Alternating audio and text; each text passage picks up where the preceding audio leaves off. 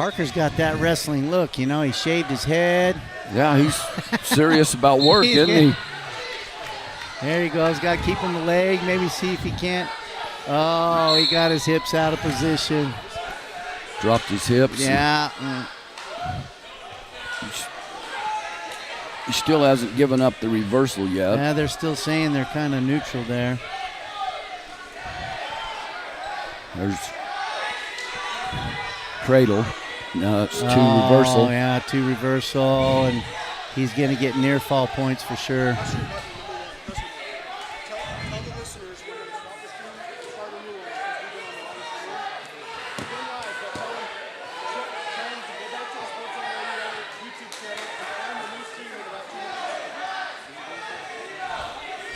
All right, folks, just a little heads up. We're going to start a new stream here, so give us about 2-3 minutes and then go back into YouTube, search for Sports Zone Radio. So we got to do a different stream here, so just going to alert you at this point. We're going to stop this stream just temporarily.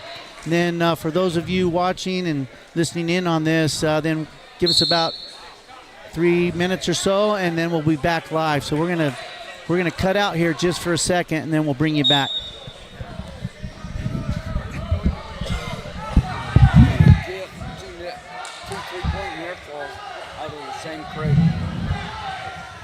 Has to break the cradle. Go back to a neutral position in a cradle to change the point system. You know? There you go. Who's this Parker Reedhead's parents? Jed Reedhead. Remember Ronnie Reedhead? Yeah. He passed away from a logging accident. Yeah, he got a leg. He got a stump jump. All right, folks, we're getting the thumbs up saying we're back in, and we are live here at 113 pounds, semifinals, Arizona Lutheran Dunton, Parker Reedhead of Mogollon. Stalling called just Referee. now on Arizona Lutheran. Cameras are now on the gray Heads mat. down. So gray mat I'm showing is 138 pounds.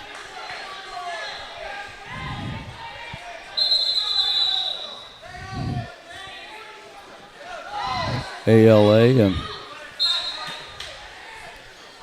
now we're here at the middle mat, semifinals. Parker Reedhead's trying to make up Parker's some time gotta and make some up some both. points. We got a stall, 1 point red. He might be able to take armbar advantage. behind the back. It's going to come down to if he can, if the gas tank, if he can keep kick it hard. Come on. The boy on the bottom's got pretty loose joints to give away that upper armbar. He's got to go for it. 15 seconds. He's got to go. Oh, stop. Potentially dangerous. Yeah. Wing on that. Red mat, we've got 132 pounds, a 6'5" match going on here with Hayden and Samuel. These boys are all battling on the red and gray mats to get into the semifinals. Yeah, a loss on the red and gray mat puts them out of the tournament. And the win puts them into the semis of the Consolation round. So it looks like Dunton of Arizona Lutheran hangs on here at the end to get the W and get an advance. So he's going to be wrestling Wood from Arizona Leadership Academy. That should be a good little match. Wood's going to be a tough kid to beat. It'd be interesting to see how Dunton does there. Gray mat looks like we got another 120. That's Phoenix 138 Christian. pounds. Phoenix Christian on the gray mat.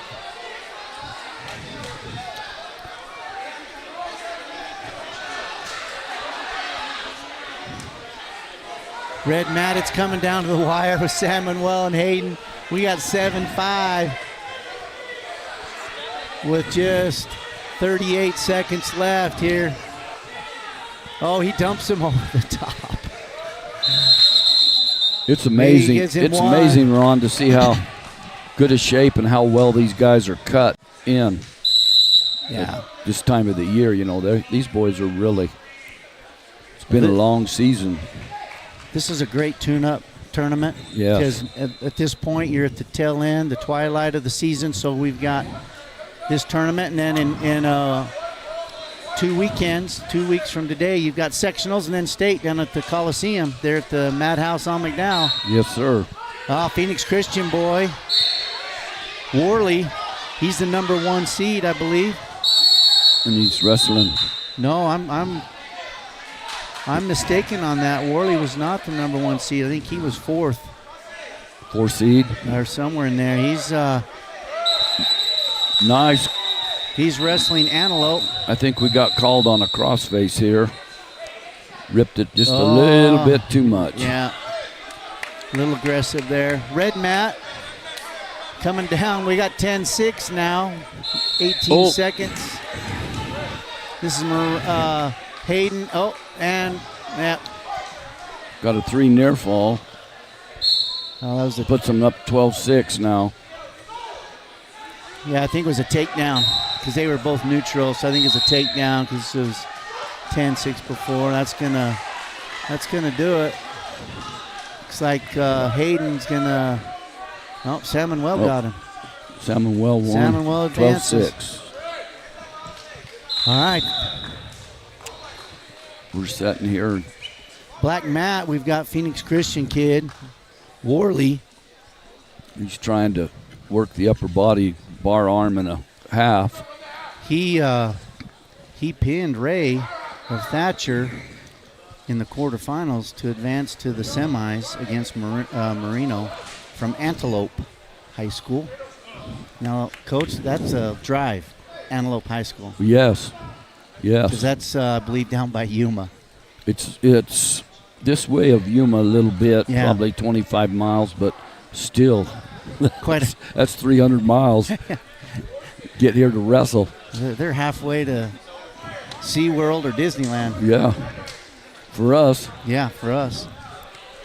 Although it looks like Phoenix Christian here trying to get a little bar arm cradle, trying to get some back points.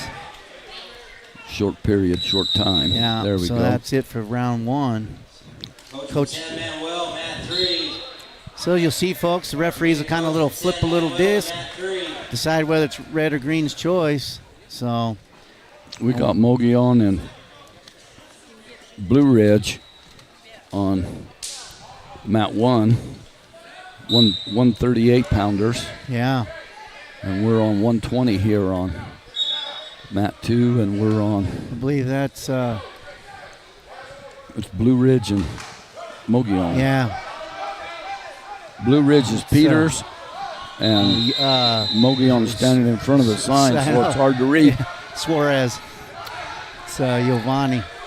Or no, I think that might be Rocky. That's Coach Porter's boy, Rocky.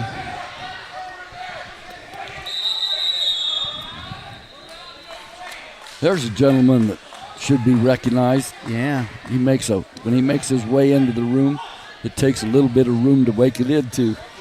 Yeah, so he's that's on the red mat. We had Porter of Mogollon, Peters of Blue Ridge. They're battling out in Consolation semis. That's no points scored the first period. So. And here we are back with Worley and. So now in Consolation, it's first period's only 1 minute. 1-2-2. So Marino and Worley going at it here. Marino from Antelopes kind of cut the lead here down to 4-3. We've got a potentially dangerous situation. Porter's taking the top position here in the Consolation quarterfinals against Blue Ridge. Samuel using a little cross-face cradle here. Getting some back points. Oh, he lost the leg. So we'll get some near fall and then an escape, I'm imagining. Out of the ref. Yep, 3 near fall, 1 escape.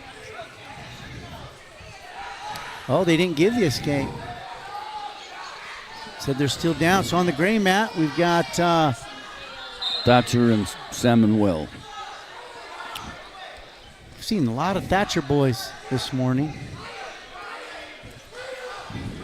Looks like Porter's going again for a little bar arm against the Blue Ridge kid.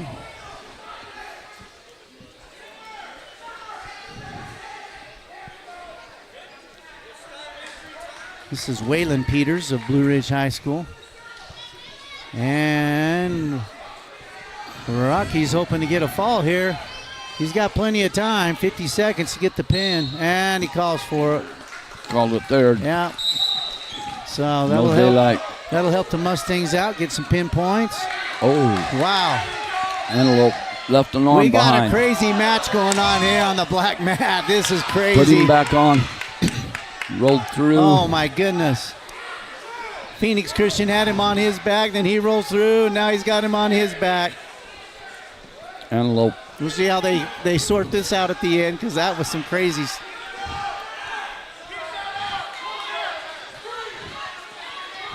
Antelope kid kind of started from, was down 4-1. Now he's up 6-4, and if he doesn't lose that arm, he's got to keep that arm. Sam Manuel's looking to get the fall here against He hasn't broken the plane for the near fall. Now he's got to his belly, got his arm through. So Sam Manuel's here on the gray mat with Thatcher, and he had him. Now the period's over. 7-1. Yeah, so Sam Manuel above Thatcher. I think we're back to the red mat here with at 144 pounds.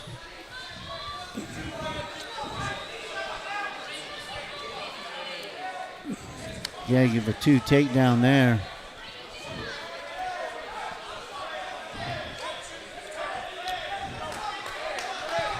Now he's got to take, there he goes, take him to the mat.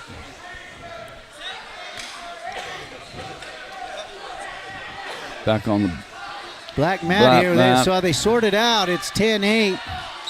Antelope. They get it sorted out. Yep, Antelope's on top here.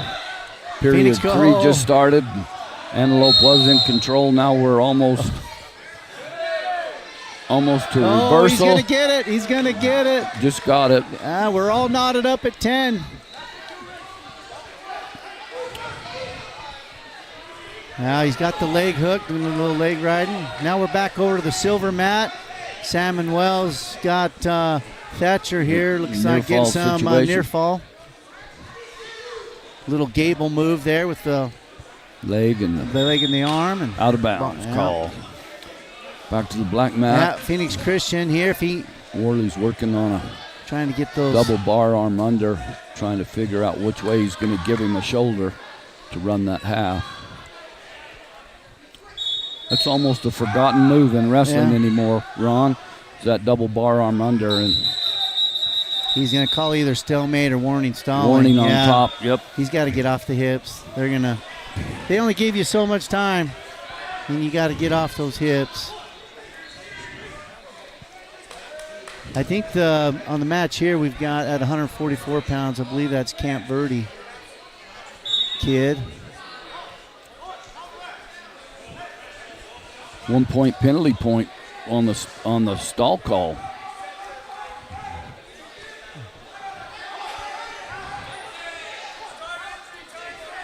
We got injury time on the shoulder of so I don't know. He called him for another stalling, so he awarded a point to Antelope. All right, on the gray mat now we've got. That's a full Nelson. Yeah, Dan got that one pretty quick.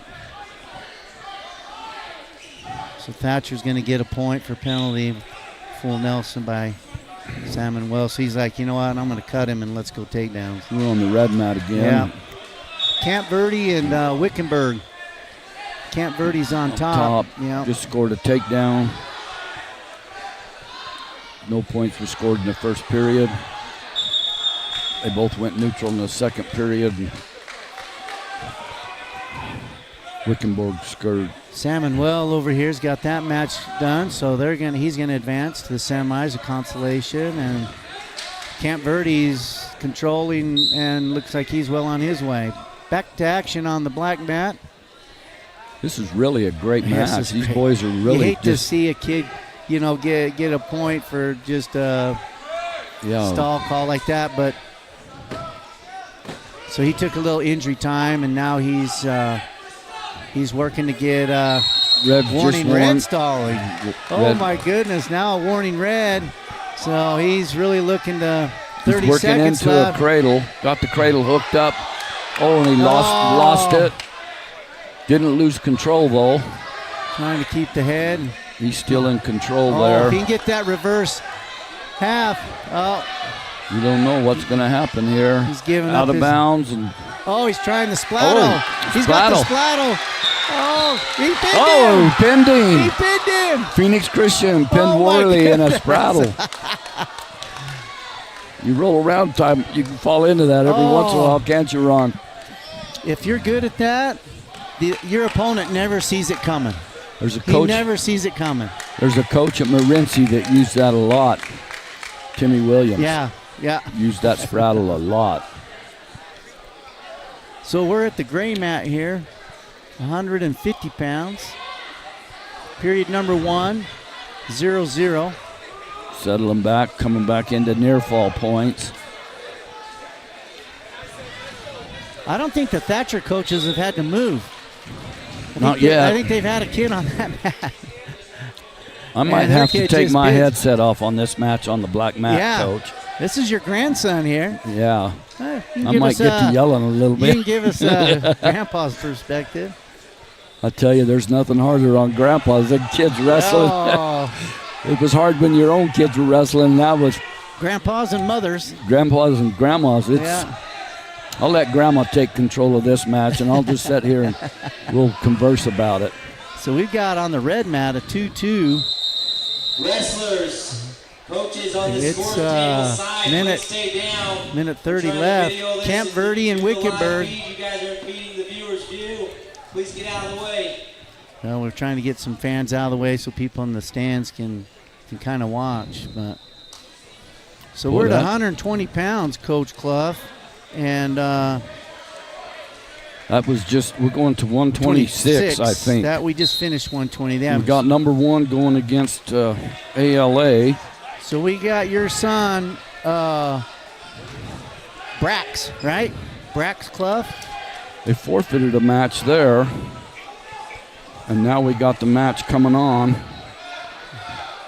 Oh, that's I don't the know ALA who was boy. hurt. Was he on top? That's where's he from? He's from American Leadership somewhere. The other one. But it says maybe it's Valley Valley Union. Is it Valley Union? Might be Valley Union had to default out to ALA because the ALA kid won.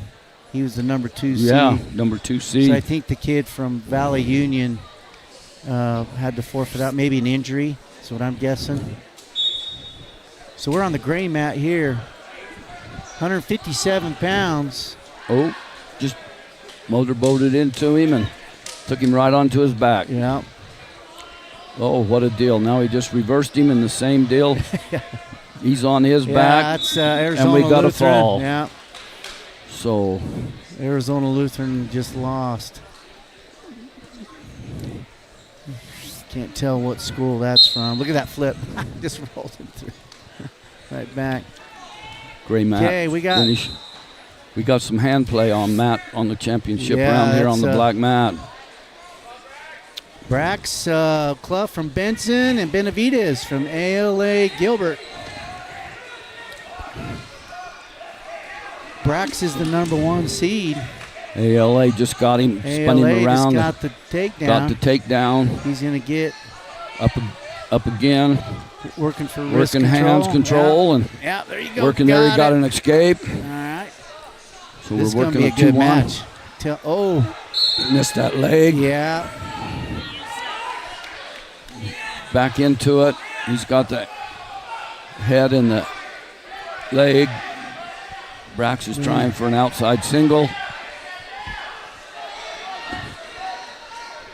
I think he's already awarded the 2. That was kind of early.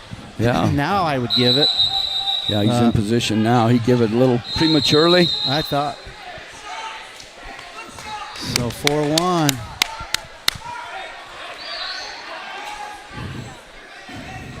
Brax is a sophomore. Benson. There he got an escape. We're going to work off the feet Benavides again. is a sophomore. Brax. So Brax getting a takedown here, can tie it up going into round number 2. Benavides is looking pretty tough on his feet thus far. Keep going. Just keep driving. Oh. There you go. Let him kind of rise up, raise him up. 20 seconds, 20 seconds. Stalemate, good call. That's always good for official to see that neither wrestler's getting an advantage. They can't improve. Yeah. They can't improve from where they're at. Keeps the match, kind of keeps the match fresh too. There we go. Coming down to about 10 seconds. You can get it here.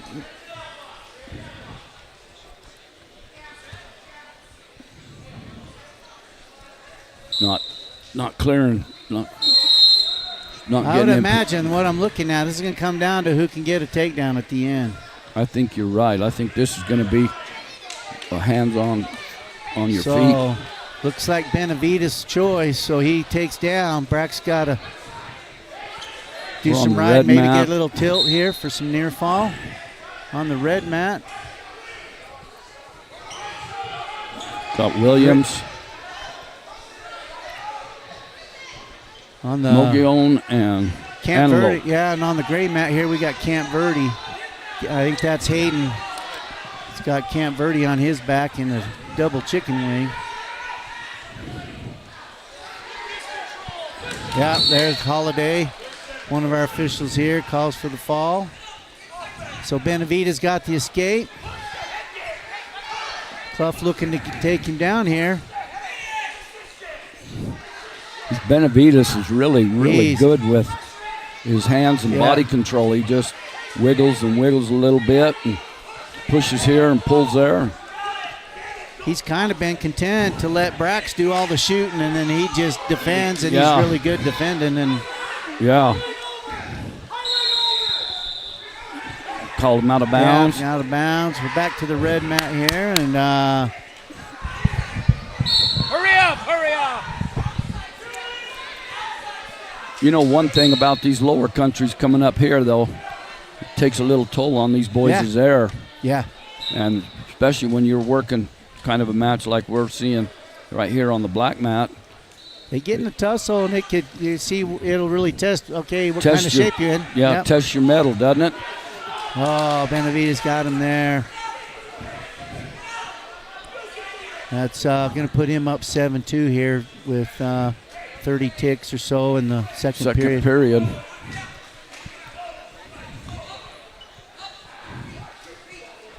Yeah, I've been impressed with Benavides on his feet. They're both excellent on their feet. He just like I said, I don't know that I've seen him I really don't- shoot. I don't He's see- just kind of letting Brax do all the shooting, and he just defends and yeah, he's a he's good at defensive getting his wrestler. He's really good at hips out. Cross facing, getting behind. That's going to he end rolled it. that and he stayed off the hips to avoid the Stall. stall. All right, We're gray on the mat. gray That's mat. Joe City and Benson also. And 0-0. 0-0 there. First Or period 4-0. one. 4-0. Oh, 4-0? Yeah, 4-0. Excuse me, Ron. Yeah, no, 0-0 on the red mat. All right, period number 3 here in the semifinals for Brax, Clough from Benson, Benavides from ALA Gilbert. Riding 2-on-1 under between the leg and everything. If he can get his wrist out. Oh, he's looking for some near fall. I don't think Brax sees this too often. Roll through it.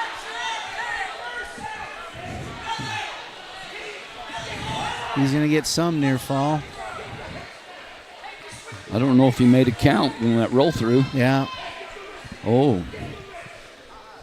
So Brax's record on the year is 41-4. And Well, he did get it. Benavides He's got is a 2 near 22-15. 9-2 now with Benavides' favor. I think where ALA is in the valley and everything, they wrestle a lot of maybe upper schools for their divisions, so they show a smaller record. They but may not have really as good he's really a good wrestler. Both of them are good wrestlers. He just rolled him into that. Rolled him into that real nice. Braxton roll him back through. Give up a 2-point near fall. That's going to roll it to 11-2. 11-2. Benavides. Yeah, Benavides doesn't have the record that Brax has, but like you say, you know, these guys down there, they're probably in that pool of wrestling those, you know, some of that tougher competition. They were at Dockwright, I think, a week or so ago, and that's your toughest tournament maybe in the country, but for sure Arizona. Right. The Peoria tournament used to be the toughest, and then when Sammy Chagoya left the school, the tournament died when he left. Yeah. And so Dockwright is the oldest tournament in the state. Back when we wrestled at Snowflake, we only got 10 weigh-ins a year to wrestle. Yeah, right. And well, that just did it there. Benavides 14-2. That was a good match, a lot better match than the score shows. Yeah. They both worked on their feet and everything else. Yeah, we got a Benavides is really, really a defensive wrestler. Now we're here on the red mat. It's a little Granby move. Goes back through. Yeah, it looked like now he's got him in double armbar chicken wing. He's looking for the fall. Oh, he got his arm out. Now he come around. He's got to grab an arm or keep it legal.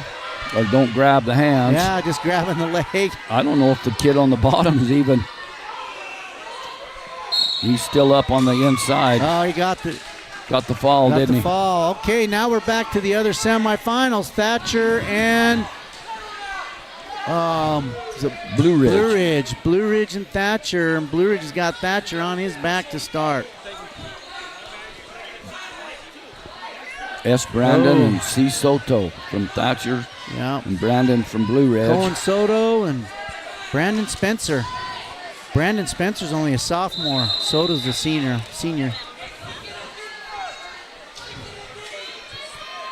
Soto looks like he's got kind of a bad shoulder also. Yeah, and he's got a little brace there. I'm impressed. I'm impressed with ALA's.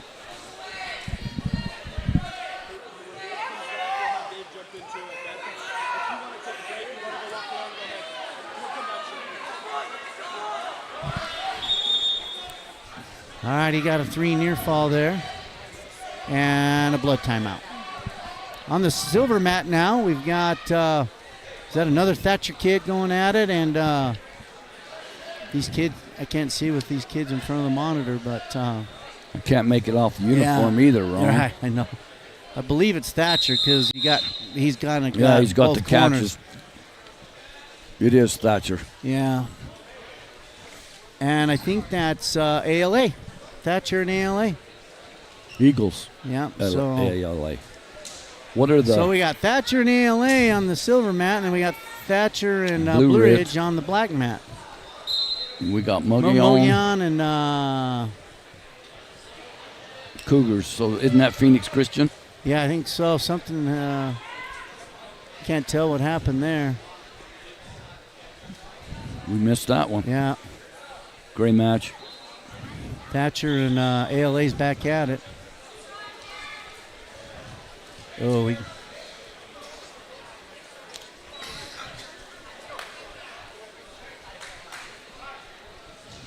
he's going to get some back points here and a little side cradle. It's going to be hard to pin him because his weight's not up on top of him. There, he's trying to adjust. There, yeah, if he can get over up on top. Get over that head. Yeah. Well, with that arm through like that, the way he's got it, once he takes him back, he needs to. Oh, he's going to get too high. There he did. They're out of bounds, and I think he was going to get a 1 escape. Loss of control. It was the period over. Oh. Yeah, it was the period's over, so. Maybe not. So we got Blue Ridge up 5-zip here with just over 30 seconds left. He's going for the little bar arm. You know, None of them. He's going to throw him. There's a lot of these boys use that bar arm, but none of them use it like the Ohako kid. Yeah. Like Danny Ohako out of Winslow used to use it. We'll see here. Here he goes. He's hooking it up. Now he's got it. Now that's the Ohako. Yeah. Now, folks, all this is possible today. Bringing you the tournament here due to Sports Zone Radio here on YouTube. So spread the word. Let your family and friends know they can tune in on Sports Zone Radio on YouTube. Just go do a search, Sports Zone Radio, YouTube.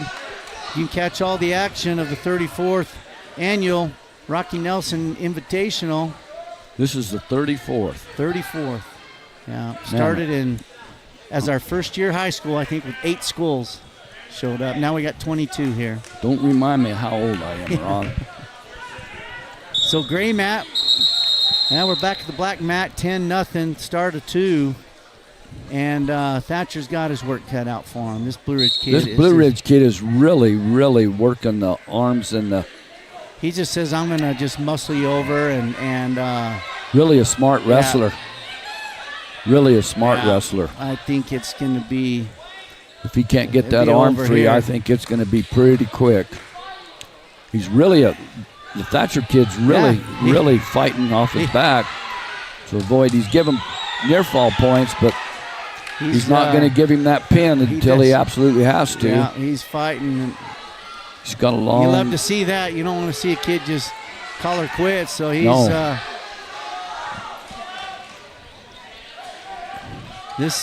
there he did. He turned it. Yeah.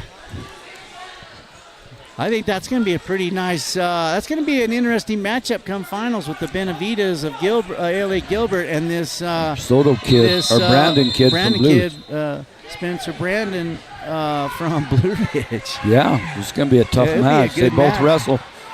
That's going to set up a really fun final match for 126 pounds. With the Benavides kid being a defensive wrestler and this Blue Ridge kid being an offensive wrestler, it'll be a great match. Yeah.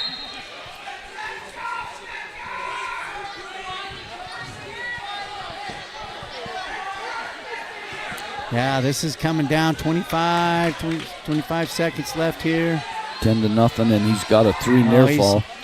He's been fighting a good minute. Soto has done really well. Really, got to admire the kid. He's done everything he can to stay out of a pin. And now we're down to 4 seconds, 3 seconds, 2, 1. So he's giving up the 3. That was really a good defensive match by Thatcher, not to give the fall points. Now we're in round 3. Whose choice? Okay. I'm surprised he took top. I would, unless he's wanting to go for the fall, but you can go neutral and get a takedown and it's over, or go down and get reversal and it's over. Yeah, I think his coach wants him to try to pin him. And well, we've seen that might be that might be all day chore. He ain't got time enough in the 2-minute period, so it's Thatcher, I think he's running. He's been fighting on his back. He's just running out of fuel here. But boy has him set to go, but this kid is really. It's commendable the job he's doing.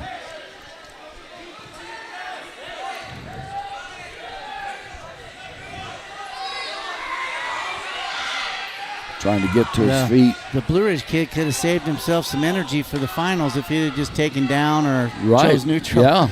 Yeah. Because the way this is going, it's going to end up 13-0 at the end of.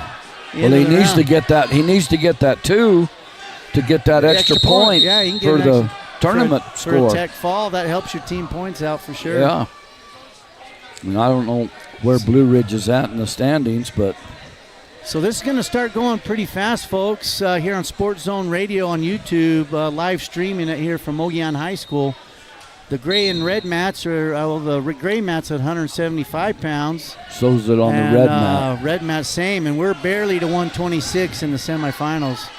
So once the red and gray mats get done with their Consolation quarterfinals, then all 3 mats are going to go to semifinals, and then You're going to see Coach Clough the intensity go up here in the gym. Yeah. With this stud round. I don't believe that call they just made. They made a green warning on stalling. Oh, really? And he's all tied up. How's he supposed to do anything except keep him from going to his back? He got the warning, but he didn't give up a point. So he did awesome. He did a great job. That was Kudos a commendable to that job. boy. That's the kind of grit you like to see and kind in of your kids. Yeah, at this time of the year, yes. You really like to see that.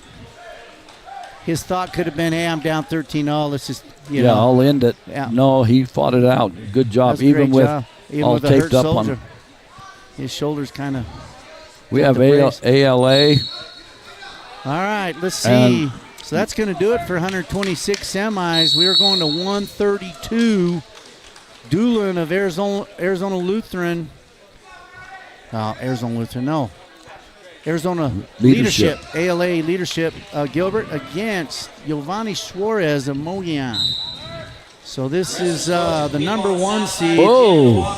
Please get down, get out of the way. So yeah, this kid's getting after it. He's Giovanni's a freshman, and he's got his hands full with this senior from Leadership Academy. And it don't look like he's going to make it through. He's done. Yeah. But on that move, that Mogollon kid shot, and the LA, a lot of this team here from, I don't know if they're Eagles or who they are. Yeah, it's a Arizona Lutheran Eagles. Oh. Yeah. Okay. Wasn't Leadership, huh? Yeah, it's Arizona Leadership Academy Eagles. Okay, we got 2 of them, huh? Thatcher Eagles and ALA Eagles. He defensed that Mogollon boy, shot a beautiful. So Giovanni deep there. takedown and just he backed out and set around and got it. So now we got another Mogollon boy. Porter. And he's wrestling a kid from Mayer. Dustin Owen from Mayer. He's a senior, 43-6, going against Caleb Porter, a sophomore, 37-7. Now on the red mat, we got 175-pounders. And I want to say that looks like Wickenberg is that Wickenberg and Hayden? Hayden's on top there. Yeah, it's and Hayden he's Wickenberg. getting Wickenberg to his back. Oh, he lost the arm. So now we're here at 132 pounds with Mogollon and Mayer. Mogollon sees Mayer in football and basketball since they're another 1A school. And wrestling. They're in the South Division in wrestling, right? I believe so. And they haven't had a wrestling program there for many years, and so it's good to see some other 1A schools jump in. Williams is Baghdad. Come back. Williams has come back. Yeah, they've got a team this year, and Mayer and Baghdad and some of these 1A schools. You know, that's a good thing because there's a bunch of young men that just don't have nothing to do. Right. And unless you played basketball, there's nothing for you to do till baseball or track came around. So so now with the winter Caleb sport. got a reversal there. So Owen got the takedown. Caleb just got a reversal. He's working for a little cross-face cradle. And, he gets off to the side. Hopefully he doesn't get out of position here. There he got back. Yeah, this Owen kid, he's a long, lengthy kid, and he's going to be hard.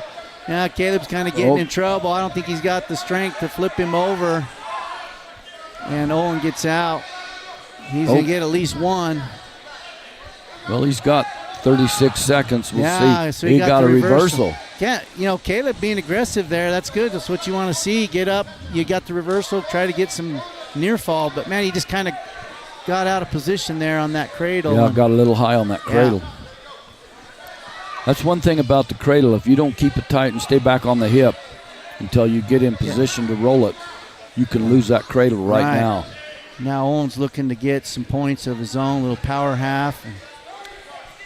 6 seconds left. He's working on a cradle, but I don't. He's got the leg. He's going to get. No, not enough time. Almost got near fall points, Mare Boy. These boys are impressive both. He's got some good leg moves there. Okay, we're back on the red mat. I want to say that's probably, is that Globe or the orange and black? That's Williams. Williams and Alchese? No, it's something else. Mountain. Is that San Pasquale? Do we have South Mountain here? I don't think so. Not South Mountain. What I is don't have it? a list of schools. There's Caleb getting a reversal on Owen. That's tying it up here. Nice switch by Porter Mogollon here on Owen of Mayer at 132 pounds. I'll tell you, these boys are going at it. They're Caleb's got putting the bar everything. on him. Trying for a double He's trying to get a wing double. here, and the officials tell him to hurry up. Here he is working a He's got to very, do something to get off the hit. There he goes. Now very nasty. Oh, he lost the wing on the right side, so now he's trying to there you go. bar arm it. Being out. There he went. Oh, get it.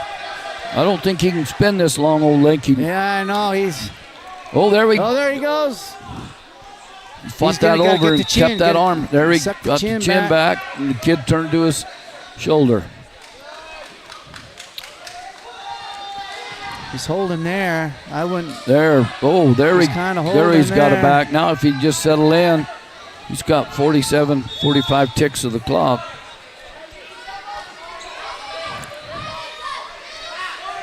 Oh, there it is. Oh, He got him. Holiday called it. That was a great match. Both boys commended. I'm surprised that ended in a fall. I figured that'd come down to the wire. Caleb just being, I think that aggressiveness that kind of earlier got him into trouble helped paid off for him in the end, being aggressive there and going after it. It did. So now Ron. we're on the red mat at 190 pounds. And I can't tell. Let me look here, see if I can.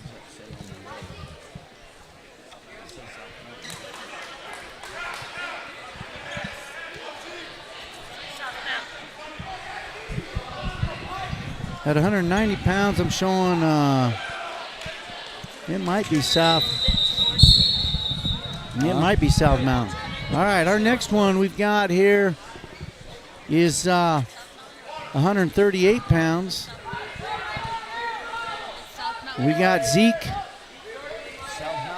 Crowley. South Boy, Mountain. that's wrestling. Yeah.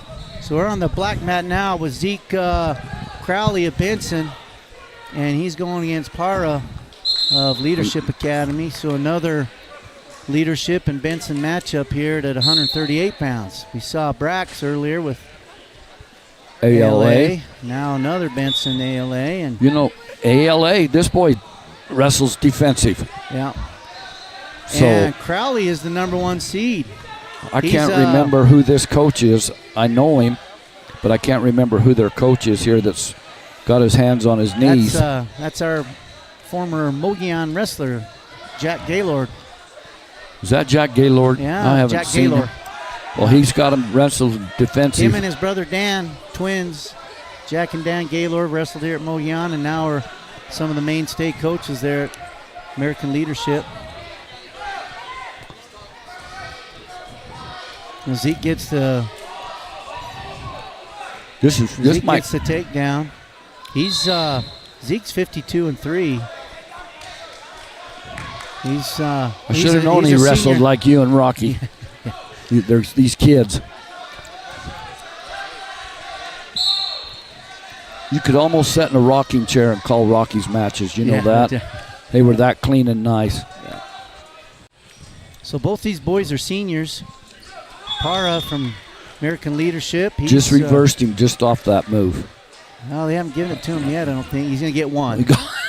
He had a reversal, then falls off and gets one. Now we're looking at both outside mats. We got all three kind of split screen here. Folks, you can kind of see what our view is here from the stadium. Sports Zone Radio is doing a great job streaming for us, helping us get this tournament out to everybody that can't be here. So this is the first time. So we're just glad to have Derek Simmons here and the Sports Zone staff, man, bringing it to everybody. So it's been kind of fun. And ran out of time. 2 point near fall. 2 point near fall. Kind of got in trouble. So Para just went up 6-2 right there at the end of period 1. We got So, the gray mat gray now. mat New match going. starting. I We think got that's, Alchese and Hey, in our alma mater, Snowflake. oh, there we go. Yeah. Who's coaching Snowflake now? The Is it Bryant still? boys. I think you got the Bryant boys, Clay, and Did then you got Ken Owens there. Did he give that up? No, I think he's there. Still head coach? Oh, he got caught in the headlock. Oh, Alchese. Now he's going to smother him. Now, Here we are back Zeke, on the black mat. Yeah, Zeke's got to get some things going here. He's got to either cut him and take him down, which he did get the first takedown. So he's either got to cut him and get some points or try to get a little cheap tilt here and get some back points because he's got to make up some ground. They don't give riding time in high school, so at this point you got to be looking to score. Can you see what would happen in high school sports if they started giving riding time again? Again, I didn't know they ever did. Yeah, I got riding time when I wrestled at Snowflake. I never did. My senior year when we went to back in the old division where we're BC and A and AA and AAA. When we moved up to AAA or AA that year, they did away with them. But my junior year, I got riding points. I think it avoids some overtime matches, but there's some maybe some benefits to it. I like it the way it is now. You know, sudden death if we go into overtimes. Hey, and collegiately now takedowns were 3. Yeah, I saw that. Kind of changed that. So on the gray mat, Snowflake's not faring too well. Well, oh wait, hold we on. made it through it. The red mat. Red mat, we got Yellow Jackets. Oh, they're showing Camp Verde kid. Samuel. Camp Verde getting that one. We're back on the black mat, semifinals, 138. Crowley of Benson, Para of American Leadership. No points scored, but they're wrestling quite hard. We got a stall. We got Red. Benson on top. That's interesting. It is when he's working arms and everything else, and then all of a sudden the bottom man, all he's doing is pulling his arms back. I guess they just look at the hips, like where's his hips? And that's the whole call now. Yeah, is where your hips are. If they're on right hip to hip, don't plan on doing nothing. In many instances, though, that's as good as wrestling. Your hips, having your hips in good position at all times, are right. What you want. So we're back at the red mat here. We got some big boys going at it. 285-pound heavyweight division. Oh, he just pulled him over with a headlock. He's Samuel. Oh, he's going to get out of it. He's going to get out of it and put him on his back. Can you believe that? Samuel had him. Back on the black mat. I think they went neutral, right? I think it was neutral. There's two takedown. Okay. We're back into a really good match. So that's the second time he's taking him down. Cut him. Maybe you ought to let it cut him and take him down again. We go to a tie match. There he goes. Cut him. Oh, if he'd have turned his hips, that would have been a So we're takedown. back on the gray mat here. 215-pound weight class on the gray mat.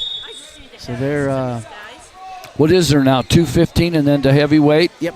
Yeah. Another one. I didn't see you, Dave. Do you want to get your coat? So we got a little timeout here on the semifinal match. We've got 2-0 on the silver mat, and we're back to the red mat with the two big boys. I believe that's Samuel and Blue Ridge.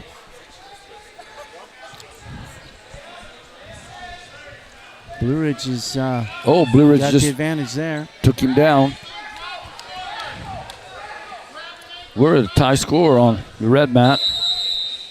Well, 7-5 now. Well, he just awarded 2 points. I guess it was 7-3 before he awarded the points. Yeah. I'm looking at the scoreboard. I'm not looking at the TV. So, who called? We got an injury timeout. I think it's blood. Yeah, blood on the. So on the gray mat, looks like we're going to get got a cradle. You've seen that a lot. Kids are using that cradle move a lot today. getting some back points. Mr. Dan awards 3 near fall.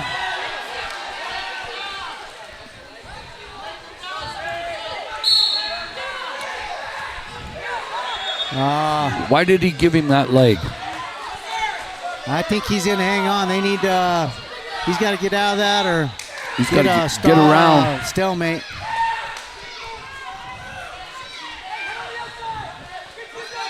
Cross face, get the ankle and get around. That's Hard, cross face hard. That's the old Chuck foot. Cross face. No, he's not using the thumb.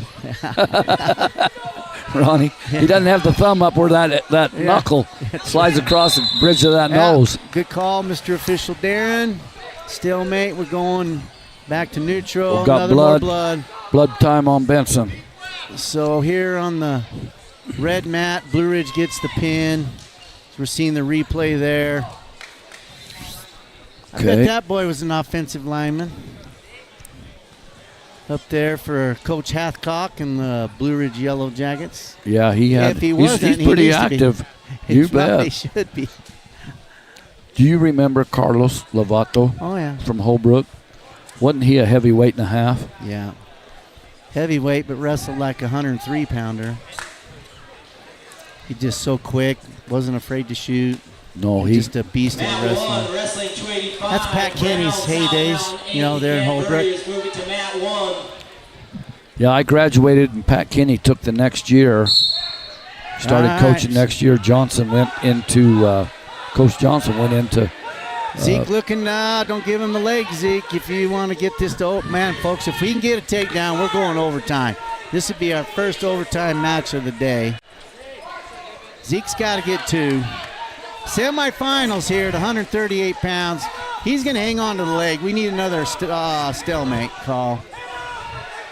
Don't let it go too long. He did let it go. Now maybe Zeke can get that leg out. Stalemate again. With a broken hand lock. Give him that stalemate. Yeah. We got 19 seconds. He's going after it. He's going to do the same thing. Doing the same thing. Don't back give him into the leg. Reach in. He got it. He's got the leg. No. He's got there he got leg. it. He's got control of him. 5, 4. Come on, Darren. 3. He's not going to let go of that leg. He's not going to let go of that leg. Time. Oh, boy. Oh, boy. That was... border stalling. It borders stalling. It borders smart wrestling, and it borders stalling. I'd love to have seen an overtime match there.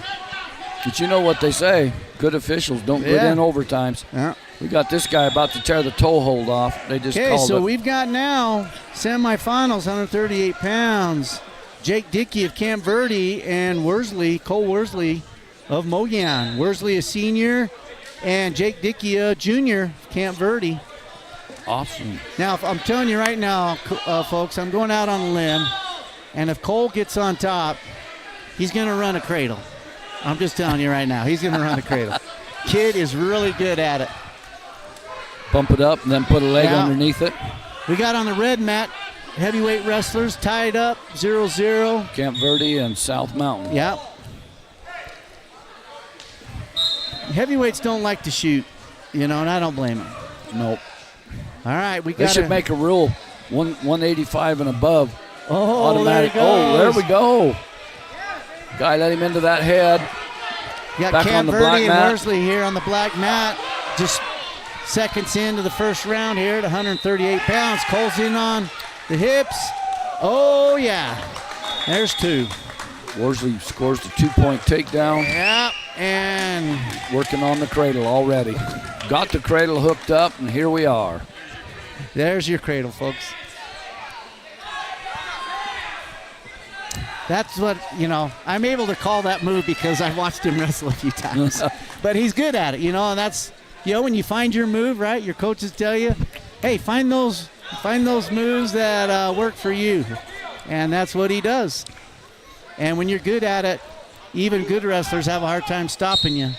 And he got the fall. And he gets the fall. Coral Worsley advancing to the finals here. 101. Sports Zone Radio broadcast, YouTube live stream from Mogollon High School. And we got another fall there on the red mat. So 2 falls here right in a row. Kind of bringing things to a lull here. We're going to see things change. I'm going to hand the headset over to my brother Dave and let him take a break. Or I'm going to take a break. He's going to take over. So I'm sorry, Coach, but you got to go from one tenny boy to the other. Well, I'm going to run to the restroom right quick, and I'll be right back. All right. This break, Dave can call the whole thing by himself for a minute. That or I'll stay on until you stay get on back. until. All right.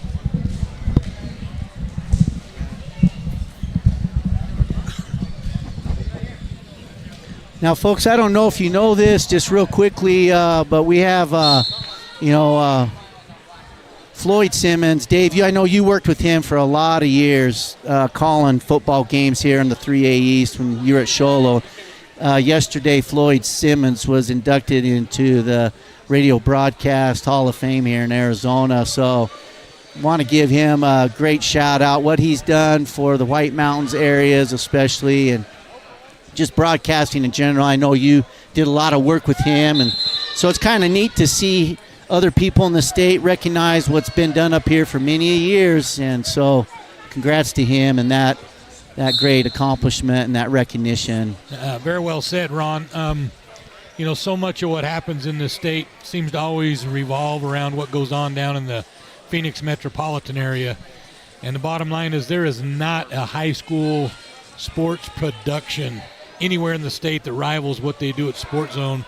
And Floyd's been doing that not just at Sports Zone, but radio stations all across the White Mountains and northern Arizona, and the reservation lands of Native American lands. And so there's just thousands of kids over the last 30 years that have received recognition that they deserve because Floyd and others have decided to make the investment and put them on the air and give them the credit that they need and the exposure that they need. Yeah. So well-deserved. I was honored when Floyd's son Derek called me the day that announcement was made, and they were going to surprise Floyd on his morning show over there. And so they called a few of us that had worked with him and let us do little audio clips congratulating him and telling the world what we thought about Floyd. And I was honored that they included me in that, and I was able to share my thoughts about Floyd. He's a good man, he's a good friend, and they do a great work. Yeah, no doubt. And enough can't be said about what he's done for just this area and high school sports in general. And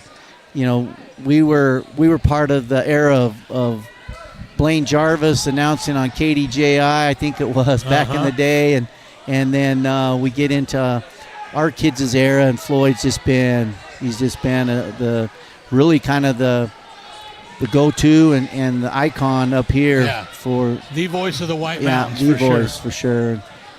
So Floyd, if you get to listen eventually, just know we sure love and appreciate what you've done for our kids and the sports arena getting broadcast out. And in today's world, parents, grandparents, aunts, and uncles, even though they're not here in the White Mountains, they can follow Sports Zone Radio as we're doing today here. First time ever, Sports Zone Radio broadcasting the Wrestling Invitational here at Mogollon that started in our first years of high school as we broke away from Snowflake in '89. We hosted our first tournament in 1990, January. We had eight teams show up that year, and our mother got to be the hospitality lady. The inaugural hospitality host. Right, and I think that's what got teams coming back. The coaches wanted to come and eat in the hospitality room. Yeah, they knew it was going to be some good grub in the hospitality room. And they do that up right here at Heber. Yeah, and the coaches' wives, Lena and all them, they've kept it going. The moms all pitch in and the local businesses. And I got to taste some of the cuisine up there in the hospitality room yesterday, and I can say it did not disappoint. So we're looking here, folks, in our live stream from Sports Zone Radio on YouTube here from Mogollon High School, this year's Invitational, kind of the premier tournaments here on the mountain as kids kind of get ready for sectionals and then on to state. Correct. Down in, I want to say the 16th and 17th of February down there at the Madhouse on McDowell. The old Coliseum is where the state finals will be held. And so this kind of little tune-up, get them ready. These desert schools like to come up here, get a little mountain air and high-altitude training. And yep. We're looking at Blue Ridge, Olson, and McQuiller of Phoenix Christian. Yeah, Larson from Blue Ridge was just pinned by McQuiller from Phoenix Christian. And what Derek Simmons now has been able to do, producing all this, now we're only going on 2 mats, Ron, and so he's got this. A minute ago he had the split screen. Now with only 1 match going, highlighting the red mat, but. It's nice when they've got two and got the semifinals going on mats 2 and mat 1 and mat 2, and you can split the screen, show them both there when there's 2 matches going, and let those who are watching from afar watch both either of those semifinal matches going on concurrently. And we're trying, folks. Sometimes it's a little hard to keep up with which weight class we're on and those kinds of things, but we'll do our best to get you the names of the wrestlers and their schools. And the red mat, we're at 150 pounds. Yeah, 150. And so American leadership over there. And Hayden boy, yeah, he's tough. We saw him in football. And yeah, Hayden was the 1A football champions this year, went undefeated, and did a great job there. Their boys, the coaches putting together a great run in football, and some of these boys have moved on to wrestling, and they're pretty tough. And now on the black mat, we've got Suarez from Mogollon and Powell from American Leadership Academy, Gilbert North. 144-pound semifinal match here. This is Adrian, a senior. He's back this year, took a couple years stint on the court, and now he's back. Wrestling family, and here he is trying to get his way into the finals of the Mogollon. That takes him down. Great little head and ankle. Oh, he's going for the back right away. That's what you like to see. Kids aggressive wrestling, good aggressive wrestling. So on a red mat, we're 150 as well, looks like. Dickey of Camp Verde. Yep. And Rockefeller. Yep. Of Valley Christian. Suarez getting back points over here on the black mat. Oh, yeah, now. he's got to get him in a position. Man, it's good to see him get aggressive like this and go out after it. These ALA kids are well coached, so it's good to see that. As we were talking about earlier, just some of their competition being in that kind of south part of Mesa and being around some big schools. Yep. They may not show record-wise, but they've wrestled some tough schools, been in some tough tournaments. Without a doubt. Good competition down there. Most of them much larger schools than what you see up here. Yeah. But up here on the mountain, you get some schools that wrestle with a little different intensity as well. So it's nice for them to come up and get a feel of this kind of wrestling up here. Well, and I think, too, by getting some of those teams out of the valley to come up, it kind of brings credibility to this tournament. Like, hey, you can come here and there's some good competition, you know? Yeah. We've always had some pretty good teams, and back in the day we'd get, Monument Valley and Tuba City and some of them. We don't see them as much anymore, but Camp Verde with the pin on the red mat. Yep. He'll advance. Dickey advances to the championship match. And the first period is now over here on the black mat with Suarez holding a lead 7-0 over Powell from ALA. Yes, I see him and Parker both they've been both sporting the little new haircuts. You look like a wrestler when you have that shaved, that crew cut haircut. Yeah, absolutely. or your hair is blue or green, right? Yeah, that's something you see this time of year too. They start getting ready for sectionals, and all of a sudden they'll show up to sectional next weekend, and their whole team's got red hair or blue hair, purple hair, whatever. All right, well, we've got a break here in the action. I'm going to give my headset back to Coach Clough, and then we'll let you guys have at it as we continue here. The action's kind of paused here for some blood time out and getting wrestlers ready. Thank you for bringing me this drink. Thank you, Coach Ron. Dave, what do you think? You know, Greg, I've been told not to for a long time. I get told I don't get paid to think. But, you know, it is fun to watch this tournament, how it's evolved over the years. I do remember that inaugural tournament in January of 1990. I was actually worked with D.L. Willis. We were the 2 tournament directors here that year, and Julie Willis, his wife, helped us with all the bracketing. We didn't have all the computer programs they have now for bracketing and whatnot. You had to do it all by hand and all the scoring as well.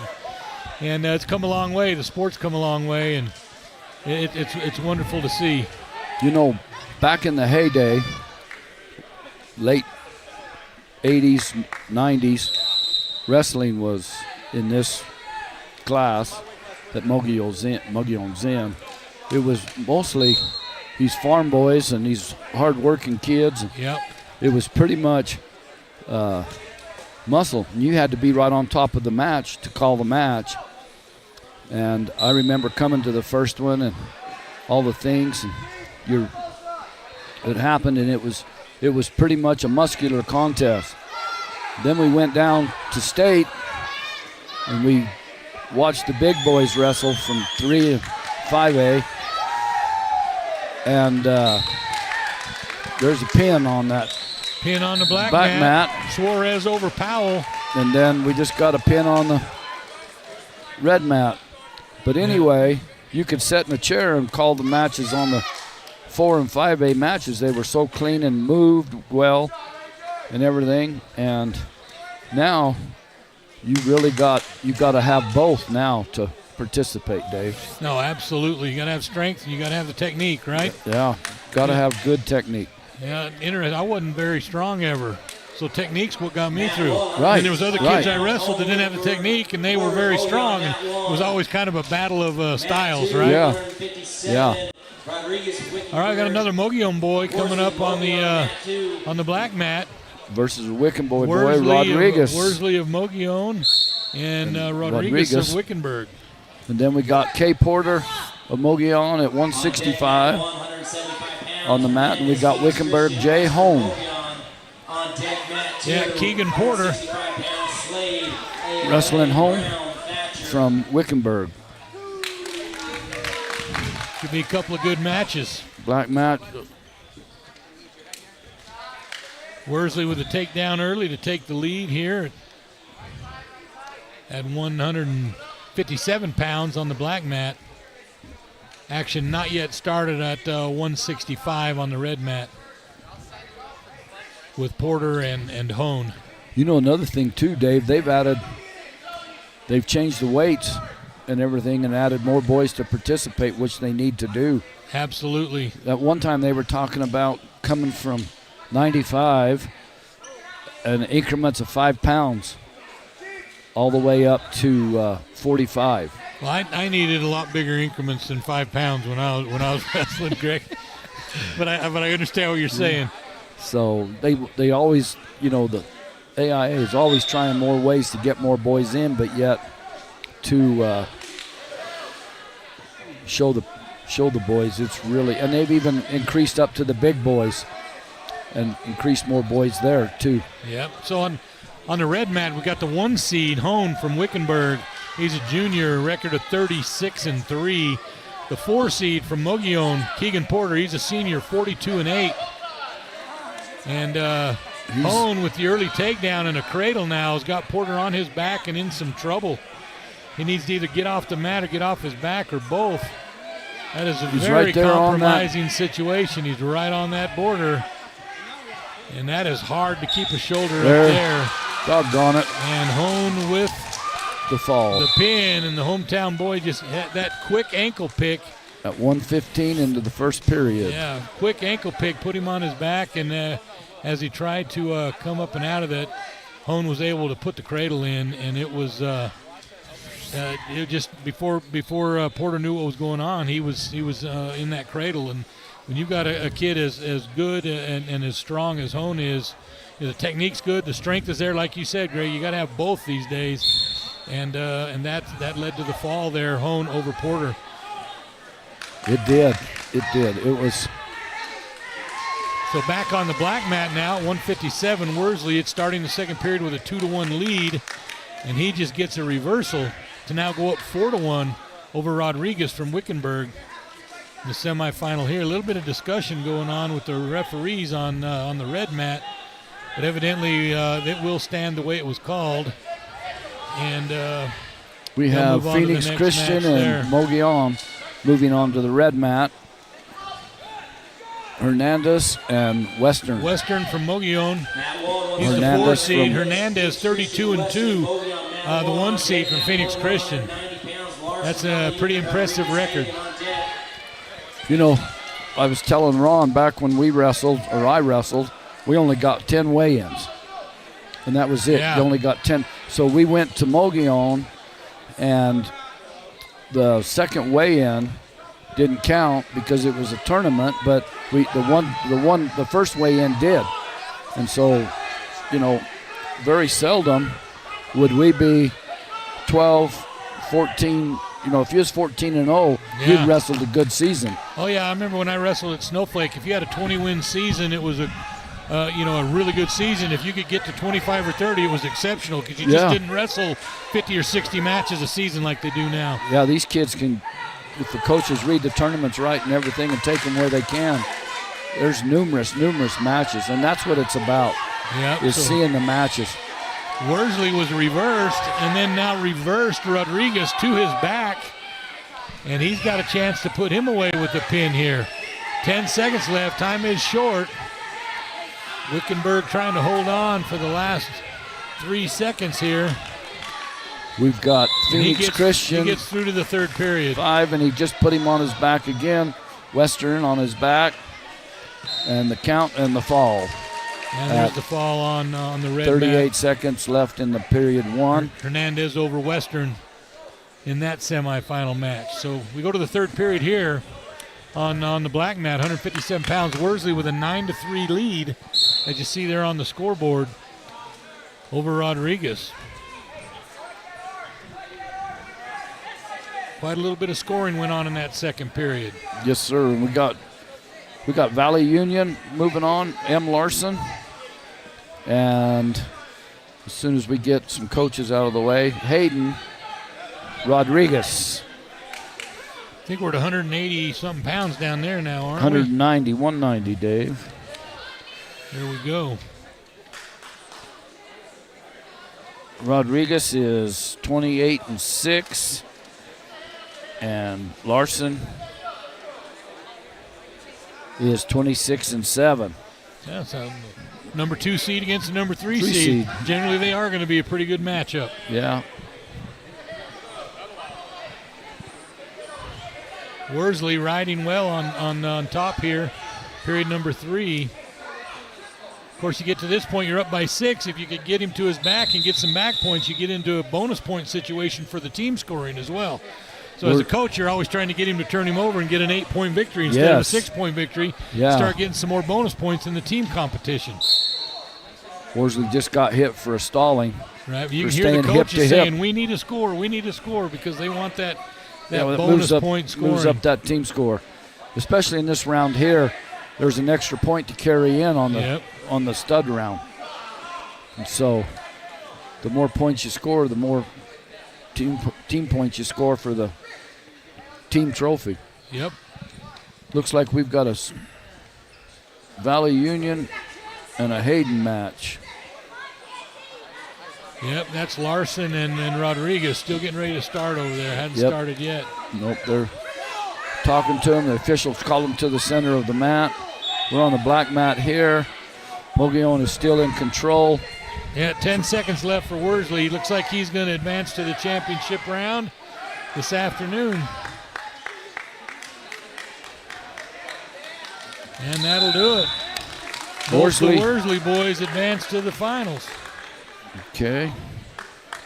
190 has started. On deck, mat 1, 190 pounds. Larson Valley Union Rodriguez Hayden on deck, mat 1.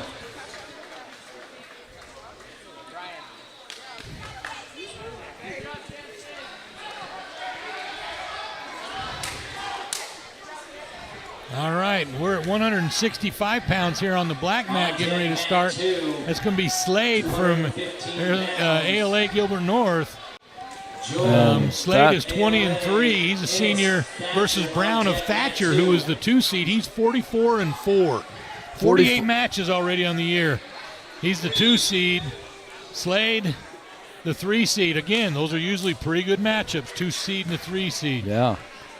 I happen to know the Slade kid a little bit. I know. I thought that they'd run out of children, I guess. This is the baby. I guess I missed the boat on that They call. ran out after this one. Well, okay, got it. He's a senior and just finished a really good high school football career down there at ALA Gilbert North. Ended up with a full ride Division I scholarship to Northern Colorado. Looks like that's where he'll go and play football when he gets home from a 2-year mission for his church. Well, there you go.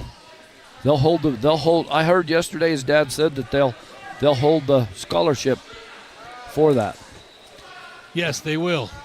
That's one thing. Oh man, did a good job to not get thrown on his back there on the black mat. Did he not just flex some muscle right there? This kid. The Thatcher kid is stout. Both of these boys are this is not just a contrast specialists. of styles, but also a contrast of builds. You got one taller, more slender, and the other one is shorter and more compact.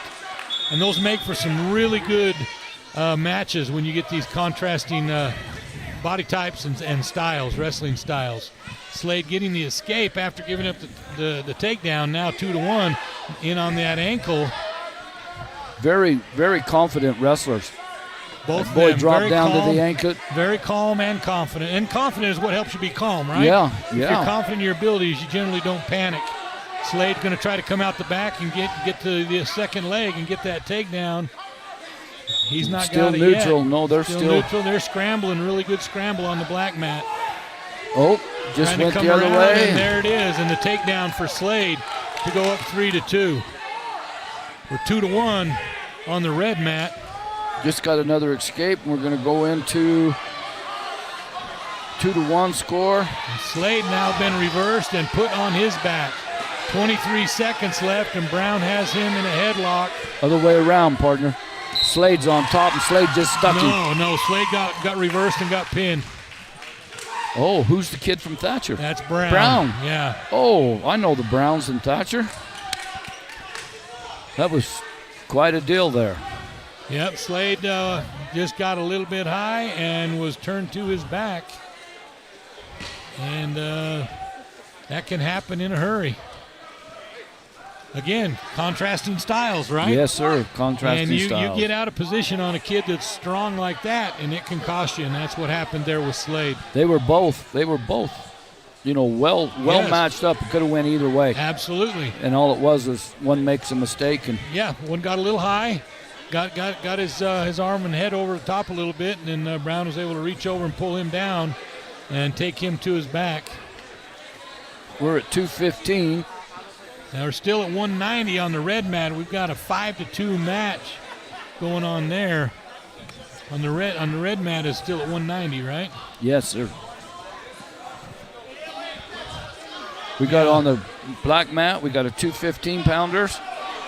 We got American Leadership, and we got Thatcher.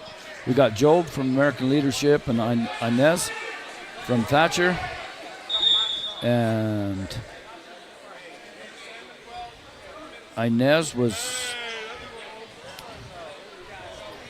had been hurt and had finally got well and come back. And his record after the start of this tournament was 1-2. And he makes it into the stud round. And Job from AL. Yeah, Arizona Leadership. Yeah, but they're saying that's not the right mat here. They're wanting to put. Oh, they're moving the other mat. Yeah, Lazoya from San Manuel Manuel versus and Martin of Benson. Benson. So they had the wrong kids trying to get out there and wrestle here on the black mat. Benson is 10-2, and Lozelle is 41-5. Oh, impressive. Impressive. So now on the red mat, we're 6-2.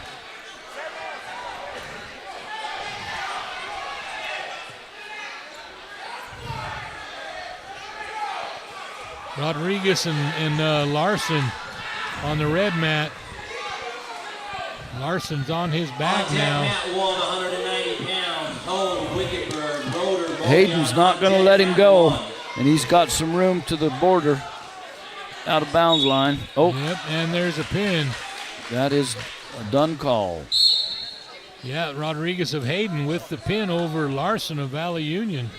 You know, I think these two boys have met before too. Oh, I would guess Benson and San Manuel, being as close in proximity as they are, they've probably seen each other 2 or 3 times this season already. I think they just saw him last weekend they go to at a Sabino. lot of tournaments together and dual meets, regional meets, and so yeah, undoubtedly, Martin and Lozoya right here on the black mat.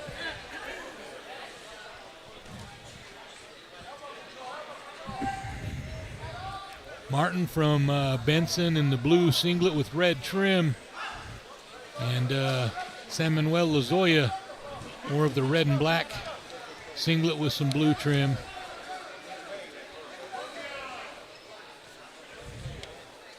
Mat 1, Roder, Mogollon, Hone, Wickenburg, Mat 1.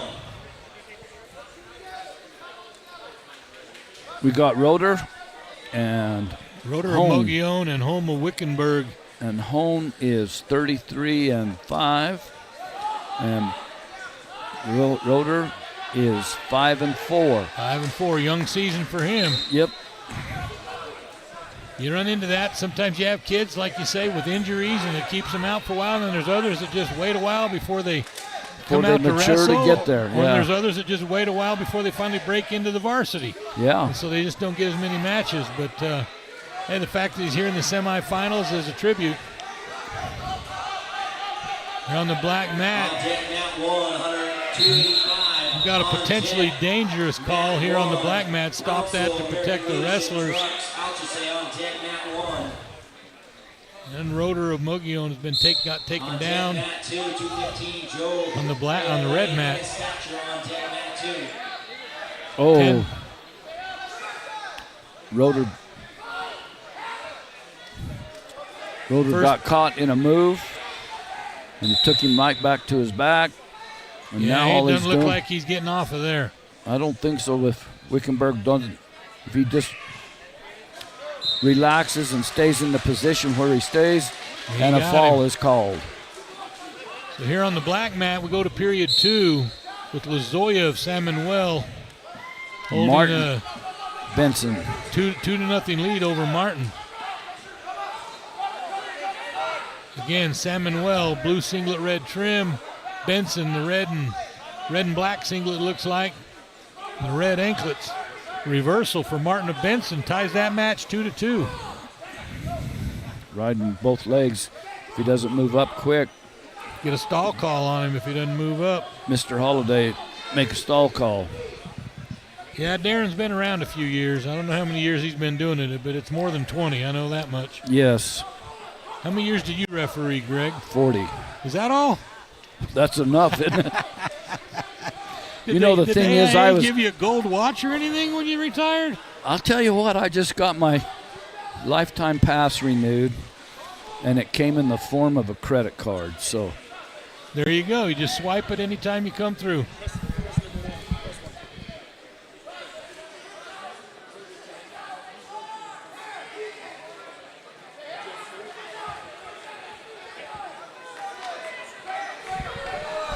Getting a little direction there from our director. Yeah, from the executive director of this program, our producer. Martin has San Manuel. Well, he started to have him in a cradle. He is trying to move into position to put him on his back. If he'd put a half in, I think he could turn him and score points, but he's staying too much hip to hip. He needs to come off and. Yeah, it's interesting. Kids have to find that balance between keeping enough weight on him to keep him down, but to be able to get to the side to give you leverage to turn him, right? Right. These bigger kids, you can tell that on this match here that didn't have a bunch of. All right, so that period ends with a 2-2 tie. Greg, I want to give a little recognition to our sponsors. We got the Mat Mechanic, one of our sponsors. We want to thank them. We also want to thank Quality Fuels. They do a great work here with propane and other things here in the Heber Overgaard area. Wagon Wheel Roll-Off, also one of our sponsors. Big material handler up here in the White Mountains. Take care of your trash. And then, of course, Ace Hardware of the White Mountains. Byron Brown and his crew always do a great job. And I saw pictures of Byron down there in the valley last night when Floyd Simmons was inducted into the Radio Broadcasters Hall of Fame here in Arizona. And Byron, longtime supporter of his programs, and he was down there for that induction ceremony. Again, congratulations to Floyd Simmons. Yeah, absolutely. Very well deserved. He's done a lot for high school broadcasting. Yeah, and I think I mentioned Mat Mechanics, but if I had forgotten them, we want to give some thanks to the Mat Mechanics as well. Always grateful for our sponsors that make it possible for us to be here talking. To be here to have us here on this microphone and giving these kids some exposure and some recognition that they deserve. We're 3-2 with just over a minute to go here. Martin, who was trailing 2-0, is now up 3-2, and he is riding it on top. We're just starting down here, period one. We've been into the match, into the heavyweights, or two. Couple of big boys down there on the red mat. This is the 285 class. When this goes to the ground, you're going to hear it. Lozoya, we got ALA, and we got Alchese, and 0-0 going into the second period over there. Right, and ALA chose bottom, and he's on his feet now. 15 seconds here. Now down to 10 seconds for Lozoya to try to get an escape and send this to overtime or get a reversal. But it looks like Martin of Benson is going to hang on here on the black mat and come away with a 3-2 victory. It'll put him in the championship round.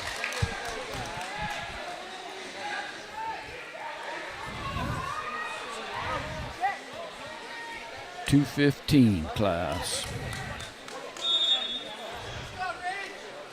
Now we go to Job. Yeah, this is the one that was out here a little bit early recently. Right. Job of American Leadership Academy and Innes of Thatcher. Innes in the green and black singlet, Job in the black and gray singlet. The red leg band for Job of ALA. This is quite a thing here. This Ina is a freshman. His record is 29-12. That's pretty impressive for a freshman at this weight to have a record of 29-12. That's impressive. I was thinking that he looked a little young, but I'll tell you, he's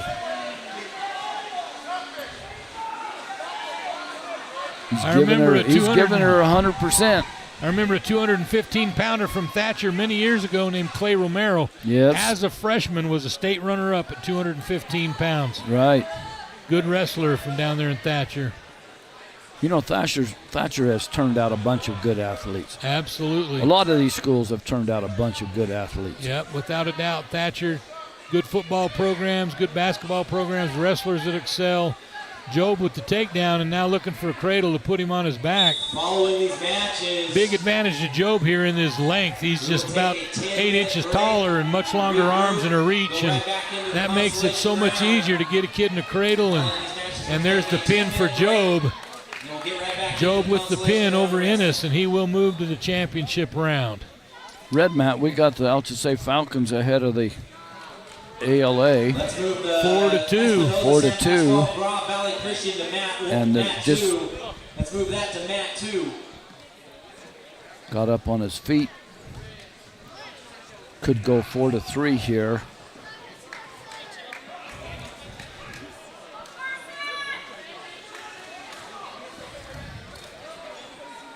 I don't see the official giving escape. think the escape was already given right about the time we looked over there, Greg, because we were focusing on this other mat. No, the coach here is still questioning that deal. And the way Maybe they're acting, it was awarded and they just didn't put it on the scoreboard yet. Yeah, so that's probably could be true. that as well. Both boys are on their feet, and both boys are tugging and pushing.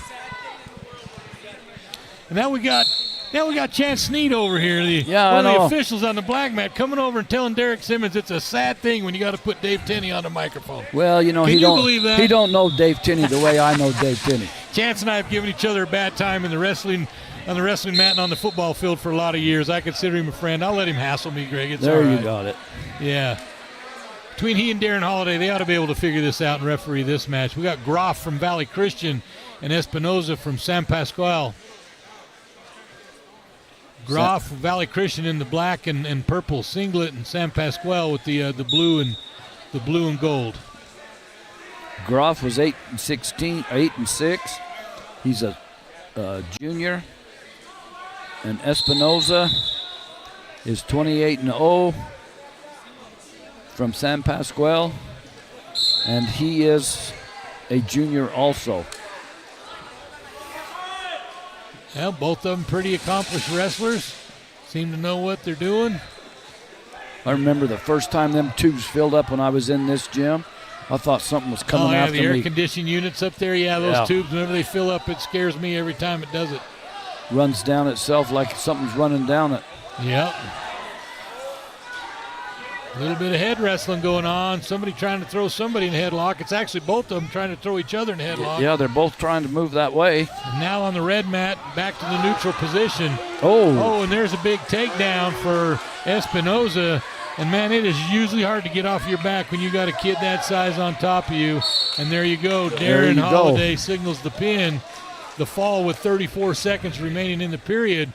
Espinoza remains unbeaten. He is one big boy. He is.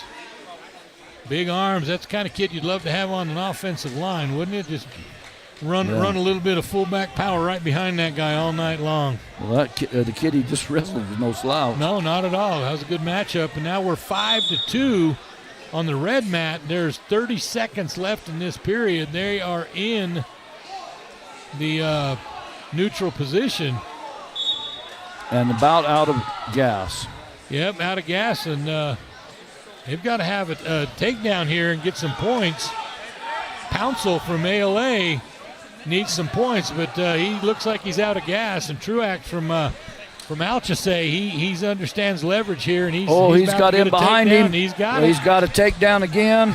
And that's going to salt it away for him. 5 seconds left, and he's up 7-2. 2-7. Nice duck under, and then just pull him back. Pulled him back. Yep, get behind him and then take him to the mat. All right, so that's going to do it for the championship round, or what we call the stud round. Yeah, we're going to go into the Consolation round. How long a break are we going to take, Reed? Going to take 10 minutes? Be about a 10-minute break. Well, I'm going to step off the mic and let Reed Porter from Mogollon High School take over for me. All right, Reed, jump on in here. Did you guys warn them there's explicit lyrics in this thing? Yeah. Reed, welcome. Thank you. That was a good round of wrestling we just witnessed, and I appreciate the opportunity to be a part of this. I can't stay very long. I got some grandkids I'm supposed to leave to go watch at noon. Well, you got to take care of the grandkids. Yeah, but that's not. I'm not complaining. I'm bragging. Anytime grandkids want to come spend some time with me, I'm glad to do it. Absolutely. One of these days I'll have a grandkid I can spoil. Yeah, absolutely, absolutely. Well, good round of wrestling, and what a treat to have Sports Zone here to broadcast this, so people can watch from far and near and enjoy their kids or grandkids or relatives or friends or neighbors wrestling without. Sometimes people just can't get away or they can't make the trip. It's nice to be able to watch these matches. Oh, you're not joking. These guys have done a great job here on the mountain, advertising and providing radio and video for basketball and football, and we just love having them here. I believe this is the first time they've been on a wrestling mat, so we're super excited to have them here, get some publicity for the sport of wrestling, and to be here at Mogollon High School to treat at our 34th annual Rocky Nelson Invitational. I was giving Rocky a hard time the other day. He started this thing back in 1989, 1990. Yep, I was here. Yeah, and he's off fighting fire somewhere in North Carolina, so I told him I'm going to have to name it the Rocky Nelson Memorial now since he's not here. Yeah, exactly. But you're right. He moved on, and now he works for the Forest Service after how many years as a teacher and a coach and an athletic director, and impacted so many hundreds of lives of young people here in the Heber Overgaard area and throughout the White Mountains. He coached in Snowflake for a while before he came to Mogollon High School. Aptly named tournament here, naming it after Rocky. But I was mentioning earlier, I remember the very first tournament here in January of 1990. 7 or 8 teams here that time. It was a one-day tournament. No computer programs for any of the scoring or the bracketing. D.L. Willis was the official tournament director, and he came to me and said, Dave, I got to have some help. I don't know how to do this. So he and I and Julie Willis, we figured out the scoring. I knew how to do the bracketing, so I helped with the bracketing, and we put it together. And then Mary Tenney ran the hospitality room, and ever since then, this place has been very well known for a hospitality room that the coaches don't want to miss. Absolutely not. Coaches gain about 10 pounds while the kids are losing 10 pounds at these tournaments. You know, as a coach, I don't know how many matches I've missed watching because I'm up there eating. Yep. Yeah, you miss a few, right? You do. You got to have some of that chicken enchiladas. Exactly. What are you going to do? Exactly. It just calls your name. 7-layer dip. You got to have it. But you're right. We had a great round there of wrestling. I got one more consolation round here, and then we'll go into the championship. Talking to Rocky Nelson, I had the opportunity to wrestle under Rocky Nelson and your brother, Ron. And, I can't say enough about those two guys. You talk about the influence that they've had on young people, and just awesome. I've got 6 boys. When we had our 5th boy, we weren't quite sure what to name him, and I got talking to my wife in the hospital. I said, we need to name him Rocky. And so I called up Rocky Nelson. I said, hey, Rocky, we'd like to name our son Rocky. And he got emotional. But Rocky's had that kind of influence on me. He and Ron and Rick Honsinger, who was here for a long time, were very instrumental in me deciding to come back. And I just hope to halfway fill the shoes that they had and the influence that they had on me. Just great group of people. Isn't that what it's all about, trying to pay it forward, right? Absolutely. And, those guys have been great instruments in building men out of boys and out of young men. And that's one thing that the sport of wrestling, particularly when you can get with the right kind of coaching, it'll do to you. It'll teach you about adversity. It'll teach you about life. It'll teach you to take ownership in what you're doing. Discipline, everything. You can't blame it on a lineman missed a block. You can't blame it on the quarterback missed me when I was wide open. You can't say, the receiver dropped the ball right when I hit him right in his hands. It's either I'm better than you or I'm not. Yep. And unfortunately, that brings on, sometimes you want to blame an official, right? And Ben Askren, who wrestled for college for many years, he always said, don't make it close enough to blame the official. Absolutely. You got to push yourself and absolutely keep him out of it. They usually do a very good job. Well, I lost in a championship match my senior year for Snowflake High School, and I blame it on the official, Reed. And that guy awarded 4 takedowns all 4 times that the guy took me down. What a joke. I'm like, what are you doing? Could you at least do me a favor and not award one of these? Just because he took me down doesn't mean you have to award the points. So, I blame it on the official. He was paying attention. Yeah. Had he not been paying attention, that might have been closer. Yeah. Sometimes they just have that effect, don't they? Oh, that's funny. That's funny. Well, hey, let's give you a quick update on some scores. Have you done that? No, have not. No. Looks like team right scoring? now, some team scores. We'll look at the top 5. We got Blue Ridge with 86 points. Wickenburg is at 91. Thatcher at 115.5. Mogollon is at 167.5. And American Leadership Gilbert North is at 214, pulling away there in the semifinals. We're going to have some great matches coming up in the finals. Can run through some of those as well. At 106, we're going to have Galindo from Blue Ridge versus Anthony Pimentel from Mogollon. Galindo's coming off a state championship last year at 106. I think this is his first tournament back or at 106. He's been wrestling 113, so should be a great match there. At 113s, we've got Wood from American Leadership versus Dunton from Arizona Lutheran. Again, looks like it'll be a good match there in that finals. 120s, we've got Worley from Phoenix Christian and Bayless from American Leadership Academy. At 126, we will have Benavides from American Leadership Academy and Simeon Brandon from Blue Ridge. Brandon from Blue Ridge. At 132s, we will have Doolin from American Leadership Academy, another American Leadership Academy wrestling there. Hey, and a side note to that, I had the privilege with Rocky Nelson to coach Jack Gaylor, who's one of the assistant coaches at American Leadership, and it's always good to see somebody leave your program and go coach in another corner. It's and then come back and enjoy the hospitality room we mentioned. Yeah, he knows where to come. Yeah, exactly. I used to think, I taught Jack everything he knows, but I didn't teach him everything I know, so I'd have the upper hand. But I think he's got me. Yeah, what you figured out later is he learned some stuff at college wrestling that you hadn't taught him. Exactly. I'll take credit for it, though. At 138, got another American Leadership Academy kid, Parra versus Mogollon's Worsley. One of the Worsley brothers there. Senior. And 144s, we got McQuillar from Phoenix Christian and Adrian Suarez from Mogollon. Adrian Suarez, he wrestled for us as a freshman and then took a 2-year basketball sabbatical? Basketball sabbatical. We're still trying to forgive him completely for that because he's call that a sabbatical? It's a basketball. I like that. And but we're so glad to have him back in the room. He adds a huge dimension to what we're doing. At 150s, we got our Biso from Hayden and from Camp Verde, Dickey. On a side note, Hadley Porter's would have been right there. He's battling some stuff, so he'll be back next week, in 2 weeks, for sectionals in state. Wish he was here wrestling. He told me today how boring it is watching wrestling. He'd rather be wrestling. Yeah. But 150. You want somebody to have. Absolutely. At 57, another American Leadership. That's Job, and that is Stosh Job, and he'll be going up against Chancey Worsley at Chancey Worsley from Mogollon.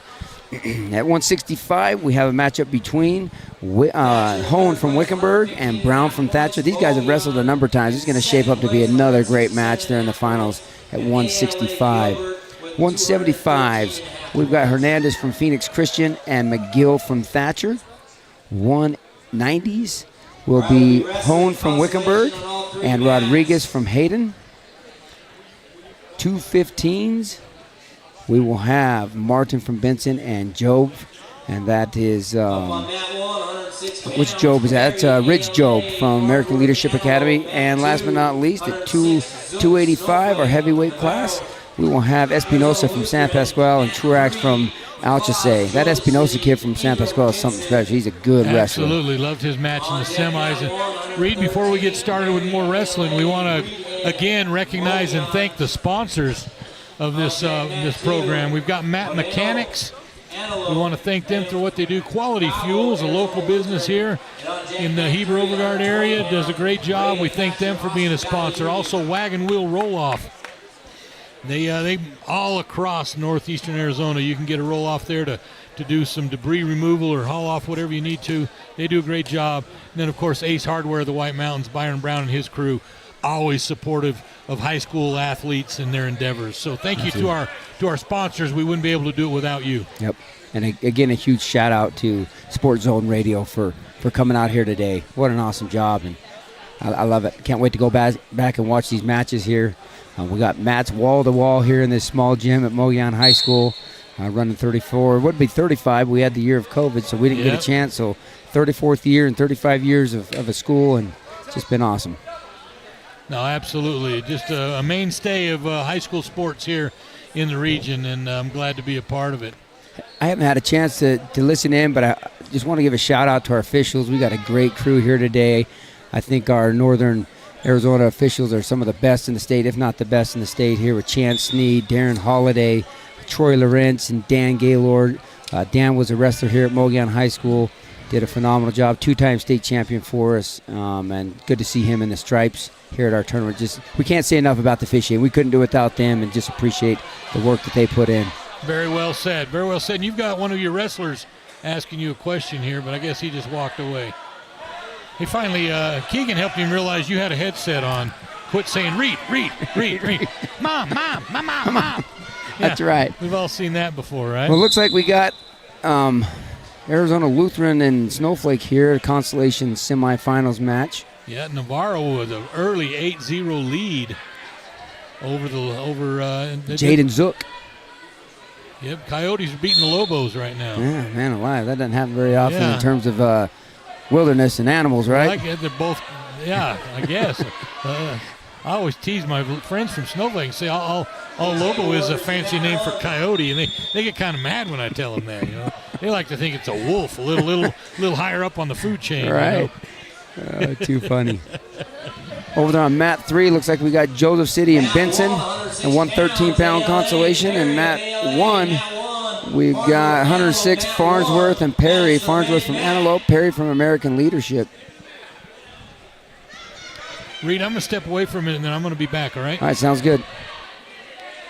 So it looks like Navarro here on the center mat 2. Got Zook on his back. Up 10-0 right now. Landon Perry to mat 1. Collected some near fall. For those of you new to wrestling, get a guy past 45 degrees and considered near fall. If you hold them on their back for more than 2 seconds, it's a fall. Pin. Arizona Lutheran here looking to secure a fall. Zook's working hard to get out of it. Arizona Lutheran is coached by Steve Ween. He's been there a long time. Done a great job with that program at Arizona Lutheran. Just want to compliment so many of these coaches here. They've been working with these kids for so long. From Coach Bigler from Thatcher, been there a long time, done a great job with that group of kids. And Travis Martin over there from Benson, been with Benson Bobcats. Long time as well, done a great job. Brad Fisher with Joseph City. Just I want to say thanks to those coaches for the time that they put in. We're going to get Steve Ween up here in a second.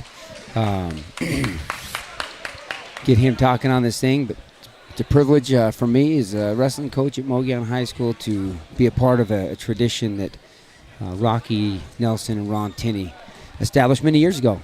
Many things we did back in the early 90s are things we continue to do. Working hard in the wrestling room, getting kids in there, developing life skills and learning to win and learning to compete. Here on the middle mount, we've got Arizona Lutheran once again against Antelope Union High School. I'm not even going to try to pronounce that name from Arizona Lutheran. So, Mr. Clough, I'll let you try it. We may have to spell that. Gumbo. Sounds good. I'll take your word for it. Gabo. And that's Jay Moreno from Antelope. 120-pound Consolation semifinals. Whoever wins this will go on to wrestle for third. And unfortunately, the one that loses is done for the day. He gets to rest. Yeah. Gets to start looking forward to 2 weeks from now when sectional wrestling will take place February 10th. There's 4 sections in D4, 4 sections in D3. Top 4 in each section will go on to the state tournament on, I believe, the 16th, 17th, and 18th of February. The house on McDowell. Be there. Yep. Need a coach from San Manuel, mat 3. You talked about your grandson here down there at Benson, how good he's doing, and Brax tearing it up on the mat. He's doing real good. He's met some competition that, as a young man, he's learning to realize what positions are and what they're doing and stuff like that. And things are going good. And, all these kids are good wrestlers. So these boys have all lost one match and they're going, and things are really looking good. Boys are wrestling hard. Antelope Arizona Lutheran. Arizona Lutheran, there's 5 on the black mat. On the gray mat, we just started period 1. And go ahead. So something happened, and they're Mat 3, Nielsen Thatcher. that match is in and done on the gray mat. Mat 3, Porter, Mogollon, Tiki, Camp Verde, 138 pounds. So we got a new gentleman coming on. Perry, ALA, Reed, Sure, my name is Steve Ween with Arizona Lutheran Academy. Good Steve, to be here. I'm Greg Clough. Nice to see you. I've officiated for 40 years, wrestled for numerous others. Nice. So I officiated this tournament until I retired. Well, I'll tell you, this is a great tournament. The Porters do a great job up here with these kids, getting them trained up for wrestling, and throw a great tournament. So Yeah, they do. Well, we just got done here. Antelope got a pin. beat Arizona Lutheran. He did. That shouldn't have happened. You know, these kids get caught in a hold, and some of them fight, and some of them say, well, is it worth it? And we've seen some dog fights. The stud rounds had very, very good matches. Yeah. We got Soto now and Weichman. Yep, another Arizona Lutheran kid, another kid I coach, Jacob Wickman, good kid. So Good. he's a 20-pounder. You can see a little bit of a size difference, but he's wrestling up today. Good kid. He'll give it a good match. This Soto kid from Thatcher wrestled a tough match in that top bracket. And here he is wrestling again. Yep. Down on the red mat, we've got American Leadership and That would be Antelope. Yep. American Leadership won that one. Yes, they did. Yeah, that's a good quality program right there. Coach Domenico is doing a great job first year, but he's got a pedigree. He's won a couple state championships at Mesa.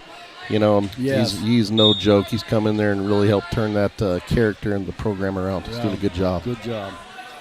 So, A lot of really, really good coaches. Bigler's been with Thatcher for a long time.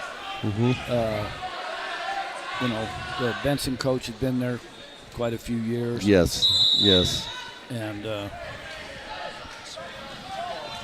and of course the Porters, they've been here for a while, and they had a nice transition over from Rocky Nelson over to them. They very smooth, didn't miss a beat. No, Rocky Porter is. When I officiated, I was officiating Rocky when he came into Snowflake before Heber even started their school, and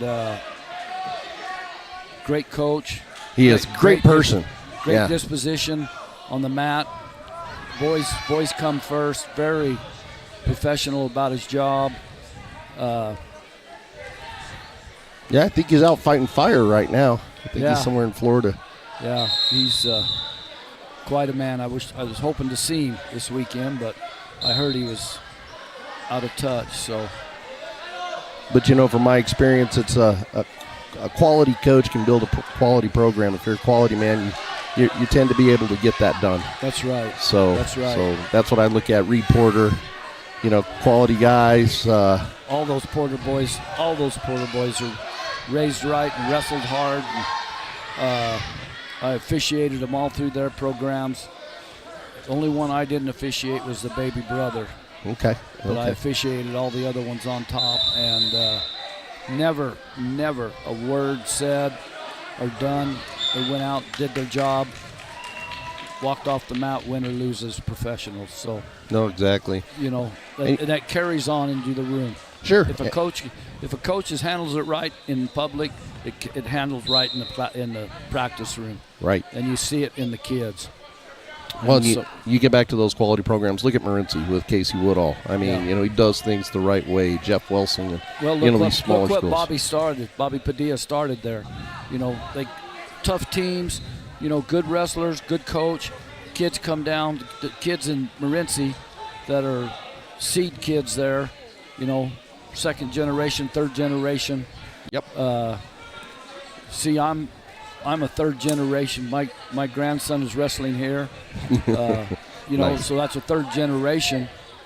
And it's a family affair in these small towns. So it is. absolutely. And it's great to see it, carry on, And the thing also, they're bringing the girls sport along also, and it looks good.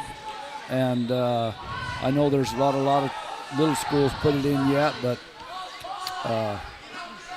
well, I can give you some numbers on that, and it's funny because I'm a big supporter of the girls wrestling. Arizona Lutheran, we have a girls team, got about 16, 17 girls. So the numbers that you've got with girls wrestling this year, 1,600 girls throughout the state of Arizona participating. That's awesome. Isn't it? That's awesome. Now here's the thing, and if you think about it, it's logical, but it makes a lot of sense. Boys wrestling, which was hovering like around 5,000 or so, since girls wrestling's been implemented, has jumped up to 7,000. See, and the thing is, when I wrestled at Snowflake High School, wrestling was 7 years old at Snowflake High School. Yep. We've got the Arizona Lutheran boy. Yeah, he's looking at a pin. This is going to be a big upset. Yes, right here. It really is. If he can Thatcher finish this out, probably give it all in that stud round. He had a tough match. Yeah. That's a huge win right there for a sophomore. Shoulders hurting. Yeah, he is. That's a tough one. That was a big win for that kid. I like to see that. So I can give you a little bit of story about this young man. Last year, he sat out all year. He had never wrestled before competitively, came in his freshman year. Had a shoulder injury and just couldn't get it right all year, so he didn't wrestle all year long. And so this year's his first year of real competitive wrestling, and he'll be at 20, but that's a huge win at 26 for him. That's a good, yes. Yes.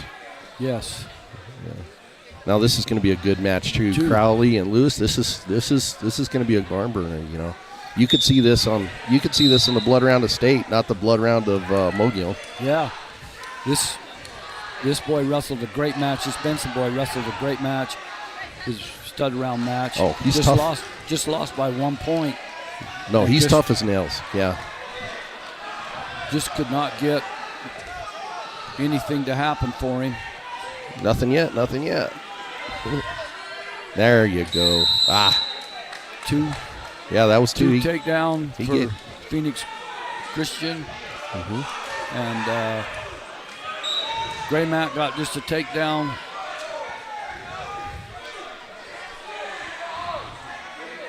Red Matt just scored. So this is a do or all. Yeah. You either win or what they tell them is you win or you go home. They call this the blood round because this is where everybody fights to get the medal. So. Yep. And it's the thing is, it's no slouch being here in this tournament. No. Any one of these boys could have been on the top side too. Oh, I've had several years where I've had a state champion not win this tournament. Yes. That is not unusual. Back when we called the Tournament of Champions, for a few years, I officiated that, and numerous times, littler schools would come out on top of the bigger schools, and it was almost like muscle against technique. And now it's got to be muscle and technique together.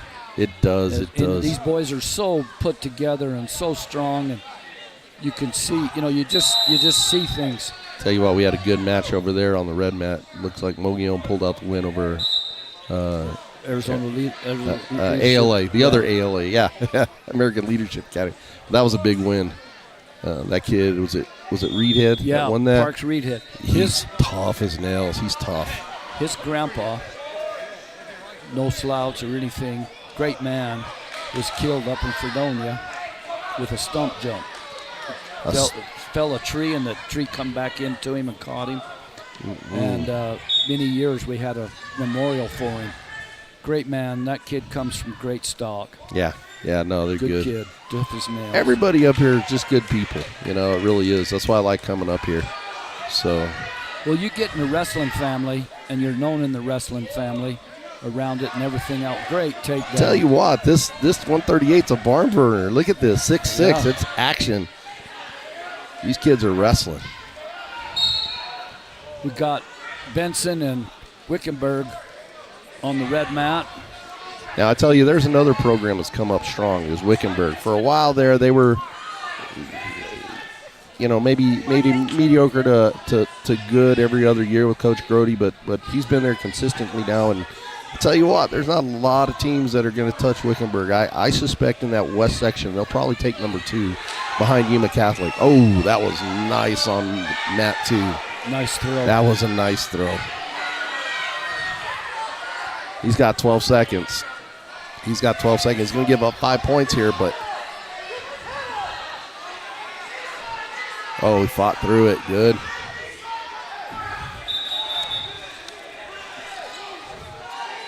That's a nice takedown by that Benson. That's my grandson. Oh, nice. Okay. All right. So I know. So I'm trying to. You're trying to. Yeah. We'll comment on 26. That's good. A good kid. What's his name? Brax Clough. Clough. Oh yeah, Clough stuff. Clough stuff. So these are kind of the studs of Benson, both on the mat right now. Yeah, little ones. They've got some big ones too. That's the thing that I'm really enjoying now. He may force it here. Good back out.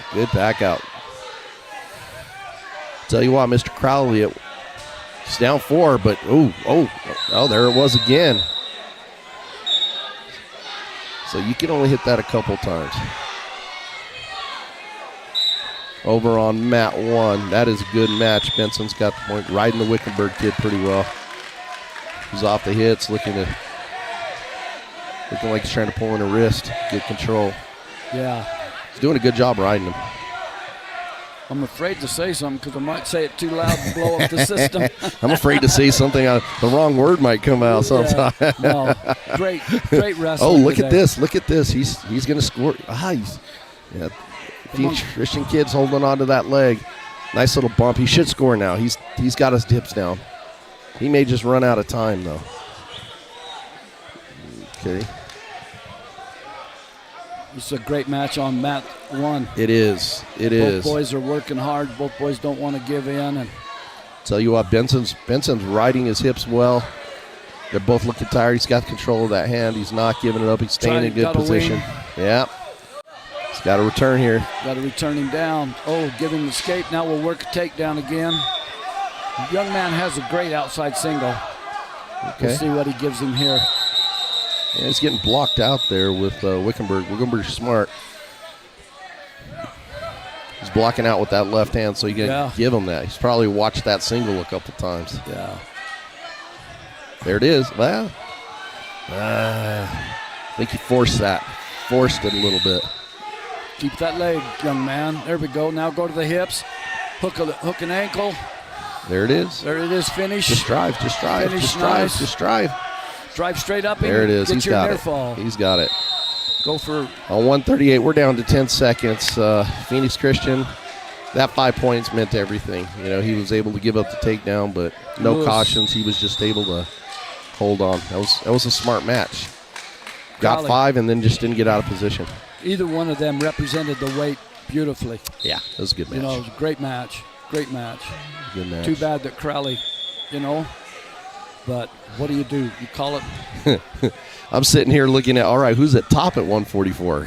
That's looking at these names and who just matched up. Larson and Jones here. Jones from Camp Verde, Larson from Blue Ridge. This should be a good match also. Should. So Larson's got sort of a sporadic feel to him, so he's tough to wrestle. Jones pretty standard guy, but he's got good hips. Wickenburg's got the legs in on mat 1, and doesn't look to be in any danger yet, though. No, it's still just bump and ride. Yeah. He's got control of that hand, so Wickenburg's a little high. Yeah, reach up and grab his head right here, maybe. Yeah. But he's got both hands tied up. That's what I'm saying. I'm up 3. I'm backing out here. I'm just backing out. That's what I'd do. So Get your hips back up. Get your hips built back up. You're not in any danger. You're up 3. Just don't go to your back. Yeah. Play it conservative.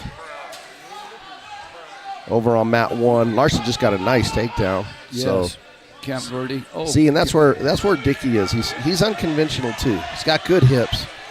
So Larson's strong. There we go. Strong Mat kid. 1 just reversed Wickenburg. There I'll it is. tell you something about Wickenburg's coach. My son coaches also. Okay. He's the head football coach at Benson and there and did some things.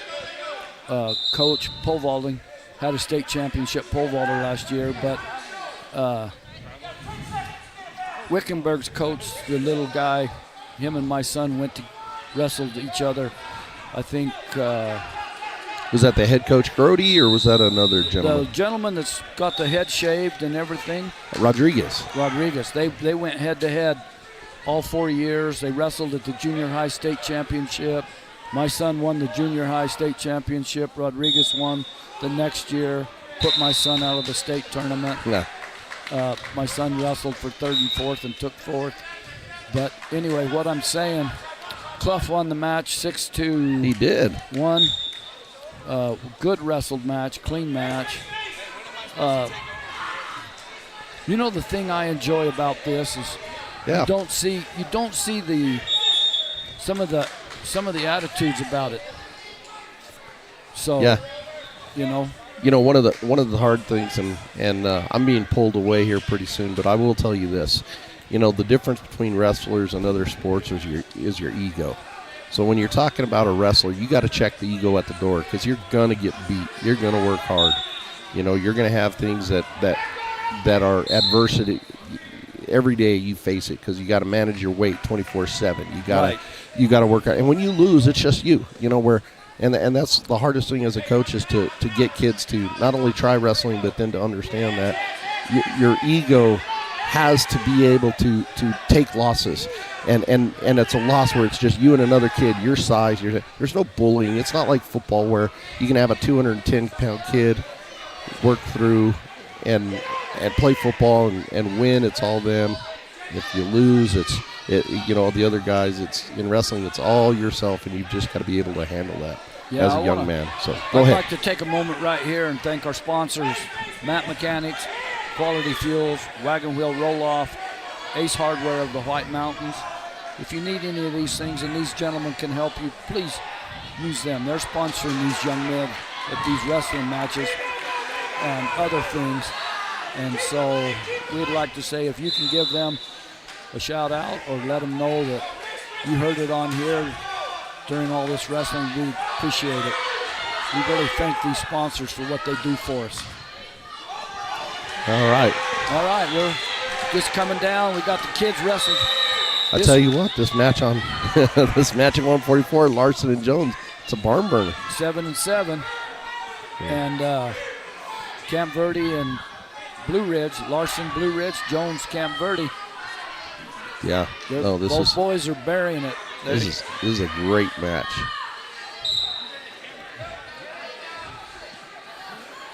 Yeah. Oh. They're both trying things that. Yep. Oh, this is a strong young man.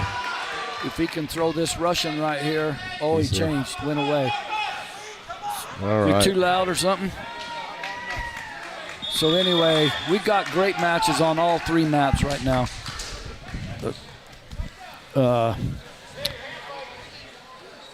Looks like ALA. Yeah, they just beat San Manuel. Yeah. 15-6. Great match there too. It's good. Tough kids. Just scored a couple of sloppy back points, and sometimes these boys don't know they're giving the back points up. They still think they're fighting off. But one thing I've noticed about wrestling, all the years I've been involved, out of any other sport, wrestling builds men, and through their lives, walking on a mat and playing inside a 26-foot circle and getting beat, going out there and getting beat in 3 seconds and getting up and walking off. They can face adversities in life too. Sure. It's easier in their life to chase, to handle those adversities. And I've seen it time and time again that these boys really, really would like to, Right. just they can handle life. It seems like. Well, isn't this the whole point of coaching and doing all this and reffing and everything is building young boys into men? Yeah. Isn't that the purpose? That's the purpose, for building them to the rest of their life, to carry through on their life. Right. And that's every sport. And you I got to believe be. that's Yeah. when I was in high school, 76.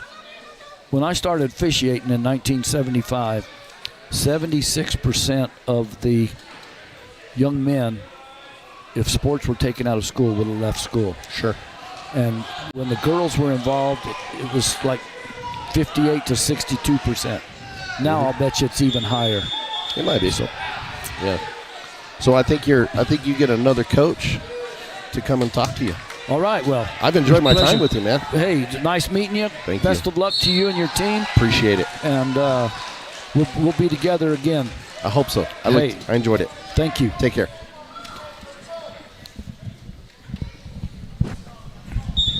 We've got another coach coming in and sitting with us. Back on the mat, on black mat, we got Rosales from Valley Union, and we got Thatcher Montego. And Wickenburg's coach come and sit in with us, Greg Clough. Aaron Grody, nice to meet you. Nice to meet you, Aaron. Glad you're here. Thank you. So we're just kind of talking through the matches. Okay. Seeing what's going on. Montego just did a nice takedown on the gray mat. I can't see because of the boys standing up. I can't see the weight or nothing. On the red mat, we got a new match starting at 157. Yeah, that's my 157. That's Wickenburg and Damian Rodriguez. Mogollon. And then Mogollon. Peterson. So that's going to be a good match, too. Both boys are going to wrestle hard. Like we said, this is it. This is the boys that lose here, they go home in the 5th and 6th position, and the boys that win go for 3rd and 4th. And as what I've seen today and yesterday, the time I've spent here, any one of these boys could have been in the top part of the bracket. No doubt Coach. about it. No doubt about it. The Damian Rodriguez over there on mat one. He's a senior, state qualifier 2 times. I mean, he definitely could have been on the top end of this bracket. Oh, yes. Yes, he wrestled a great match, that stud round. And it's who sets themselves up for the young men to make a mistake. That's correct, especially And right that's here. all it is. That's all it is, Coach, is who makes the biggest mistake at the wrong time in this round. Yep, the blood round's the worst. So Thatcher has Valley Union on his back. They're counting near fall points. Mat 1 was 165 pounds. We're still taking. Looks like it's ALA and Snowflake. Maybe Hayden. Or Hayden. Yeah. Excuse me there, Hayden. That's a good goal match. It just it's their minute or 30 seconds into that. This coach that's coaching ALA wrestled here at Heber. Him and his brother both, and they're coaching now. You can tell he wrestled the same way his team wrestles. He was a very defensive wrestler. He would let the other man make the move and everything and then spot it out, and 9 times out of 10 he'd come up on top with the points and the move. I would hate to say it, but I'm a defensive wrestler myself, but don't tell my guys that. That's, there's 2 ways to teach wrestling, offense or defense. And when you got an offensive man meet a defensive man, I guarantee you 4 out of 5 times, the offensive man gives up because he doesn't give up, but he gets beat because the defense is too strong. The defense is just sitting there waiting for him to make that move. The fine line with defense, though, is a stall, too. My guy just won over here on that one. Fantastic match. We got a Benson boy going in here against Porter from Mogollon and Benson. I'm sorry, folks. Yeah, this should be a pretty good match, too. We got so many people moving in front of us that it's Blaylock from Benson. We got 4-2 over here on mat 2 as well. Nope, 6-2 now. Looks Yeah. like The minute you up. say it, the Yep. score changes. We've been going through that all morning. This would be an interesting match here, though, on mat 2. This would be a good match. Not sure about the ref over here on this mat, though. Don't get me started. I spent 40 years on the mat. I tried to make sure that both boys were protected. I didn't care about. I called the match the way the boys wrestled it. Yep, that's what it should be. I have no chance for years, but I actually have a picture of these two guys, Chance and Darren, from Round Valley years ago. Yeah, Darren I brought out. He wrestled at Round Valley, and I officiated him. And then when he got married and was bored in the winter, I called him and I said, "Hey, what are you doing?" And he signed up for us. So it was a great been around deal. a long time. It's Still, good to see these young guys come out reffing, though, too. Yeah, yeah. Well, we need them. We need them. And you know, wrestling officials are in their own world. And the AIA will be the first one to tell you that they don't know a lot about wrestling. There's a few sports that the AIA depends on a lot of people to take care of. This is not looking good over here on mat 2. No, Porter's. Blaylock had him in a cradle, and now we're out of bounds. In the third period on mat 3, 10-3. American leadership is 10, and Hayden is 3. So we got Blaylock here at Benson. There, he's 5 and just ended the period 1. Porter is 0. Red went down, put Blaylock on top. Referee's position. I'm not even sure what's going on mat 1. Got the Eagles. The Leadership Academy again. Leadership and looks like Camp Verde, maybe. No. American Leadership and Okay, guys, maybe Snowflake. will you ask them to squat so they can see who's on that mat? I can't see the coach either. Oh, that might be. That's Hayden also, coach. Okay. That's Hayden also. I didn't see that the choice was here on mat 2. Did Porter take neutral or? Green deferred and red. Oh, man. Nice. Rolled him right to his back. Both of them are playing.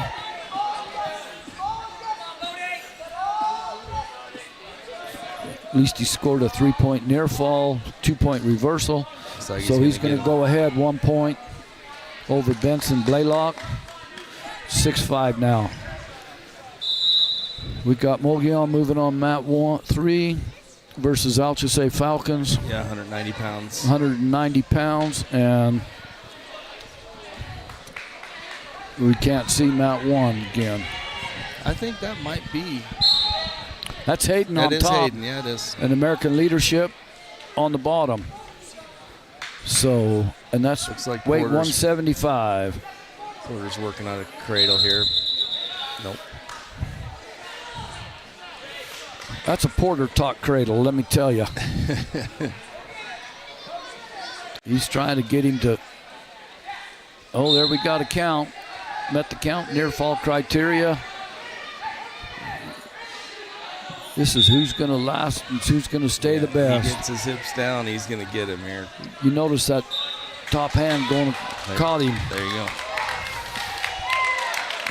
Looks like Porter's got. Who's he wrestling over there in trouble on mat 3? Alchese. So should be 5-0 over there. 4-0. very, very good wrestling today. It's so good to see Williams have a team back. Yeah, they finally came back this year. I think they've been running a little bit of a kids program up there. Yeah. But, yeah, this first year back, we've seen him a couple times. This coach for Williams here, the younger guy, he wrestled at Wickenburg High School. Did he good? Yeah, David Rigo. I'm going to take a break, leave it with you, and Oh, right young on. man. And Placement yet? What's that? I'm good. Are you hungry? No. I'm good. Go up there and get something to eat. I got it right here. Okay. Thank you. All right. Yes, sir.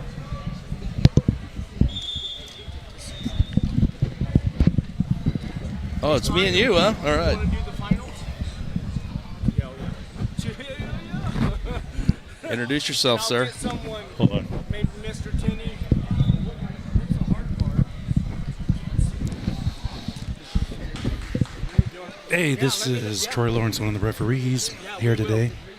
So he's the owner of it all. And we set up so not only do I do the reffing, but we also set up the score clocks and the TVs at most of the events in Northern Arizona. Hey, Troy, did you guys do the ones at, what was the last tournament that I was at? Dockwright. Dockwright? Yeah. All right. Yeah, so we set them up at Dockwright, so we had... I think you guys did WIT duels, correct? Yep. All right, Yep. yeah, that's where I saw it first. Yep, so we started off in Sholo at the WIT duels, and then we tried to do as many of the ones in Northern Arizona, and we're just waiting to get asked by the Wickenburg coach to go do their tournament. Well, it might No happen. pressure. It might happen. I talked to one of the Hartman brothers at WIT duels, and we talked about it a little bit, so it may very well happen.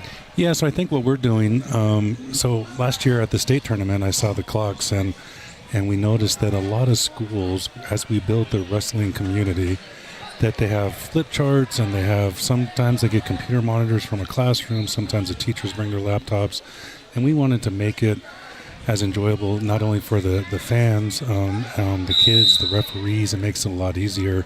So we put together this little opportunity and a small business called Matt Mechanics just to help out the schools. I mean, and I know schools don't always have the funding to buy all the TVs and things. Well, it makes it nice for the parents in the stands, for one, because it's a lot clearer image, and then everything's run through track. So Correct. everything, the kids can see who's on deck on these big screens. Everybody knows what's going on all the time. It's helpful for everybody. And it's always nice to have stuff televised. You know, like they can, not enough so much televised on these things, but they can live track on track wrestling as well. Yep, so you can look at it on track wrestling. And then Dockwright was also in Winslow, was also done on flow wrestling. Oh, really? Yeah, so every mat had a camera on it, and I think it's called TrackCast. So you can go back and watch all those matches. So you can go back and watch, and we look back, and I think Joe City, we had a couple of cameras on. I know you and I went to the table a couple of times. Well, I was usually right, but it didn't get much That's further what than that. That's what all coaches say. So let's go over this. Well, who's wrestling here on mat 3? We're supposed to be telling who's wrestling. Oh, here. yeah. So wrestling on mat 3, it looks like, let's see. These monitors are great when you can see them. So Thatcher and who is that? Yeah, Valley Christian. Mat 2 is South Mountain and ALA. And mat 3 is Camp Verde and San Manuel. So I don't care. I'll do it. yep. So we're finishing up the last round of the consolations, and then we'll start the championship round for first and third. Yeah. To replace you for a minute, and we'll bring you back on for the finals. Awesome. So, and just so everybody knows on the radio, maybe they've already talked about this, but when we do the consolation rounds, they typically go 1 minute the first period and then 2 and 2. And so, and then once that happens, we get everybody lined up and ready. They normally do the parade of champions. They bring them in, and sometimes they do first, third, and sixth. But I think today we're just doing first and third. It looks like we're into the last probably 4 matches, correct? Yeah, I think so. We have 285, 215. Yeah, I believe so. Yeah, we might want to have one more heavyweight match to load, but that would be it. So right now we got 215 on mat 1, Camp Verde and San Manuel. San Manuel scores 1-0. So as we're looking at these heavier weights, 215 and 285, you as a coach, Wickenburg, what is it that do you coach differently on the heavyweights than you do maybe on the 106 weights? Well, I would love to tell you, but Wickenburg hasn't had a heavyweight in at least 3 years. Oh, okay. So, heavyweight's definitely different. And we're fortunate this year, especially in our room. I have 4 or 5 coaches assisting all the time. And the advantage of that is, I was kind of a middleweight wrestler. My newest coach, Zach Rogers, he was a kind of a upper heavier weight wrestler, 170, 190 wrestler, and then we got Vince Rodriguez, who's been with us for a long, long time, and he's in that lower side. Yes. So we kind of Okay. can throw everything at him. And as far as heavyweight wrestlers, every body style is different with these guys. So sometimes you'll get a bigger, shorter guy, and sometimes you get a bigger, taller guy, and each one of those guys have a uniquely different way of wrestling. So. Yeah, I think the heavyweights, and I could be wrong, but I feel like a lot of them in the beginning of the season, they're coming out of football. Oh, for sure. Right? Yeah, for sure. So you see him come out, like looking at Matt too right now at the 285 South Mountain. Sometimes when you watch these guys, they start off in a football stance at the beginning of the year. Well, that's our recruiting process with the wrestlers that that play football is that everything about it works on their balance, their technique, their stance, and everything. I mean, especially the balance side of it for these linemen. And it's a hard one to get a heavyweight guy into some of these singlets sometimes. So that's a little bit of a deterrent for some of them. But when you get one and they understand the sport and understand the benefits of it, then it helps them out. So. Yeah, no, and last year I was on a podcast in Flagstaff with Danny Neal and Tyrone Johnson, and Mike Schmieder was on the podcast with us, and he really talks about building the wrestling community, just like what you're doing down in Wickenburg, is where, I don't like to say it like this all the time, but it's like Matt too, is the guys on his back, they're counting near fall points. And he's got enough points inside, I think, here to finish it if he's down. Yeah. Looks like Matt 3 finished. Must have been a period in the pin in the second period. Yeah, pin in looks like a pin on Matt too, and looks like almost we're on our way to one on Matt 1. Yeah. But it's really about, there we go. Right, so you get 14 kids more or less plus that are not on the street, that are in there, that I know that I was talking to a coach the other day, and he was saying that actually knowing wrestling is like number 7 on your list. I think I was talking to the Page coach, right? Because it's getting into hotels, it's getting travel, it's working with grades, it's working with parents. Yep. And it's everything that the operations of wrestling, and it just looks like we do have one more match on that one, 285. Correct. So,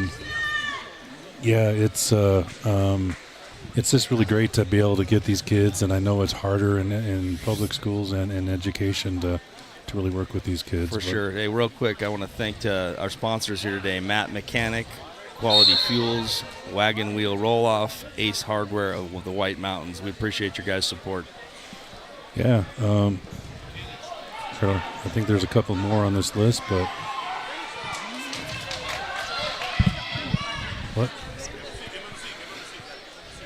So last match of Consolations over there, looks like it is Blue Ridge and Valley Christian.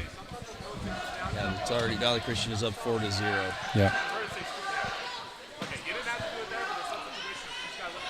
Yeah, coming off you talking about having 14 wrestlers on the team. We haven't had a full team in Wickenburg. Oh, really? We haven't had one. We haven't had a full team in Wickenburg in at least 4 years.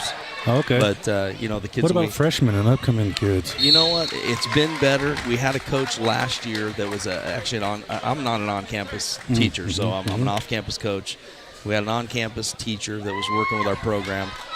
He was kind of dragging in some younger wrestlers, which always helps, and then we get them in the room. And I've always told them, I'd love to have 100 kids in there, but if I can get 5 kids, 5 freshmen that come in every year that I can work with, that just keeps that program growing for the next 4 years. And every year you get 5 more. And fortunately, the last 2 years, we've pretty much picked up 5 freshmen that have stuck it out the entire season. So nice.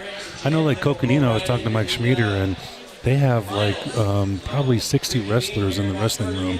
And I don't know if you've been to Coconino, and their wrestling room is on the top of the gym on the right side. They actually had to put mats on both sides of the gym now because they have so many kids out. I wish I had that problem. I mean, we're definitely running out of room. We got the girls wrestling program now there too, and we're in our 3rd year of that.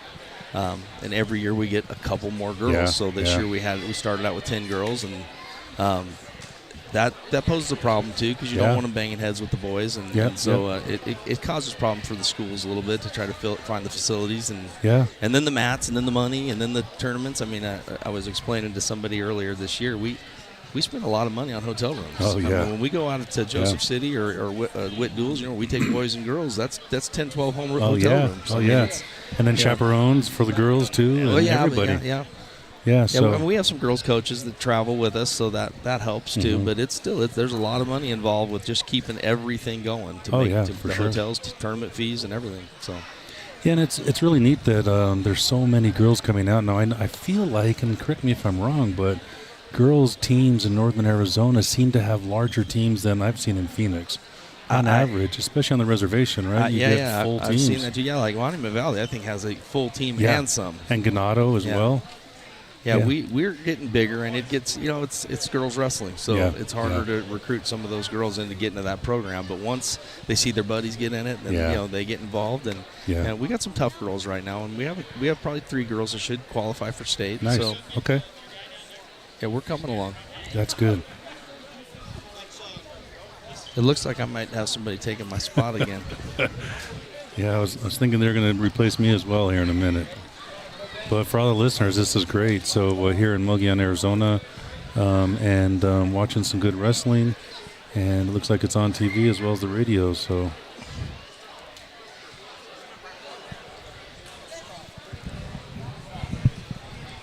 I guess I'm going to come back for some of the finals matches. Oh, great. So Yeah, I'll be great. back up here for the I'll finals. be out on the mat reffing them, so you'll That's be... good. I'll keep an eye on you. I know you will. All right, thanks, Drew. You're always right. I like to think so. Yeah, we'll see you. Right. Thanks. So I don't know if the radio station wants me talking on by myself on the radio here. Okay. Yep, a couple more guys are jumping in on the... Looks like a couple more coaches, I believe. Sure, I'll take a break. Thanks, everybody. Enjoyed listening and watching some wrestling. And if you're on the road and listening, great. Thanks.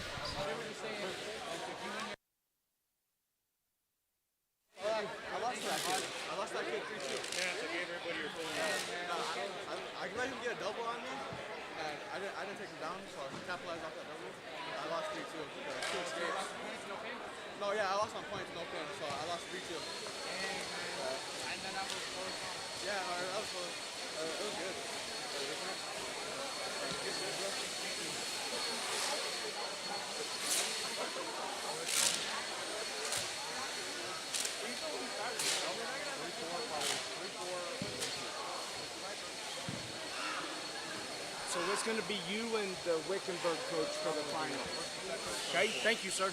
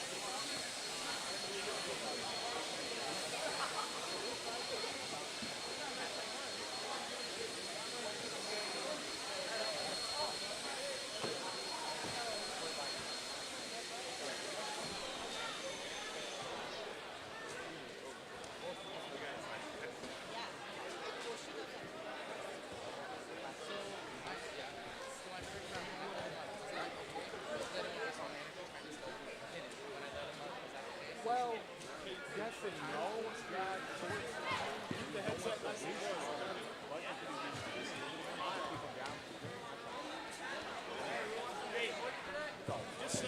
He's a 1954 national champ, and he's in the National Wrestling Hall of Fame from University of Iowa.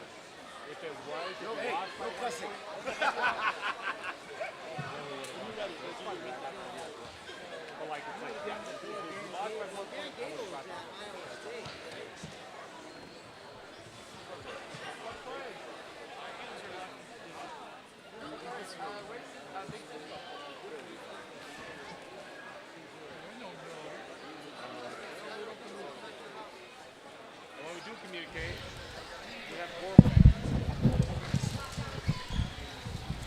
All right, folks, we welcome you back here to the live stream of Sports Zone Radio, coming to you from Mogollon High School on YouTube. So kind of first of its kind this year, being able to stream this through YouTube channel and Sports Zone Radio. I'm Ron Tenney, superintendent of the district here. This is our 34th year having this invitational. We've now named it the Rocky Nelson Invitational after Coach Nelson, who was our first wrestling coach for the high school and coach for many, many years here. I've got a special guest with us here, folks, as we kind of watch some of the highlights from past matches here. But Dick Govig is our guest here, and he came with some friends to the Invitational. Dick, I understand you wrestled at the University of Iowa, was a national champion in 1954. That's right. And is now in the Wrestling Hall of Fame. Tell us a little bit about that. I'm honored to be able to sit here by you and learn about your experiences myself. Well, I grew up in a very small farming community in north central Iowa, and wrestling was introduced to our school when I was about an 8th grader, and I was the manager, and so I was very close to the coach, and I just loved the sport, and I ended up winning a state my junior and senior years, and then went to the University of Iowa. And I won nationals on my sophomore year. That's amazing. Yeah. That is amazing. Who was your coach in those years there at Iowa? Dave McCuskey. Okay. And Dave had been a coach at one time at Iowa State Teachers College, but then Dave came to Iowa, and so I was in the class of the first class of wrestlers that he had. I'll be darned. Yeah. Now, was that part of the Big 10, Big 12? Big 10. Even back then, right? Yeah. Mm-hmm. That's awesome. Yeah. Who did you wrestle in that finals your sophomore year to win a national championship? Do you remember? I'm kind of testing your knowledge here, aren't I? It was a kid from Pittsburgh, but his name... Yeah, sure. But you knew... Yeah, that's good. Yeah. That's amazing. You know, there's... But fortunately, I laugh about it because it was a kid from Pittsburgh, but it wasn't one of the Perrys. Yeah. Because those Perry boys were pretty tough. Yes. You know, what's amazing about that, Dick, you know, as you talk about Iowa and how, you know, those teams back there have just been kind of the mecca and kind of the gold standard for wrestling in the United States. We all know those that have followed wrestling over the years of Dan Gable, who, you know, wrestled at Iowa State, but then later coached, you know, him being an Olympic champion, national champion, and then coaching at Iowa for years. And I don't know, we'd have to look it up, Google it or something to see how many national championships he won there in Iowa. You know, I'm sure, you know. I think probably 3, but, you know, but he wrestled probably. Well, I mean, as a coach in Iowa. As a coach. Yeah, they won multiple. Yeah. And now they got the twin brothers there in Iowa. Right. I can't remember, their names escape me, but they the Brands. Is it? The Brands. Yeah, the Brand brothers. And so they've really kind of kept that tradition going in Iowa. And man, what a great mecca of just wrestling that comes out of that Midwest part of the United States. And the folks turn out. The folks come out to watch. They really support it well. Well, you know, the rivalry between Iowa State and Iowa U, that was big. Yeah. And I think that spurred on the sport because there was a big rivalry, and it probably is still strong today. Yeah. Oh, I'm sure. I'm sure it's going on. Well, what a treat for us to have you here, Dick, to kind of just get a feel for what you've done, and being in the Hall of Fame and being a national champion. This might be the first for Mogollon to have such an individual in our gym. So thank you for coming and letting us get to know a little bit about you. Hey, Ron, I'm going to cut in real quick. Yeah. I appreciate all the listeners out there that have stayed with us throughout the day. And appreciate that we have a Hall of Famer on. And Ron, appreciate you and all the people that have joined us today to be a part of. It's been great, Derek. This is our, by the way, just for the listeners out there, for everybody, this is our inaugural wrestling tournament. Sports Zone Radio, the Sports Zone has never done a wrestling tournament before. We've done hundreds, maybe even thousands of basketball games. We've never done wrestling. And we have another Hall of Famer that's going to join us. Okay, so I'll pull up the crowd mic so you guys can talk about the Hall of Fame experience between the two of you and the legendary experience here with Mr. Ron Tenney, the superintendent at Mogollon. We appreciate you, Ron. Yeah. So if you don't mind, we're going to have another Hall of Famer jump in. Okay. And let's just, talk Yeah, wrestling. so you guys can ask each other questions. I don't have any headphones here. Yeah, you just have to lean in. Okay. All right, so introduce yourself. Maybe tell us your name and where you wrestled and all that, or all that good stuff. David DiDomenico, I wrestled back. He's an old Providence boy. Came out here to go to college, wrestled Embry-Riddle, and then, things changed, and I finished my career at a different place. Right. But then got into coaching just because I was forced and loved it, giving back of what the sport gave me, and that's direction, mentorship, working with kids. And then I was taught actually how to coach through a lot of different mentors, people like John Carlson, Dennis Korecki. All big names in the sport of wrestling. Oh, yeah, and I listened. And including, I was called, hey, what the heck you doing? Many times by Korecki and Carlson and Joe Paddock. And it's like, I'll learn. Yeah. And so I learned, and then this is my 35th year. Most of those years at Mesa High School. And They're the Jackrabbits. The Jackrabbits, and we have a great program that won a lot of state titles. We have another Hall of Famer. That came from Mesa High that I coached. When I retired, he took the program over for me. There's a movie coming out for him. Who's coming that? Up this winter. That's the wrestler with one leg, Anthony Robles. Yeah. So Yeah, Anthony that's Robles right. was one of our Jackrabbits, and I got to That's work right. with him quite a bit and put him in threes, and she didn't like. Boy, did he glare at me. But eventually he got to like it. It's No, about balance Anthony and movement. Robles. Yeah, what a kid and what a story. And that'll be neat to see that coming out. A little special on him. That'll be awesome to see and hear. It should come out this winter. But right now I'm excited to be. Right now I'm excited to be at American Leadership Academy. I got some great coaches around. One of them, and we're at Rocky Nelson, who's another Hall of Famer. Yes, he is. Invitational over here. One of my coaches is, Jack Gaylor wrestled over here at Mogollon. Yes, he did. Part of that 2011 state title team. Yes. Yeah. Right. So we saw her, and he showed the trophy, and he was all excited. Yeah. That's one of the reasons we're up here is respect to Coach Nelson, and respect to Jack. Yeah. It's been good. Your boys have been kind of the team to beat, as we've seen today, and they've come and have really shown well today. Thank you. We've been working hard, and the biggest thing we're doing is earn it. You got to earn it. You just can't show up, and they think we got talent. And we're going to end up doing it if we win the state title, which we're good with. We got a shot. You got to be right there, yeah. It won't be with the high end. We do have some high end kids like Burke Doolin at 32s, but a lot of it's going to be from the 88 Sun Devils. We're going to do it in the Consolation bracket. Yeah. We're going to rack up quality points early rounds, Consolation, and get a whole bunch of 3, 4, 5, 6s, Yeah. and get those placement points there. And we can do it in mass. Yeah. And that's our strength of our program. And so kids have really improved throughout the year. Now, if you're at Mesa High School for years, when I grew up here in Mogollon and in the Heber area, we didn't have a high school, so we went to Snowflake. We would go down to the Mesa High would host a tournament there.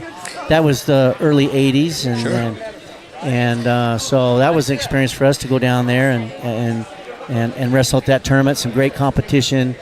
Ended up losing to a kid from McClintock in the finals my senior year in that tournament. But, yeah, that's fun.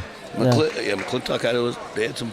They were a Yeah, powerhouse Mesa too. had And it. Mesa, Yeah, that always was the had old some great. Mesa East Side. Yeah. When I was at Mesa, we went to go bring back, as the school and the district evolved from a 7-8-9 to a 9-12, we lost our 9th grade junior high tournament. So we evolved it to try and bring back the tradition, because it's all about tradition at Right. Mesa. And we called it the Mesa East Side. And we opened it, and we have actually, then later on, Bobby Williams, and I named the tournament, we asked him, the Anthony Robles East Side Invitational at Mesa High. And that was the very first sanctioned girls tournament. We're a big proponent of girls wrestling. Very first girls sanctioned AIA tournament in the state of Arizona. Yeah, that's awesome. Robles East Side. And we still have that going on. In fact, I just ran it last weekend. That's awesome. Things to track.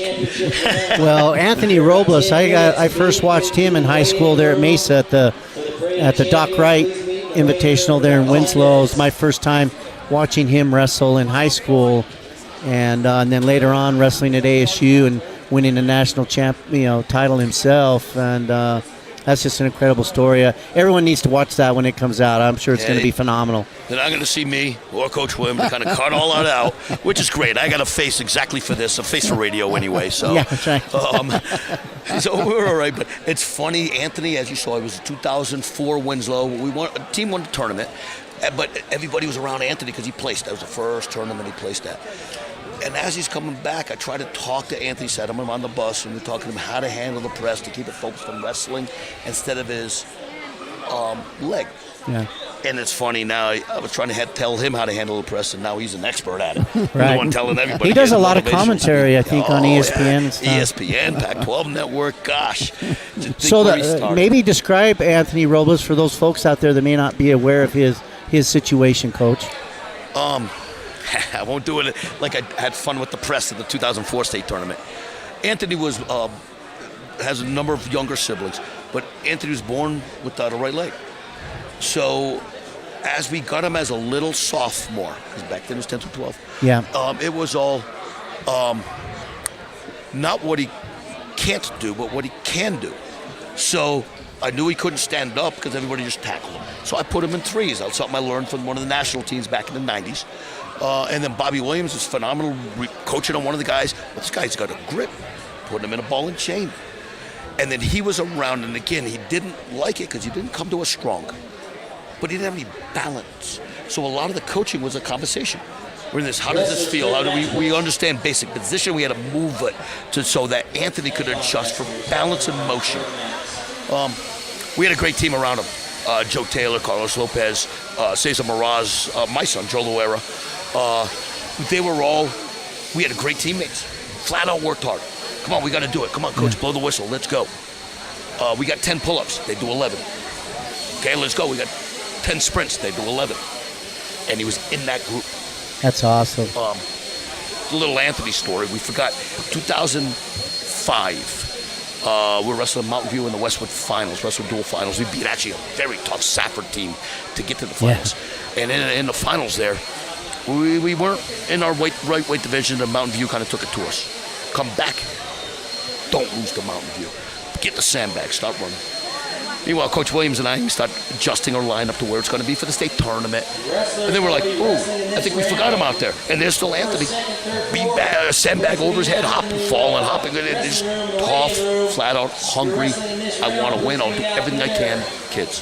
Yeah, that's and amazing. after we forgot, yeah, we didn't lose to Mountain View, including in the state title. That's awesome. That just goes to show how this sport is built around work and grinding, right? And the grit and the toughness that just comes with it at every level, whether it be junior high, high school, collegiately, and with our ALA program, the big thing we just finished two-a-days for a week. I ran two-a-days in the middle of the season because we had to earn it. And the posters I was doing was Aristotle about practice doesn't make perfect, it's consistent. Perfect practice because we're people of habits. And also I wrote down and made copies and put it all around the gym where we work out and gave it to all the kids. All I said was 2 words: earn it. Work hard, earn it. Yeah. You may be more talented. I may make a mistake in position. but I can flat out control what I can control, and that's working out, and I can earn the opportunity. Yeah, I remember watching a video about Dan Gable in Iowa and some of the workouts that he'd put those. I remember one of the kids saying, we're doing stuff that'd make a billy goat puke. And they were piggybacking each other up the stadium stairs, and just Dan Gable was all about that, and that's we're going to grind it out, we're going to grit it out, and I may not be the most prolific kid out on the mat, but they're going to know they got to work for it, and that's how he built so many national championships. And Tom and Terry Brands that are there now as coaches, I think were that. I don't know that those boys won a state championship in high school. But they end up at Iowa. Yeah. I think they end up at Iowa under Coach Gable, and that's a different story now. And here they are coaching. So we've been working and really trying to elevate these kids at ALA ALA Gilbert with the war. We are ready is the motto.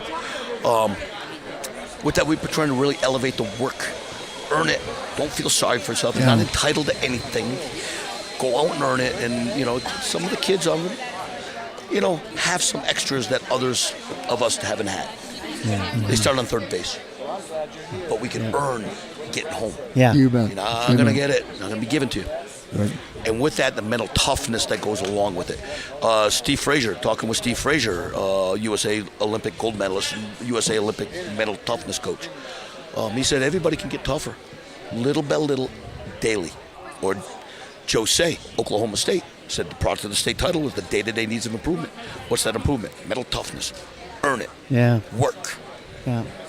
And those are things that this sport, it's not about just what's happening and we're going to go into the finals here. It's not about that. Right. It's about afterwards. What type of citizens are we building? Right. What type of responsibility? Yeah. Right. Yeah. Well, it looks like they're getting ready to go to the finals, folks. Thank you, gentlemen. Dick, thank you for being here. Hey, you betcha. Appreciate you. It's good to My meet pleasure. you. And You betcha. thank you, Coach. Thank you. Always good to have you. Derek, thanks for, again, Sports Zone Radio for. Appreciate it, guys. Thank you.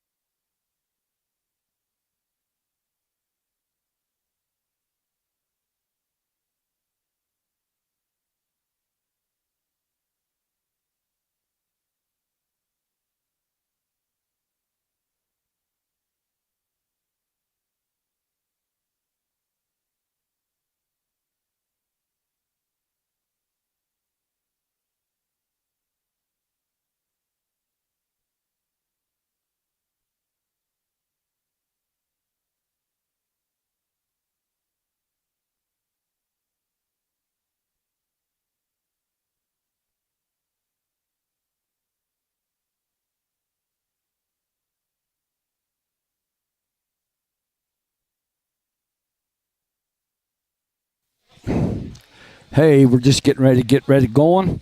We need to shout out to our sponsors, Mattman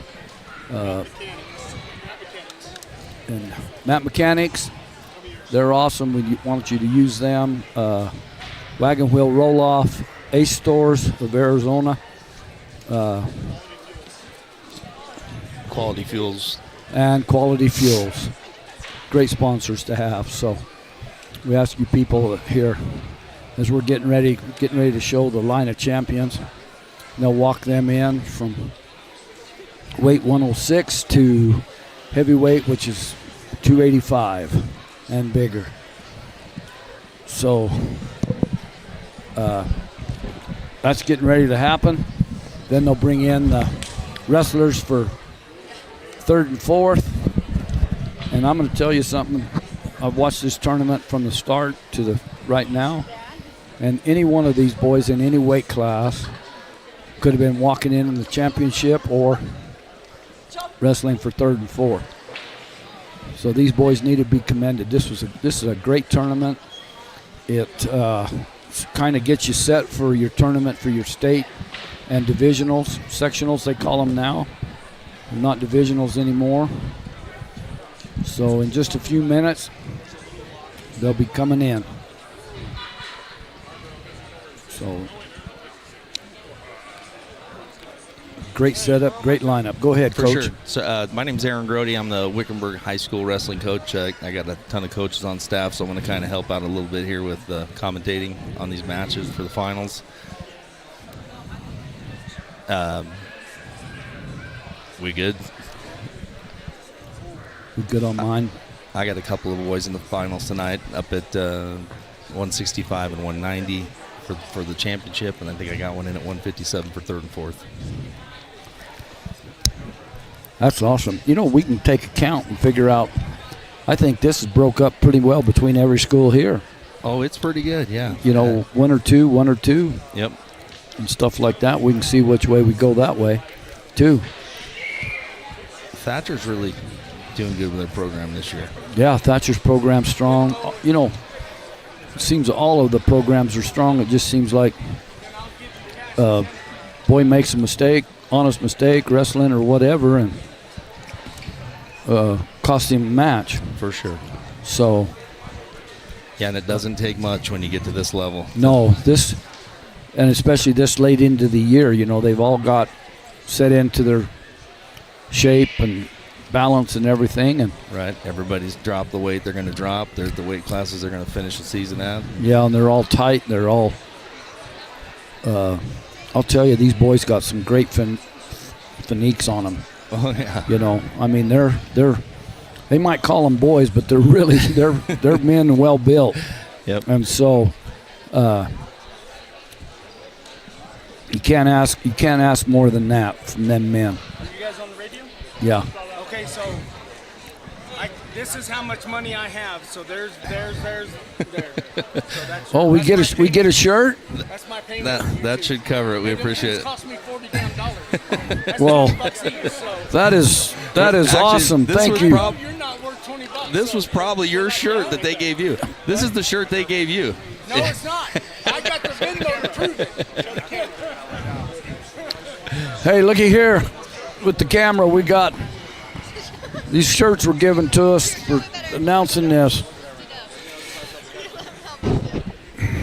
So we're good. I didn't realize we were on camera. Hey. I didn't either. Where are we at? We're gone now. We're gone now, huh? There we are. There we are. All right. It's an exceptional good weekend. I've seen nothing but class acts. All these boys, sportsmanship. That's the thing I love about wrestling. It's a team sport in a way, but it's very individual. Well, for sure. And these boys pick themselves up off a mat. Don't matter if it's 3 seconds or if it's a 6-minute match. You lose by one. I've always said the best thing about wrestling is it allows every person at the school to participate. It does. You weigh 100 pounds, you weigh 285. There's Right. a spot for you on that team. You know, the thing we was talking about earlier, I don't know if it come out on the radio or not to you folks, but the wrestling program now, at the moment, there's 1,700 and something girls wrestling in Arizona now. And at that time when they started girl wrestling, the wrestling for the men or boys in this class were Can you two read that? I got my glasses on. I'm good. So it went from 5,000, around 5,000, up to over 7,000 in male enrollment in wrestling now. And so wrestling is going to be here for a long while. Yeah, I'm impressed with how the girls' programs on all levels have grown. And me and Troy were talking about it earlier, the ref. it seems, and I don't know why this is, but it seems like the northern teams have a better participation than any of the, like in the inner city teams. I mean, there's some bigger high schools that got some big teams, but all these northern schools got a pile of girls that they're in their wrestling room. So it's going to turn things around. And just like you just mentioned, the girls coming out have now made it to where more boys are coming out to participate.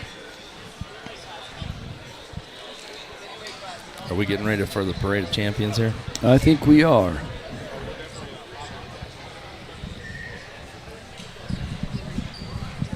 Looks like it's going to be Eric Galindo of Blue Ridge.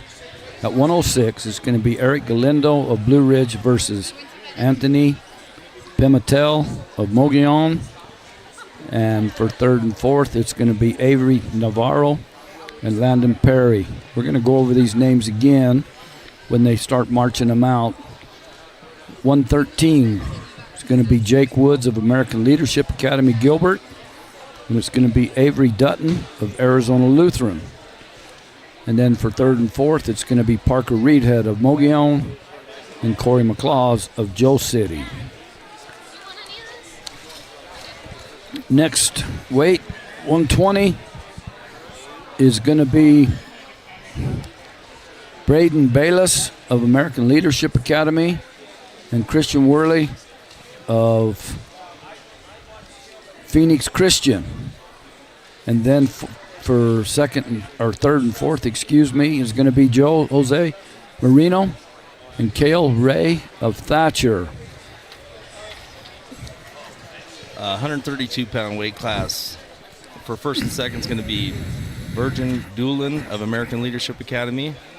Second place is going to be, for third and fourth will be Dustin O'Neill of Mayer and Giovanni Suarez of Mogollon. And I think I missed Caleb Porter of Mogollon will also be wrestling for first and second at that 132-pound weight class. Coach, I think we need to go back 132-pound weight class. one weight. We're missing the 120 and the 126, I think. Here we go. I'm sorry. I That's probably all right. mixed up our paperwork on us. All right, 120-pound weight class. For first and second will be Braden Bayless of American Leadership Academy, Christian Worley of Phoenix Christian. For third and fourth will be Jose Marino of Antelope, Cale Ray of Thatcher. 126 pounds. We'll have for first and second Spencer Brandon of Blue Ridge, Nick Benavides of American Leadership Academy. For third and fourth will be Brax Cluffin of Benson, Jacob Weechman of Arizona Lutheran. And then we'll just go back over 132 real quick. 132 is going to be Virgin Doolin of American Leadership Academy for first and second against Caleb Porter of Mogollon. Third and fourth will be Dustin Owen of Mayer versus Giovanni Suarez of Mogollon for the third and fourth. 138-pound weight class is going to be Cole Worsley of Mogollon against Mike Pera of American Leadership Academy.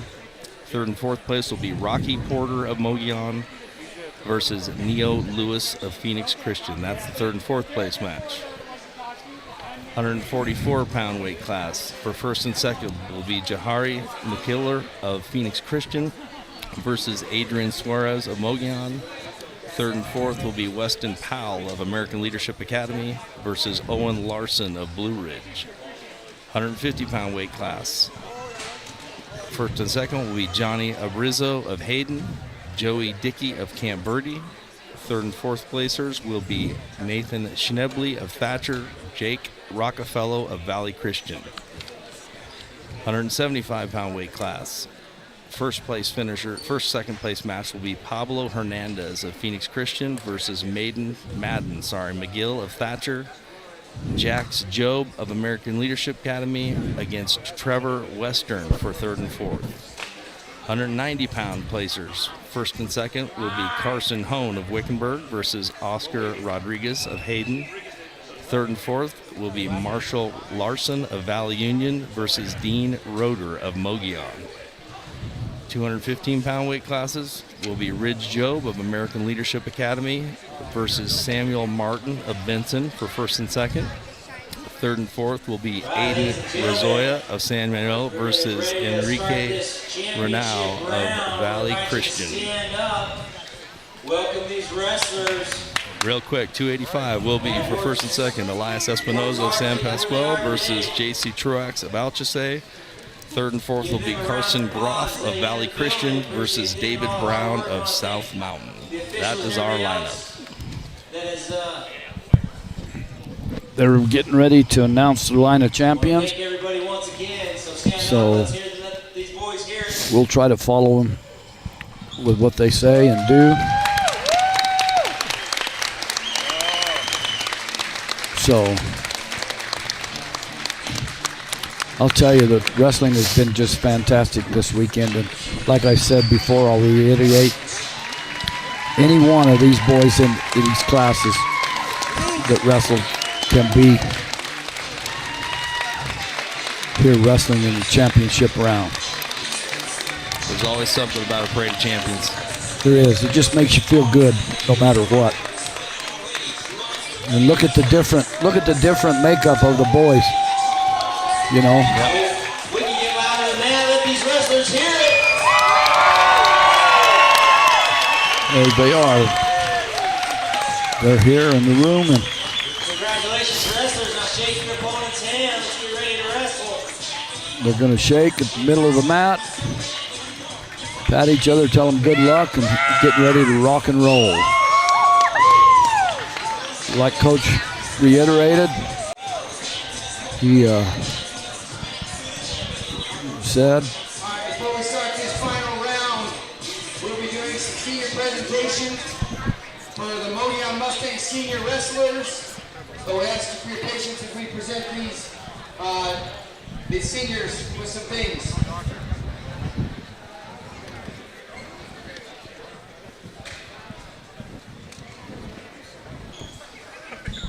All right, first up, we want to welcome out here Cole Worsley, along with his mom and dad, Brad and Lo Worsley.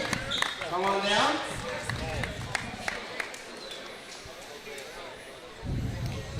now they're giving some seniors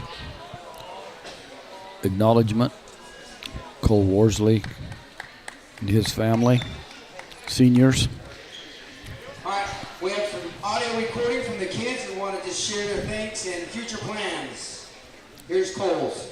My name is Cole Worsley. My parents' names are Brad and Lil Worsley. My favorite wrestling memory is when I got my first takedown and Fisher yelled, "Yeah!" because I never got a takedown before that. I want to thank my dad for all the support and resources he put into wrestling for me, and I want to thank Bo Porter for driving me to all those off-season RMNs and stuff, and my coaches for helping me learn. My plans for the future is I want to go on a mission and kind of just go from there. Maybe become a lawyer or a physical trainer or something. See where it goes after that. Give it up for Cole Worsley.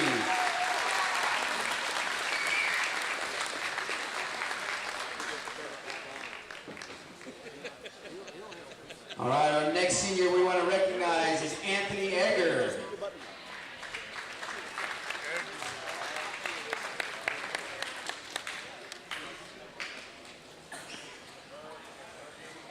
My name is Anthony Egger, and my parents are Greg Jarman and Meredith Davis. My favorite wrestling memory is the long drives that almost fell shorter than the practices, and the shenanigans between the matches at the Joe City tournament. I have my coaches to thank as well as my parents, and I plan to go to college at Strand Mountain Community College for the culinary arts, and afterwards go into the workforce as a chef. Thank you, Anthony. And our next senior, his parents weren't able to be here tonight, but that's Carter Porter, who injured his leg in wrestling and is out for the remainder of the season. We appreciate him and what he's done for our program over the last 3 years. Hello, my name is Carter Porter, my parents are John and Mona Porter. Hello, my name is Carmen Porter. My parents are Devin and Linda Porter. My favorite memory from wrestling is a lat dropping Fisher to Joe City tournament and playing Spider-Man with Kai. No problem. I'd like to thank my parents, my coaches, and Coach Steve for making wrestling legit even though I'm injured. After high school, I plan to serve a mission for the Church of Jesus Christ of Latter-day Saints, then go to college and find a wife to start a family. Holly Porter.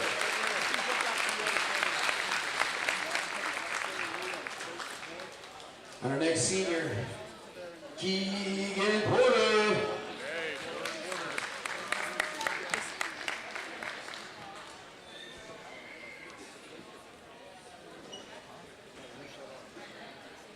My name is Keegan Porter. My parents are Bo and Shauna Lee Porter. My favorite wrestling memories are beating Spider-Man with Kai at the Joseph City tournament a couple years ago, and when Kai bumped up to beat Diego Chavez. I'd like to thank my coaches for always helping us and teaching us everything they know, and always just making wrestling a good time. I'd also like to thank my dad for always helping me with wrestling and always coming and helping out in the wrestling room. My plans for the future are to go on a mission for the Church of Jesus Christ of Latter-day Saints, and then go to college and hopefully find a smoking hot wife someday. Keegan Porter. And the last senior we want to recognize this afternoon is Adrian Suarez.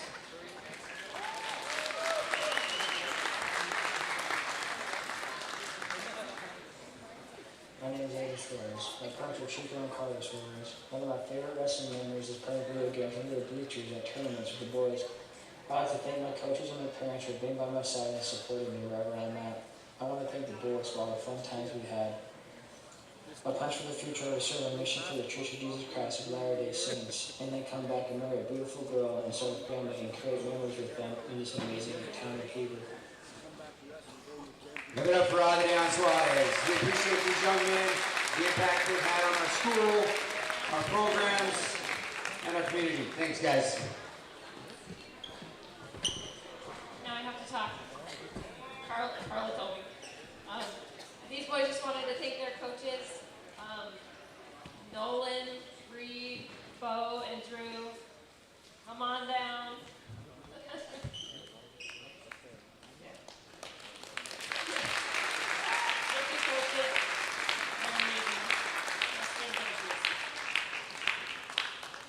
All right, sing upstairs, Trace, all yours.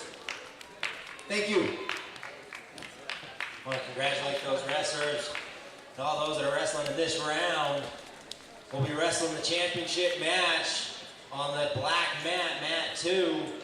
Consolation or the third and fourth match will be on the red mat.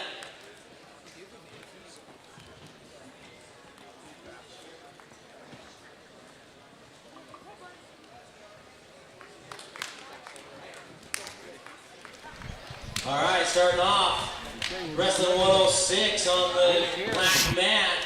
Eric Galindo of Blue Ridge, Anthony Pimentel of Mogollon. Wrestling for third on the red mat, Avery Navarro of Arizona Lutheran and Landon Perry of ALA Gilbert. Anthony Pimentel of Mogollon, Eric of Blue Ridge.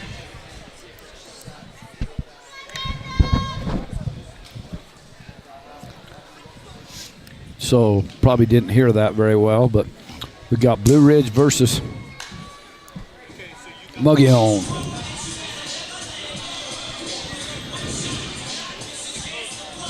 Mat 1 for the third and fourth place match. We got Avery Navarro of Arizona Lutheran versus Landon Perry of their American Leadership Academy.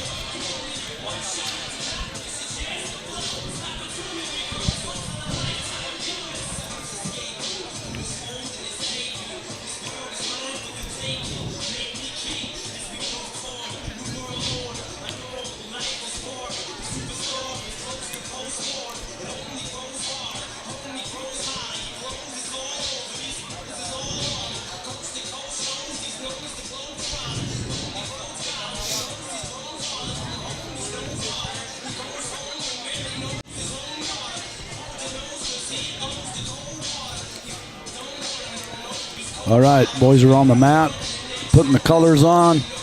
Blue Ridge is green, Mogollon is red. See how it scores from there. And we're off.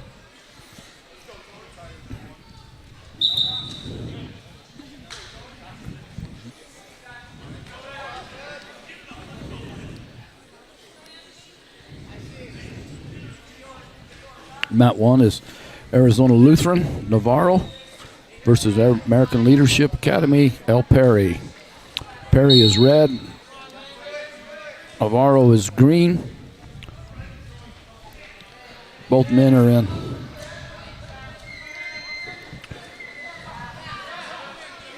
Navarro has taken his man down, taken him to his back in a leg cradle. Glenito in for 2 on mat 2. Out of bounds call. Back to the center. American Leadership is trying so hard to stay off his back in a near fall situation, and Navarro has got him in a, and it's done. Navarro with a pin at 44 seconds in the first period. Now the black mat. Blue Ridge is setting up. Cross arm. Went into it. Stood up. Mogollon stood up into the hold. Blue Ridge has taken him to his back. Near fall points counted.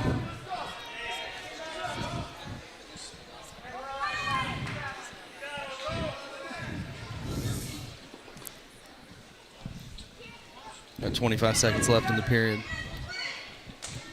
And Mogollon has fight, so.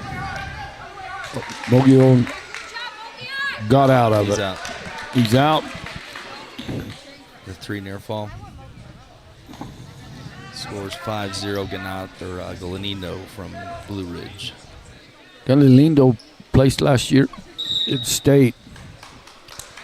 3rd.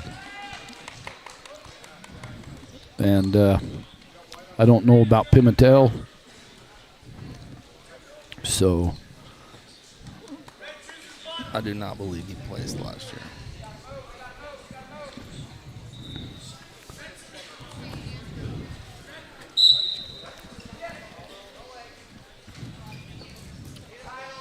Looks like he's got the legs back in. Galindo's going again behind the crossbar, behind the back, but he lost it.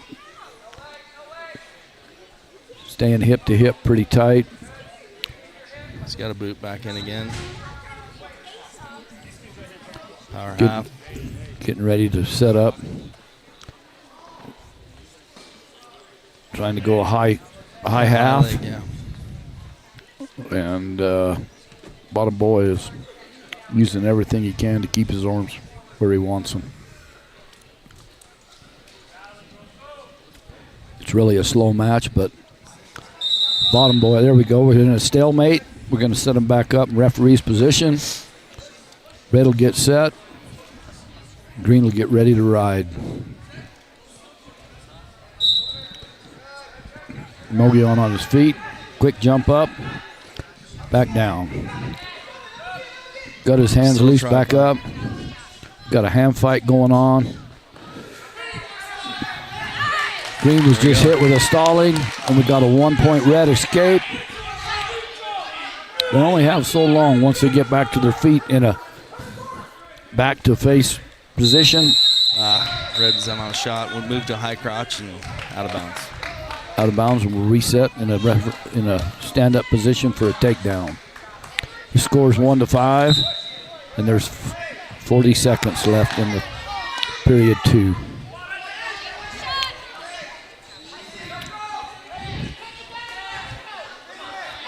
Mogollon is a little more offense, and Blue Ridge is a little more defense. And for sure. Caught him this time with his arm back, got him took him to his back and pinned him. 106 match is in the books.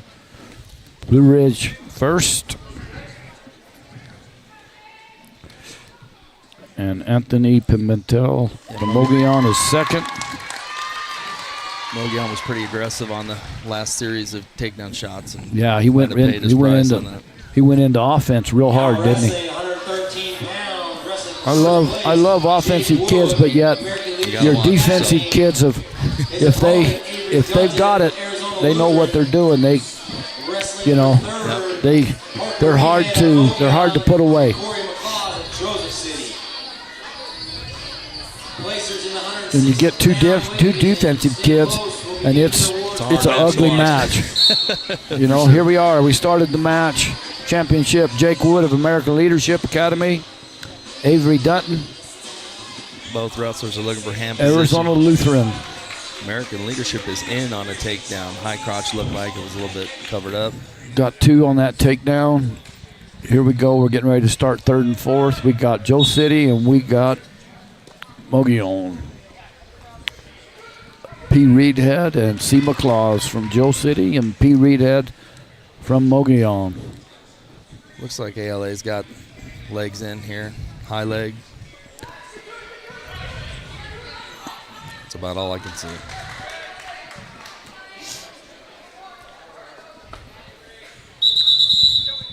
Stalemate.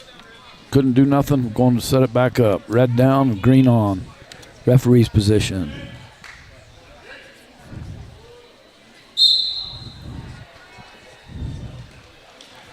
Back into high leg. He rides the legs, doesn't he? Yep. Trying to work the offside cradle with the leg, or offside half, excuse me. I like that these refs are moving more into stalemates faster than. Yeah. Keeps It's a safe call for an official. You know, you can pause the match and nobody can say nothing. And right. Nobody's hurt. Start you back get back up. You go back to position and go again. I mean, there we go. Like another that. one. Now the next one, you know, that's 2. Next one should be green. If anything, could be green stalling call. Right. With the leg in. We're really moving over here. We got Reedhead 4 and we got McClaws 2. Reedhead's trying to put in a wing. We're back in on the high Arm bar. leg again. Back on the leg on the championship. So he's trying to work. And Dutton from Arizona Lutheran. Oh, he give up the arm. Now we got to watch the shoulder. Came out. So now we're back to just a riding. If we had riding time, he'd be scoring some points, Coach. Yep, for sure. Looks like he's going to end the period on top, though, without Yep. another stalemate. Yep. So that'll count there. We're good now. Flip of the coin. Green's choice. He deferred. Red chose neutral. Gonna go takedowns again. Over on 3rd and 4th place. Second period. 1 minute left. And it's still 2-4. McClaws is out in front. 1 point escape. Nice fireman's carry on that, too, to the back. Maybe didn't get any near fall out of that. Nope, 2 near fall. Yeah, he got a 2 near well. fall. You know, that's something a lot of people don't really realize. It says when near fall criteria is met, it's a 2 point. Correct. You know, it doesn't have to be a count. It has to meet. Like he goes to his back, and then he pauses. That's near fall criteria met, and it's a 2. But most of them won't give it unless it's a count on it. You know. Right. And I had a coach bring that to me one year when we was officiating a state championship match, and he said, "Look," he said, "he meets the criteria. That's a 2." So I called the other coach, the opposing coach, over, and talked to him about it. And I said, "Coach, read this rule and tell me what you think." And he says, "If it's met, it's a 2 point." And so I give him 2 points, and the next thing I know, the coach is calling me something else, you know. So I don't know, but that's the way it read. And oh, that was a nice move for an escape. Red. So we got. Have some blood time over there on that one. Is it blood or is it injury? I don't see the blood on the clock, but it's probably blood time. Oh yeah, it's blood time now. There we go. Little slow coming up. So that match is 6-4. Reedhead of Mogollon versus Joe City of McClaws. Reedhead is 6 and McClaws is 4. So, oh, nice try. Tried to do. Nice little slide. Now he's in on a single. There we go. Out of bounds. And we go back. Both men go up. Neutral position again. Looking at the coach. Coach told him what he'd like him to try. Back in on the same single again. Outside single. Looks like we got a shin whizzer going. Well, we ain't going to get it. Yep. Ain't going to get it. Almost. Showed a little bit of lazy leg there. Yep. Give him. Green's going down in the third period. Score is 8-2. And our advantage American Leadership Jay And our Wood. third and fourth place match is Reedhead 8 of Mogollon and McLaws 4 of Joe City.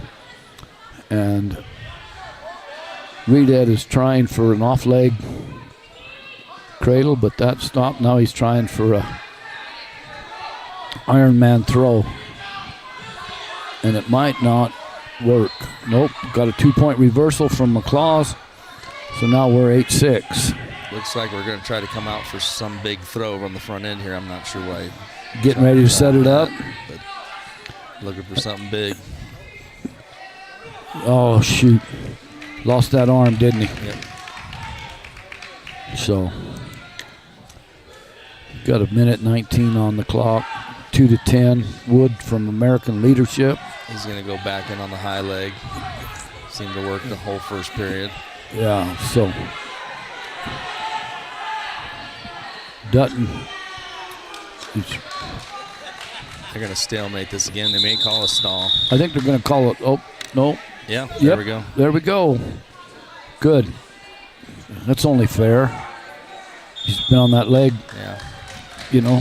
Now he can throw, he's got a lot of points to give away, though, on stalls. Yeah, yeah.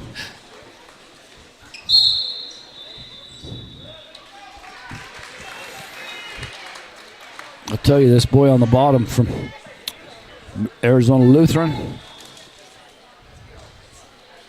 has stopped this young man from American Leadership of his move, and he's going to get him a point here off this. I really believe he is. I really believe American Leadership's just riding that leg now, just to get out of the match. There he tried to put a half on it. It was a whole. No, he's back out of the leg. That'll save him for 5. Yep. Now he's hooked the leg again, but he hasn't. Yeah, he's got stubby. Look at that, to a stack. Yep. Now Pushed forward at the right time, and now he's got the arm and the. There he goes. What a move. Bottom man did a push and over. Rolled out of that. Give up 3 near fall, though. Match is over. American Leadership, Jay Wood from 13. Arizona Lutheran, A. Dutton is 2. But really a well-wrestled, kind of a smart match, Coach, you know? Yeah, no, he played it. He played it right. You get up your points, and if you got the time to stall, you stall, and that's the way it goes. Yeah. You know the thing is, Coach, too, in this sport, there's a lot of inconsistency from the stalemate to the stall. No doubt about it. You know, and you got 2 boys that wrestle, you know, and they wrestle good. It doesn't matter if they're first grade or they're seniors in high school. If they're wrestling to set something up and moving, you know, there's no stall. But some of these kids will get a ride hooked on, and I mean, I'd hate to see the score if there was riding time left, you know. You're right. But I'll be honest. I like to see a stall called fast, and I like to see a stalemate called fast. Yeah. So it just keeps action in the match. That's Makes what everybody we active. need to do. Is because a lot of people, you know, they don't understand. You know, I had a friend one time, and he griped and complained about the officiating, griped and complained. So one year, I bought an extra wrestling rule book, and I gave him the rule book, and he told me after he read the rule book and kind of understood the rule book that wrestling wasn't fun to him anymore. You know, because he understood the rules, and he goes, now I can't complain about nothing, you know. And so I thought it was pretty cute. That's pretty good. On the red mat, wrestling for third, Jose Moreno of Antelope, One. Gail Ray of Thatcher. Yeah, Consolation. Benson is 1-2-2. First on the black mat, 120 pounds, Christian Worley of Phoenix Christian. Oh, sorry, Coach. No, you're good. Sitting here asleep. All right, here we go on mat 2, championship match. We have American Braden Bayless Leadership. of American Leadership. B. and Bayless. Christian Worley of Phoenix Christian. And then for third and fourth at 120, we have Antelope Jay Marino. And you know, from here to Antelope is halfway to San Diego, so for sure they made a big trip. And then you got Thatcher and Kay Ray, and it's 2-0. We got a little underhook battle going on here. Nice high crotch. Got in deep, didn't he? Yes, he did. You know, I'm really amazed at how American leadership really use their legs on some of those deep shots. Boy, he stopped that. He stopped that right now. To back points. Just a quick tilt. Tilt. Maybe got a 2 count.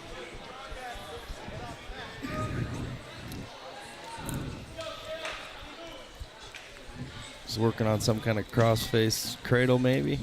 Well, he's got the leg circled and got the crossface. there Now he he's goes. going to jump across. And is he going to set him back or roll him back? Looks like he's going to set him back. Oh. Phoenix Christian is doing a good job of blocking that There leg. we go. Now, look at that. He keeps hooking. There we go. There we go. Now he needs to hook that leg. Now he needs to hook that leg. That's it. That's it there. Got a pin. American leadership. Minute 30 pin. First period. Phoenix Christian Worley. Good match. Got hooked up. Boy, that Phoenix Christian boy had a deep shot, didn't he? Yeah. I'm really surprised he didn't finish that. You know, sometimes they get so deep and everything get in there. They don't know how they got there. Well, I remember in my state match, I dove deep on this kid, and this kid had beat me early in the year. And I shot in deep like that, and I kept waiting for the official to stop it, and I kept kind of wiggling and wiggling and wiggling. And it seemed like I was down there for 5 minutes. And the match was, you know, it was first period, so it was a 2-minute period, but it felt like I was there forever. And I just kept kind of wiggling. I guess he saw enough that I was doing enough that he didn't call the stalemate. And doggone it if I didn't get the takedown. And we wrestled around, and it was 10-12, and there was 15 seconds left. And my arms felt like they weighed 10,000 pounds each. And so I just turned him loose. And then we fought on our feet, and I took another deep shot. And dang if there wasn't a second left, and he stalemated it. And I kind of get up, and the official starts laughing at me. And Did you see the 2 minutes of stalemate before? Yep. And there we go. A pin. There's a pin from Antelope. Jay Marino win that one by a fall over Thatcher K. Ray. We're seeing some good wrestling. It's real deep. It's really good. So Somebody's supposed to take my spot here, aren't they, on the 126 Draw your pound? attention to the awards area. yeah, I got a grandson wrestling 126 over here, and you got. In fourth place, Corey McClaws. But yeah, things are got Blue Ridge, S. Brandon, and American Leadership, and Benada, and we got Brax Clough of Benson and American Lutheran, Jay Winchman. This is going to be a good match. So. Well, it looks like you're stuck with me. I thought I was getting replaced for a minute. That's all right. I enjoy you, Coach. It's been good getting to know you. So. What do we got going on here? 126, right? Yeah, I've already announced them right. off the scoreboard, but Wrestlers now wrestling. doesn't hurt to do it again.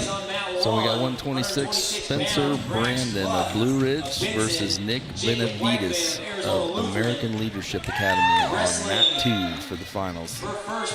Brax Clough as red from Benson, and Arizona Lutheran Jay Winchman is green. And we're underway. We are underway. This is going to be, we got 2 defensive men here, Coach. For sure. Wrestling for championship. Whoever's going to be, tried to do that set tilt, didn't Yep, he? he sure did. So, He may get it. He might still get a turn. Nope. Now he's got into the a leg. Can limp arm out. Oh, there we go. We got 2. Give up 2 rather than give up 5. Third and fourth So are we still got wrestling on their Blue Ridge feet. up by 2. Just rolling wrists on top. Oh. Hip pressure.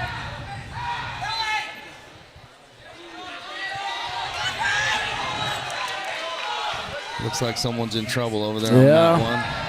Yeah, he hung on too long to one part. He can keep wiggling. Time's up. Got out with just a 3. 2 takedown and a 3 near fall.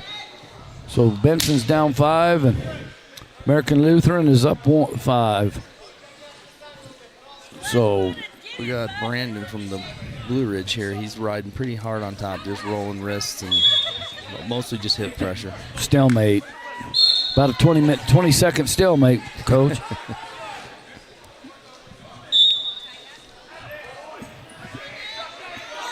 Benavides came right up. He's got the old hand fight going. There's a stall for Blue Ridge. Really? Escape for Benavides. I don't like that 5-second call when they come to your feet and everything, you know. Right. I know that call was made by Charlie Jones. It's up for interpretation too. Yeah. So, I mean, if a guy is supposed to be attempting a return, then you're not supposed to call the stall. But should be a call by loose hands, I think. Yeah. You know, if he's got room in here, shock absorber room in here to play, then yeah, that should be called. But T-shirts and sweaters for sale down here.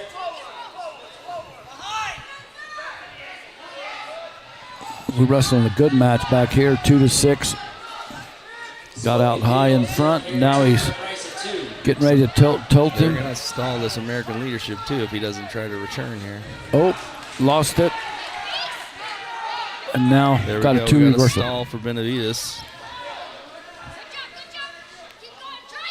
Well, he made that call right, didn't he? Yep. Did it twice. Each boy got caught stalling on. Oh, yeah, long shot.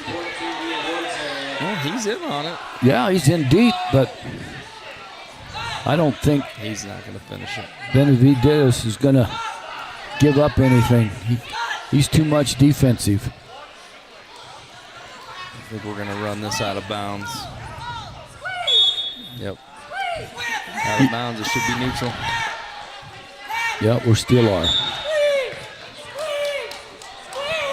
Looks like has Benson got him on his back over there? Benson's got him on his back, and he's got 2 seconds. Oh, save. Got a 2 reversal and a 3 near fall. So we're 7-8 now on this Consolation round. This is a good match down here between Brax Clough and Jay Winchman. Arizona Lutheran for Winchman and Benson for Clough. We got some pretty defensive wrestlers over here on this side. Yeah, it isn't going very fast, is it, Coach? Yeah, Benavides went in on a shot and front head cover, trying to head in the hole.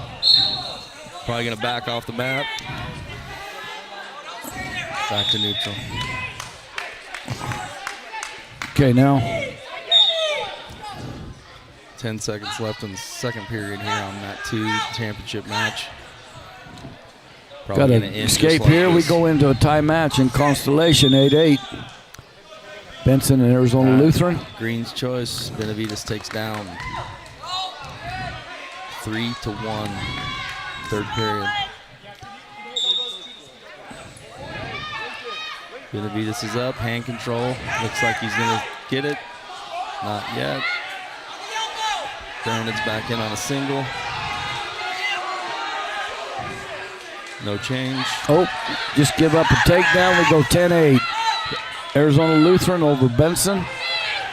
We got 1 minute left in the match there. Period 3 here. Match. Still 136. That is a stalemate if I've ever seen one. Both legs locked. Neither one's going anywhere.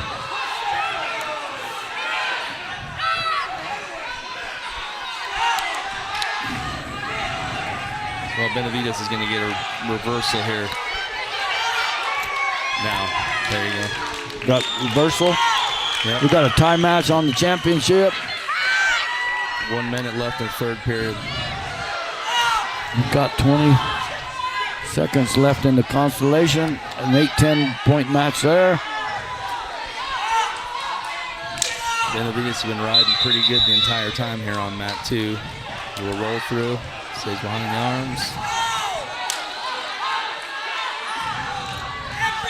Both wrestlers have a stall call, I believe, on mat 2. Yes.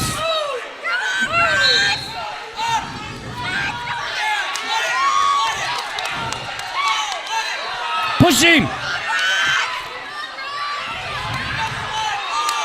We got Benavides up now. Looking for a mat return. He is going to get a stall call again. There you go. There's the stall call. 1 point awarded to Brandon of Blue Ridge. Match is 4-3. 20 seconds left. Looks like coach is going to call for everybody go up. That's going to give Brandon another point. We got 5-3. 5-3. 18 seconds left in the That was match. a great match between Benson and Arizona Lutheran. Come out 9-10. Them boys 9 wrestled really seconds hard left. for 5 minutes. That was a great match. No loser there. Well, Benavides can afford to give up nothing. Brandon can afford to give up a stall. There it is. There's your match. Spencer Brandon, Blue Ridge champion. Benavides, American Leadership Academy, second. You know, that was a good match. That was a great match, and I like the call the coach made there. You know, Yep. short time. You got to win. And Or gives, tie it up. gives a point, and lets him, has faith in him that he can get that takedown. Right. You know, and he tried everything. He tried that throw. He tried that long shot throw. You couldn't ask for much more. Here we are. We're going into 132s. 126. Great matches. I may be leaving now. Let's see. So And your champion, American Leadership Academy. here we go. We got Bergen Doolin. I'll be back at 144s. Okay. Bergen Doolin of American Leadership Academy. Gilbert. Caleb Porter of Mogollon in the championship. Dustin Owen of Mare. And Yvonne Surev of Mogollon. 132-pound weight division, Giovanni Suarez of Mogollon, Dustin Owen of Mare. Wrestling for first, 132 pounds, Bergen Doolin of American Leadership Academy, and Caleb Porter of Mogollon. Hey, Coach. Glad to have you here with us. Thank you, Mr. Clough. How's it going? Good. How are you? Good. Good. Disappointed, but good. That was a good match. Understandable, yeah. It was definitely disappointing, but he wrestled a hard match. And Well, you lose by one. You put your heart into it, I think. Yeah. So. Yeah, he made a good comeback and made a match out of it. Yeah. Yeah. You know, he's still young, sophomore young. Yeah. You know, pull an arm back in the wrong time or something, and no telling where you go. You know. Yeah, he's also wrestling up a weight to benefit the team. Right. He actually would be a normal 120 pounder. Yes. So he's definitely filling in a slot and doing what's best for the team in that sense. So You can't ask more than that when a boy does that. That's what I'm saying about character, folks, on this. These boys go out there and wrestle by themselves, that they're part of a team. Whatever happens in 3 seconds, you got to get up and walk off, whether you're the winner or the loser. And it builds character. There's nothing that builds more character in a young man than this sport here, I believe. yeah, the wrestling's phenomenal for building character, sportsmanship, and obviously work ethic. Yes. B. Dolan just scored a takedown over K. Porter of Mogollon, American Leadership Academy. He's going to ride crossbody for a while. He's got the leg hooked up. On 132, second, third, and fourth place. You got Suarez of Mogollon, and you got Mayer of Dion. I guess Mogollon put two boys in at 132, huh? Yeah, the varsity and JV kid. JV's wrestling phenomenal getting in the third place match. That would be one of them matches that you'd hate to call in wrestle off in the wrestling ring. No, definitely going to make that weight class tougher for the whole entire 132, 126, and 138 pounds to definitely have to wrestle hard every day in practice and earn their spots. You know, that's the way it was all through wrestling. From about 119 when the old weights up to 45. It was a dogfight with every kid in there. Those were some good matches back in the day. And they're good matches here, too. Oh, yeah. We're a 2-2 match, and we got almost the first period burned up. So, just put a headlock on and scored a 2-point reversal. So, Mogi over here is winning 4-0 over Mayor Dion. And it looks like we're counting back points for third and fourth with Mogollon. Oh, Mogollon lost the hold. Reversal, yeah. So Suarez lost the hold. Now we're 6-2. No back points were scored. So no control until he come up on top. Back to here. Oh, what a set out. Went right into a switch and kept rolling and turning. That was nice. It's one thing about it. You got a lot of technique and a lot of muscle in these matches. Yeah, no, all these wrestlers have really evolutionized as far as the wrestling goes.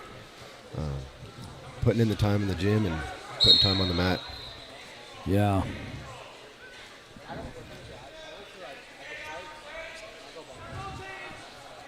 And then a lot of them are just wrestling year round.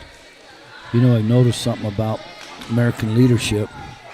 There are a lot of defensive wrestlers, and then they counter wrestling.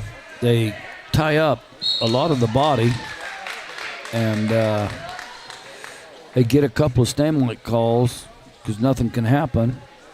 Yeah. And but it's always after they get, just a little bit of a lead. Yeah. So.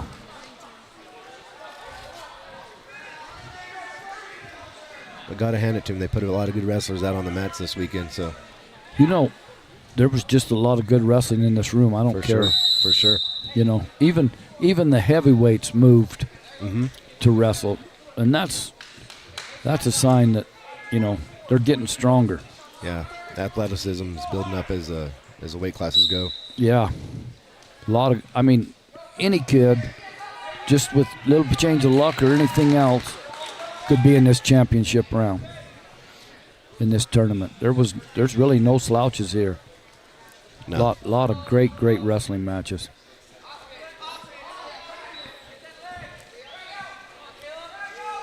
Oh, nice slide.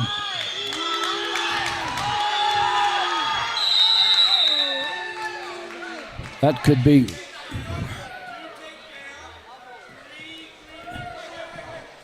I don't think that should be a 3 near fall. That clock ran out, and I think that should be a 2, Just Coach. a 2. That's what I feel. The rule book says you have to meet the near fall criteria. Right. And he met the near fall criteria to get the 2, so he should get a 2. There you go. There you go. That's a good call. Hey, we need to say thank you to our sponsors again. Matt Mechanics, they're awesome. Do a lot of things. Quality Fuels, great business. Everything. And a special thanks to Wagon Wheel Roll-Offs. They do awesome. And Ace Hardware of the White Mountains. They got everything you need. Just visit them and see what you can do. Thank you to our sponsors. Now we're back in business. The stop set. No clock was set. Here we go again.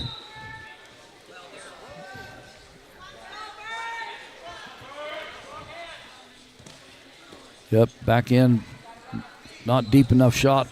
Half shot by Mogollon. If he'd have went deeper. Working that headlock. Working that headlock. Got that. Now he's got the 2 takedown, and he has met the near fall criteria. Just showed a 2 takedown, and the count for the 3 is done. So, and American Leadership is trying to advance his hold, and he did. And it's over. That was a good match. Real smart by American Leadership. Got well controlled. Yes. All through the whole match. Really, really nice match. Going to have a dual meet here for a couple of matches with American Leadership.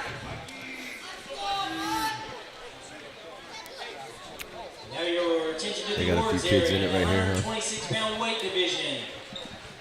In 4th place, Medals for the 126-pound weight class. Brax.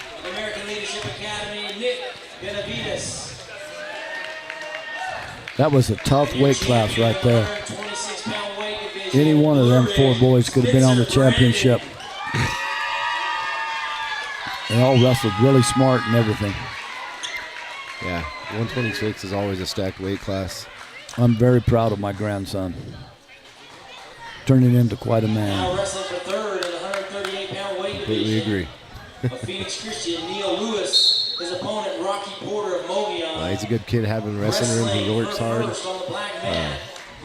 Definitely a stud wrestler. He's completely evolving every year. Wrestles good. Here we are. We got Mogollon, C. Worsley. We got American Leadership, M. Perry. Perry got the takedown. Just tried for a leg cradle headlock. He's got that cradle locked on. And the head goes into the hips.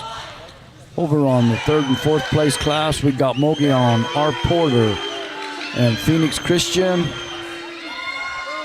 and Lewis.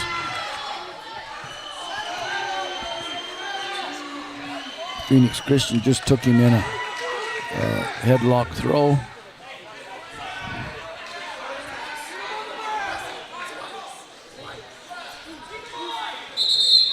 Got a 3 takedown for Perry on that front cradle. Out of bounds over there. And it's 5-0. Phoenix Christian.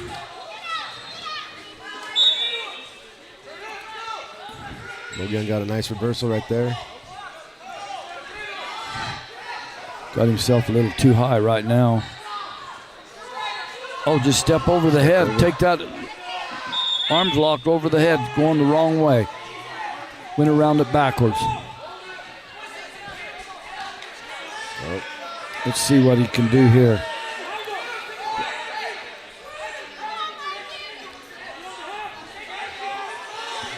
Start feeding the hips, he might stay on top, but he's going to make it, isn't he? He's going to keep it. He's able to get his hips up. Straighten that leg out. If he could straighten that left leg out, he'd turn him over. Time's up. That was good. Worsley did that perfect. Just didn't go the right way. If he'd have went the other way around the head. I'd say he made a good mistake. He made a bad mistake and then countered and came out on top of it. Yeah. Stayed with it. Saved himself, didn't he? Yeah. Same way, a tough weight class in the Mogollon wrestling room. Yes. Both boys, got 2 boys here, varsity and JV boy, both in the 3rd and 4th and championship. That shows something's going on right in the room. Must be nice to have that problem. Yeah. You know, Mogollon, I've been in this tournament, I don't know how many of the last ones I've missed since I retired from officiating, but I've come to it quite a bit, even when I wasn't. They've always had, good, sharp kids kids that work hard. Their football team shows it. Their baseball team shows it. Basketball team shows it. You know, they multiple state championships between all those teams. Yeah, for all of them. So.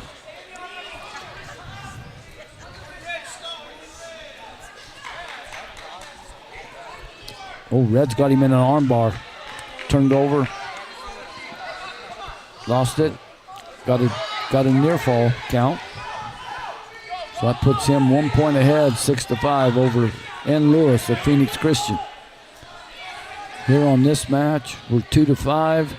American Leadership Perry over Worsley of Mogollon. And Green stalling. He's just riding the hips. They're going to call for stalling for not coming out side to side and moving around. This young coach here wrestled at Mogollon. Yeah, Mr. Gaylord. And then his brother's reffing over on the other match. They both wrestled here. Right. He was a defensive wrestler when he wrestled. Oh yeah. Very good. Very, very, very smart. That's pretty good. Coach telling him to put a half. He shook his head no. Now he runned it. Look what he did. Brought him in from the back. Placers in the 132-pound weight division to the awards area, please. Once in a while, your coach might know what he's talking about. Yep. Here we go into period 3. American Leadership, M. Perry is 8. Mogollon, C. Worsley is 2. American Leadership, instead of trying to score some more points, just going to try to take him from the top and turn him over. Stopped that first move, tried it again right here. Left the arm behind.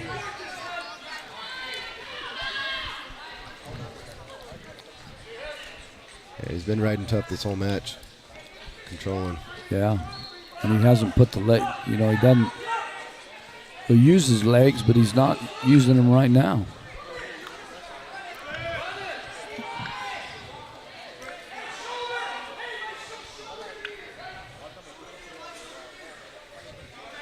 Really good match. Yeah. Mogollon needs to bring his hips up and get to wrestling, but he's got his. Well, he's trying to set up. He's trying to set up a wing and a arm bar. Oh, he let go of the arm bar now. Now he's just working strictly on the wing. Nope, now he's lost that too. So now we're back to referee's position. Worsley set out. Parra followed him. He should have tried to go right to his feet right after that switch there. Yeah, right now again too. He's a sneak thief. He likes locking his hands when way deep on top. That's right. That should be 1 point. Yep. There we go. Got a call on a stall, so. He has the points to give, though. Yep. Worsley is 3 from Mogollon, and American Leadership Perry is 8. They're not locked. He's using the other hand. Nope. Oh, tilt. Finally hit it with that 2-on-1 tilt. Got it, rolled through. Got a 3. That makes it 11. Tilt him again.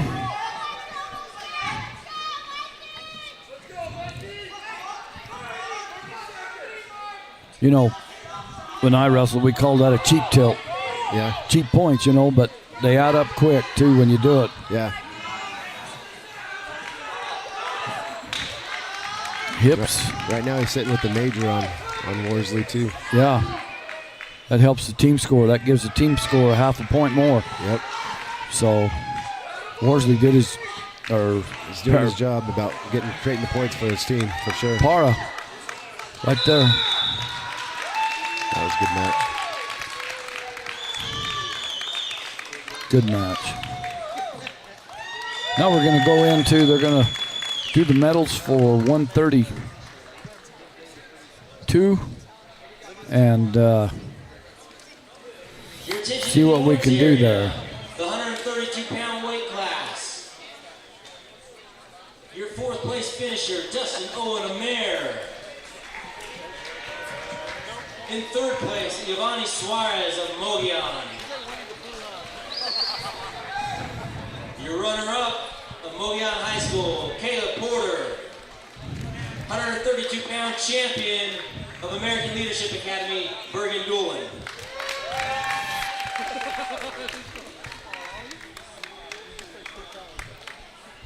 American Leadership and Mogollon putting a bunch of kids up on the stand to get medals. Yep. Did a great job at this tournament. For the several years I've been coming to this tournament, it's been run really well by Mogollon and continue to put on an outstanding tournament. Keep all of us coming back. Weston Powell of American Leadership Academy and Owen Larson of Blue Ridge.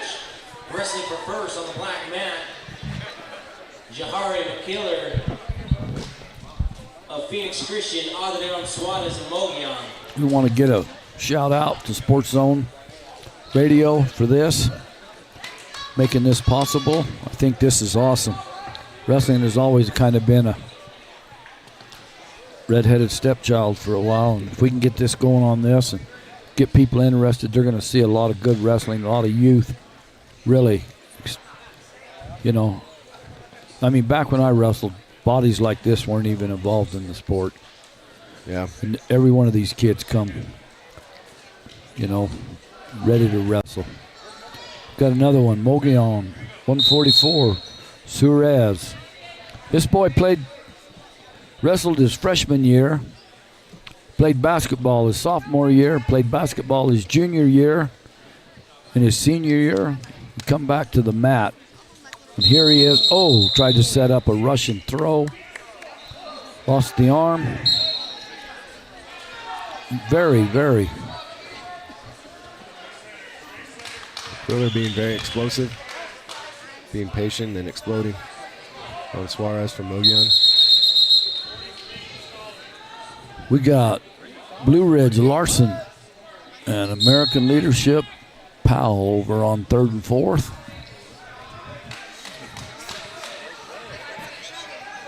This is going to be quite a match here. Whoever gets this takedown, it's going to be well earned here. Come out to the table. Here we go. Back to the center.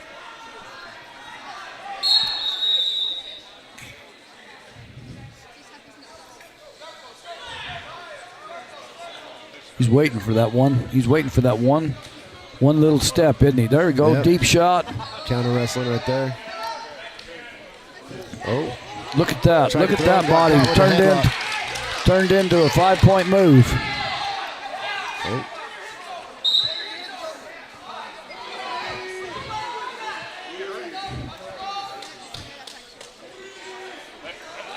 Rolling through. Came out on top. Flipped him over. That'll make it 5 for Mogollon and 2 for Phoenix Christian. McQuiller from Phoenix Christian.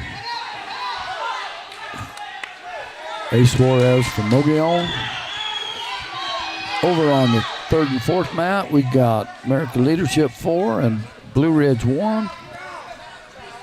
These boys all putting everything they got into these matches.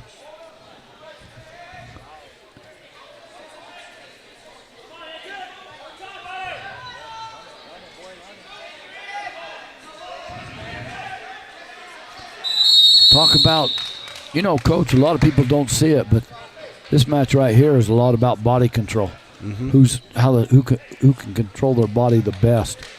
And this is a great match, and I don't know if people realize that, but both these boys have great body control. Can do things with their body that controlling their position, controlling the other guy's footwork and position as well. Great. Oh, got in deep, double leg. Oh, right to his back, and he's got his arms tied. He's working on trying to keep the arm, going behind the back. Another 5-point position right there. Yep, pulling him back. Take down with straight to his back.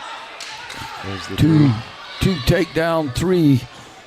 That's twice that young man has done that from standing position. Yep. And that's twice. Another reversal. That's twice Phoenix Christian has rolled him through.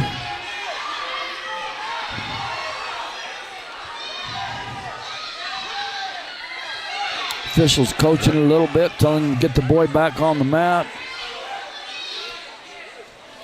Oh. He's got McCradle locked up. Trying to Stout enough to pick him straight up, wasn't he? Yeah. Well, he's definitely stout. Got a cradle, in deep leg cradle. And he's right on the edge of the mat. Oh. Both of them just there for a second. Kicked out. He stepped out with his right foot. If he would have kept both feet in, he could have got some points out of that.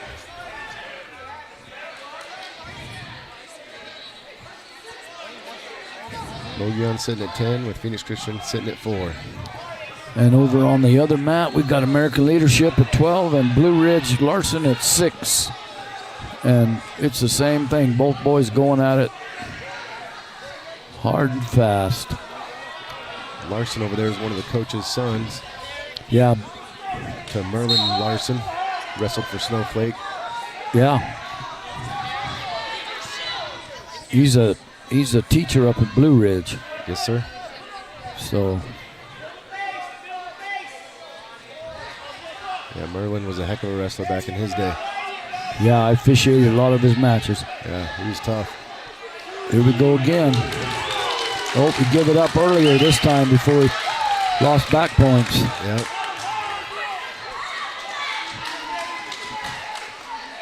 He's going to run it, get out and run it. Got a deep half. Nope, pulled it back. Short time, going to ride him out. Short time. Going to go in the third period. Go to third period. Score is Mogollon Suarez 12. McQuiller 4. We got 37 seconds left over in third and fourth. And Placers in the 138-pound weight division to the awards area, please. Red just scored. So we're looking at 9-14 now. American Leadership. Powell over Larson. And Larson's still trying to score points. Oh. Over here on championship match. Got a toss. Mogollon took bottom coming into the third. Ended up just getting tossed there. Referee's holding 2 for back points. There he goes. He gives 2. That makes it 8-12 on the championship. He's trying to run a high cradle, leg and a front half. And Suarez went into a cheap tilt. Yeah, McQuiller's trying to put up points to catch up or come ahead. Yeah. Hey, you're missing 2 points. He's up. There you go. Table showing 12-8 now. 8-12. And they called red on stall.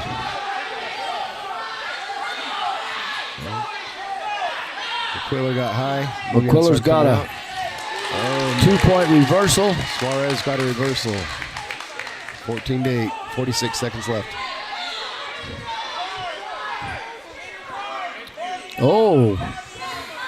Suarez showed the official that no action on the bottom and got a warning call out of it.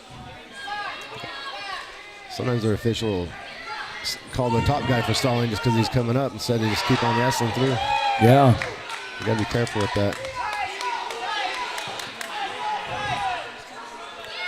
I can't see the official if he counted or not. Yeah, he's got his count. He's got it. He's holding 3. Suarez is just looking at the clock, just caught a look at the clock, and he's got him in a back situation. He's got his near fall met. So it was a good, exciting match right there. That was a great match. 18-8. Suarez over McQuiller of Phoenix Christian. But that was a lot better. That was a lot better wrestled match than the score showed. Yeah, that was a fun match with the couple throws. Both boys. Takedowns right to the back. Both boys are stout and ready. We're getting into the bigger boys now, starting to claw into the bigger boys. We got Camp Verde Dickey, Hayden Abrizo.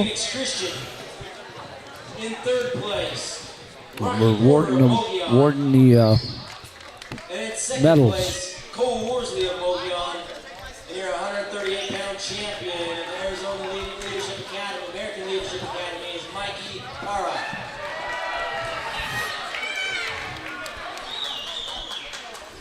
Looks like Hayden's been building their program back up again. Yeah, it's good to see that. Salmon Wells building theirs.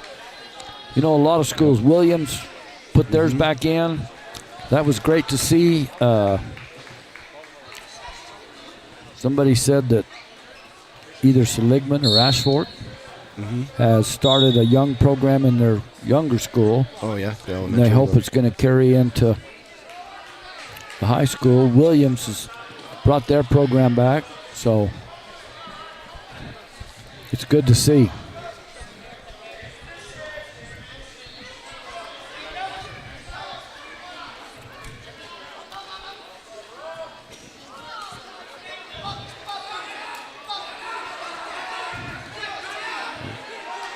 Well, he muscled that cradle in there, didn't he? Yeah, he did. Right to the back.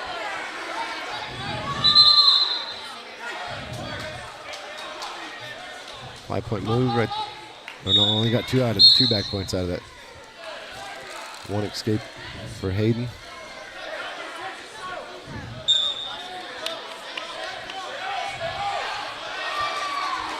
Camp Verde used to have a great set of coaches. They had Dennis Sterrett, another young man, and they were coming good. Yeah, they put through a lot of state champions there, and state championships for several years there.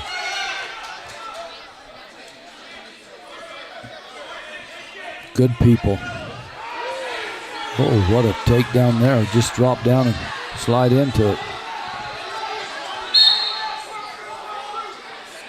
He's working to take him over with the tilt. Got both arms tied up tight. Hayden Mann just working his way out. Third and fourth, we got Thatcher, Schnebley, and Valley Christian Rockefeller. And we're 1-0 there. We're in period 2. Thatcher took down and made an escape. Stalling on red, huh? Stalling on red. He's the one pushing him all over the mat and gets a stalling call. That's why you got to circle instead of backing up.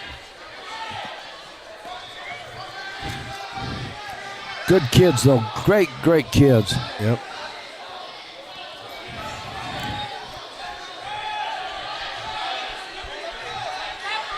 All of them in great shape. These kids are peaking right about the right time for the sectionals and the state tournament. Where is Benson's sectionals are in Morenci. Yeah, they're going to be in Morenci this year. They haven't been over in Morenci in quite a while. They've been held in Thatcher for a couple years and Wilcox before that for several years. Yeah. And we held them in Benson for several years as well.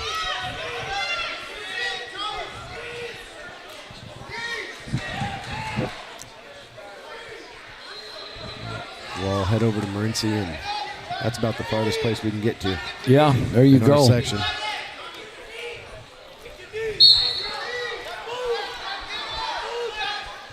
Morenci's been running a real good program for the last several years. Yeah. Who were the twin brothers that used to work? There was one at Benson and there was one at the Comodorans? At Morenci. Yeah, Fred. Under Bobby Padilla. Fred Comodoran for Benson, and his twin brother Ed Comodoran was over in Morenci. That's them. And they both had state champion sons. Yeah, both good people. Yeah, Fred still shows up, comes around every now and then. Works in the room? Not in the room, but in at the tournament. Okay. So we see him from time to time. He might be too busy golfing, or Barbara might be too busy keeping him doing honeydew lists. What's Bobby Padilla doing? I don't know.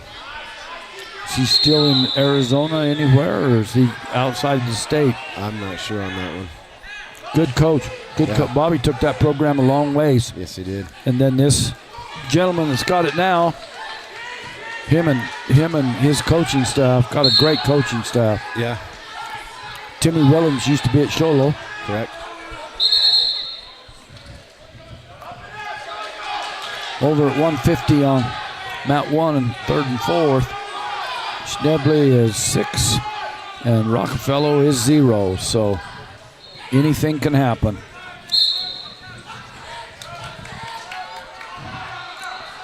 Hey, good job.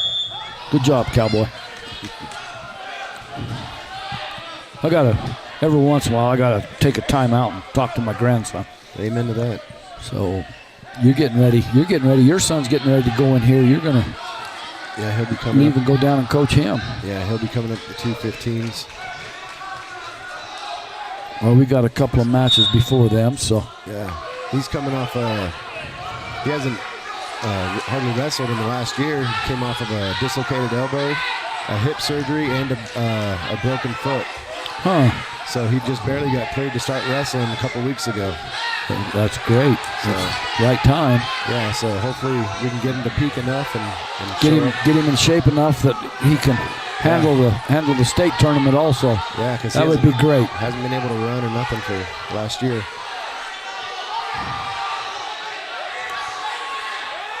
Here we are. We're 6'4". Camp Verde Dickey is 6. Abrizo is 4. Abrizo's in control, and red has been warned for stalling. So, about 1:10 left in the 3rd period.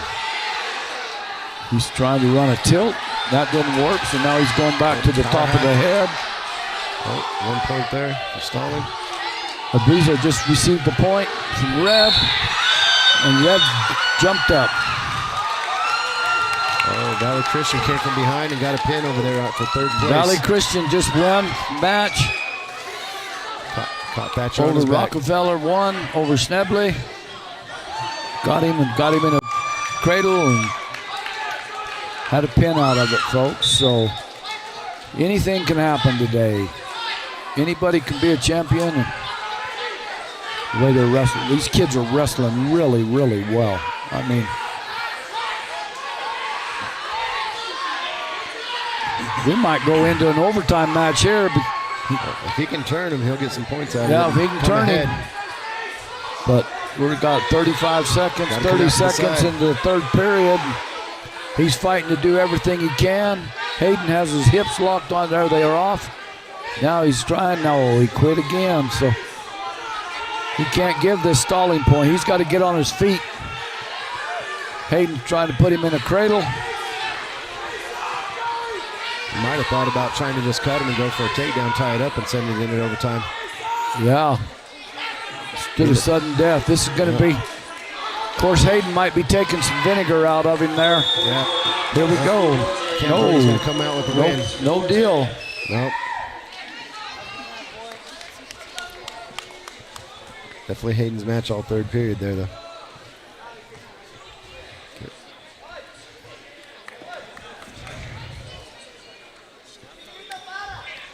Dickey did just enough to stay ahead. And yep, he did. Ride out the win. He did. All right, your attention to the awards area. 144-pound placers in 4th place.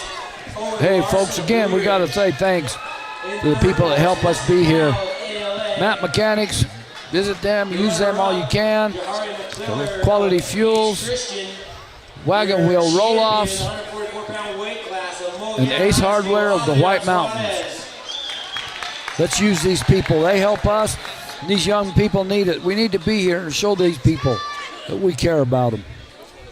All right, I'm going to step away. And all thank right. you so much for your time. Hey, thank you, Coach. You have a good luck with your son.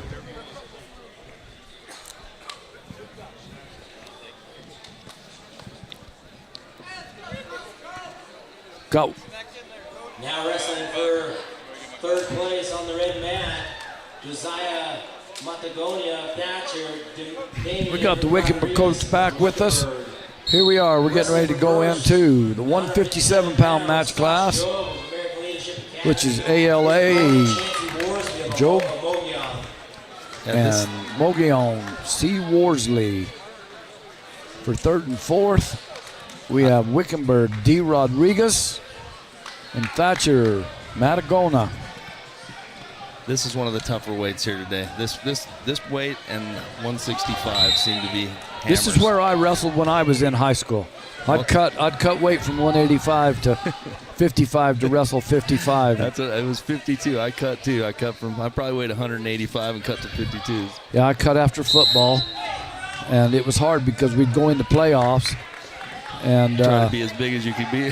as big as we could be for football, and then cut down to 55, and but I wrestled it all 4 years. Oh, did you? Yeah, all 4 years in school. My freshman year, I was like 53, 153. I think I wrestled 119. Holy cow. And then went to 38s. Now, you stayed right in the stud round the whole time, though, Coach.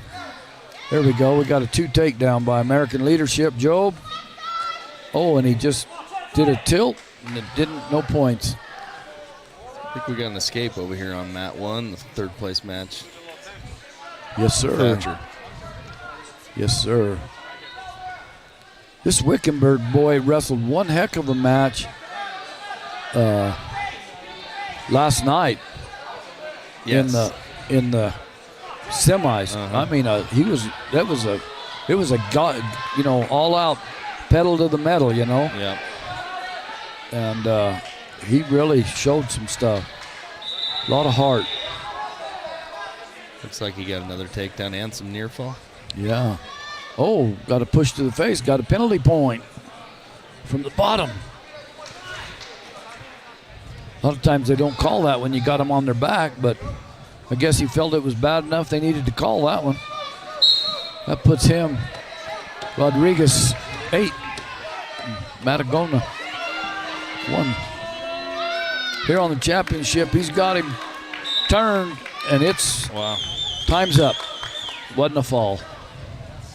Oh, we got a shoulder. Doggone it, I hope it's not hurt. We gonna take time or we gonna go? Looks like we're going. This is too late in the season to get a shoulder. No doubt. Is this the older brother here, or are they just related, the Worsleys? This is the older brother. Okay. The other brother was a junior, and this brother's a senior. Okay. And the other one was at 38s, right? Yeah. All right. We can find him in here. Yeah. Yeah, Cole Worsley. Because he was recognized in the senior program. And looks like we're looking for a fall over on the mat 1. Yep. Yeah, your guy's just playing with him, Coach. Come on. Well, he got the fall. That's good. He needed it. Yeah. He's got some tape on his shoulder. I hate to see boys get a shoulder. Yeah, especially late in the season. Yes.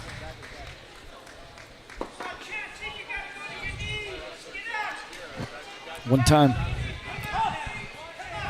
we was at Page, and if you ever been to Page has a one-sided gym, and I mean, them bleachers seem like they go all the way to heaven. And this guy was setting up there, and we'd kind of watched him all day as officials. I was on the mat next to it. All of a sudden, this guy just jumped up, and his wife screamed, and everybody kind of paused for a minute to see what was going on and looked, and I caught him, and he come running down the bleachers. He grabbed me, and he says, "Come here, I need you." So I stopped everything. I was the head official. I stopped everything, all the wrestling. He laid this boy down. I laid across his midsection. Another official took his legs. The doctor took his arm, had his foot in his head and his foot in his ribs, and popped a shoulder in. And he said, if we can get this shoulder in, it'd be better here than it would be doing surgery, because he said it'd take me 10 hours in surgery. And, just, you can't believe the number of people in here that would help at a minute's notice. Just anything happened, they'd be right there. Unfortunately, you can't get away with that kind of stuff anymore either. No, you got to, But I'll tell you what, he was probably glad to have it back in. There was 2 doctors on call, and he was one of them. And The other doctor hadn't came in yet.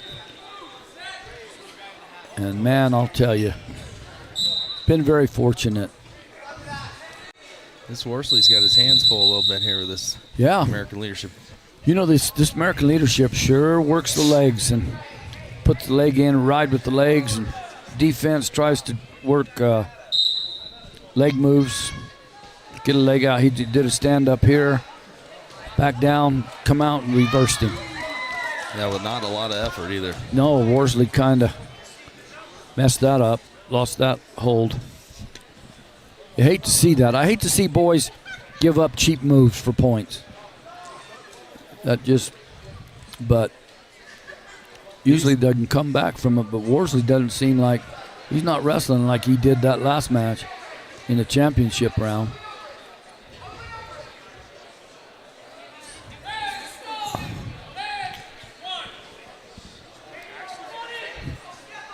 All of these kids from American Leadership Academy are hammers on top. Yes. That's the way he wrestled, coach here.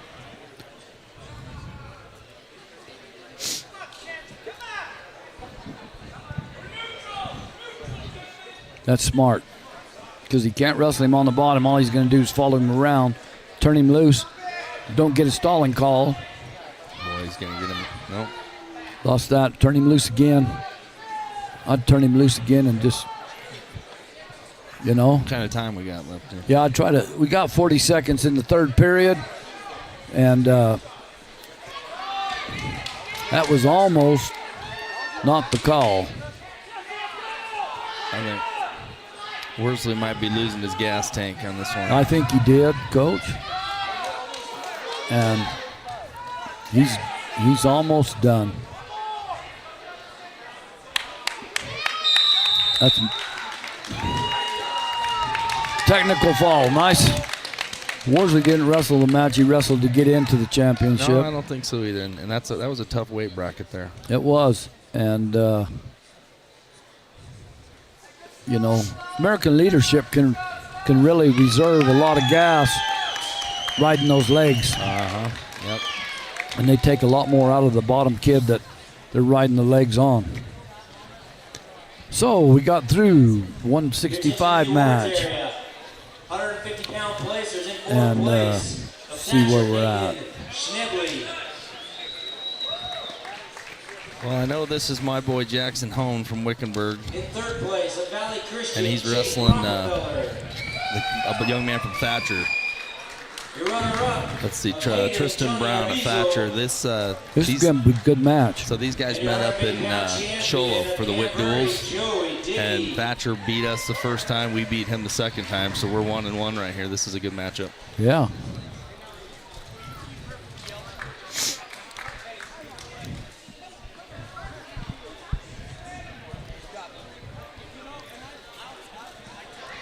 I think both of these guys might be juniors. Now I know my guy's a 65 junior. pounds on the black mat for first. Jackson Hone of Wickenburg. Tristan Brown, Thatcher. Wrestling for third. 165 pounds. Slade, ALA. Porter, Mogollon.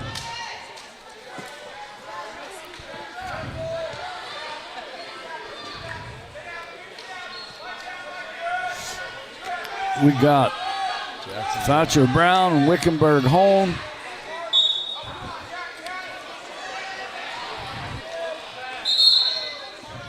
All right, and a little throw there. Both guys out.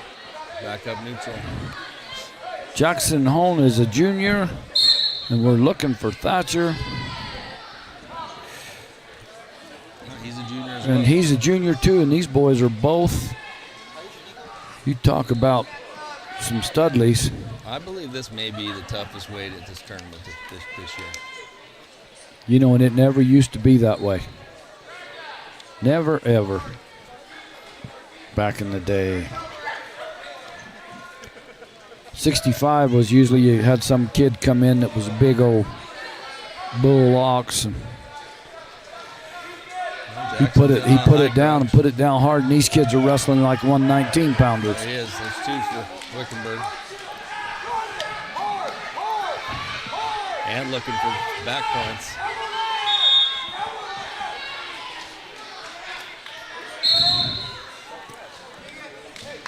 So No near fall. we got Mogollon over here on Porter, K. Porter, Mogollon, and 165, third and fourth. And we got 38 seconds left here in this first period. The championship match. We got Triton Slade of American Leadership Academy. This is going to be, this weight class probably is, Coach, one of the toughest weight classes. Looks like we might have got a reversal right there. Brown with a reversal, tied up, 15 seconds. First period. 8 seconds, down to 5. We're tied match, and Wickenburg's on his feet. Almost ended that way. Thatcher on top, Wickenburg on the bottom. Green defers to red. Red chooses down. Mogollon just got put down hard on the mat over there from American Leadership, Tristan Slade. What's the score over there, 2-zip? 2-0. That Slade boy is a built boy. These boys here are men. They're not high schoolers anymore. Oh, what a move by Wickenburg. Oh, come back out of that. Got on the offside. Looking for 2. I think he's going to get I think he should have had it right there. He's got the leg. There he goes. He took the leg. There he goes. Right at the wrong time. He gave 2 at the wrong time. Get 2 back, too. Give 2 back. Here we go again. Thatcher on top. Wickenburg on the bottom.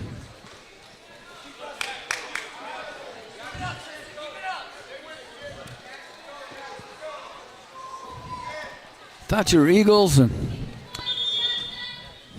Wickenburg. 4-4.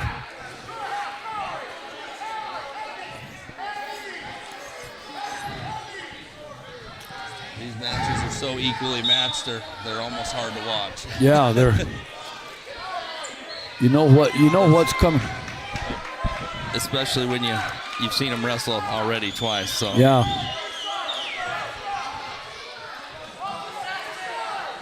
You know, they say that a 6-minute match, all out like these are going to be, is a full 8 hours hard labor work. I can believe that. And these kids are doing them 2 and 3, 4 times a day sometimes in tournaments. Looks like we're going to get some near fall here. Got his arm caught. He's holding 2. Arm bar. Hasn't give the 2 now. Changed it. So that puts it up. Thatcher Brown 6. Wickenburg home 4. Over there, we're 2-2.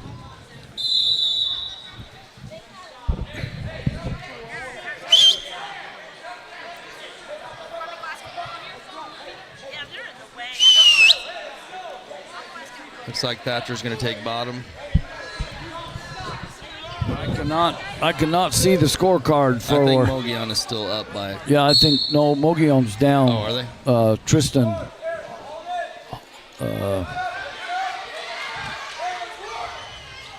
Slade is 8.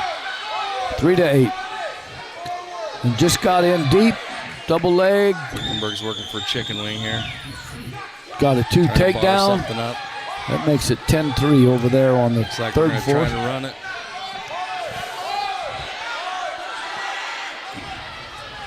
Oh, look at that power. I mean, the bottom boy is giving everything he's got, and the top boy is pushing everything he's got.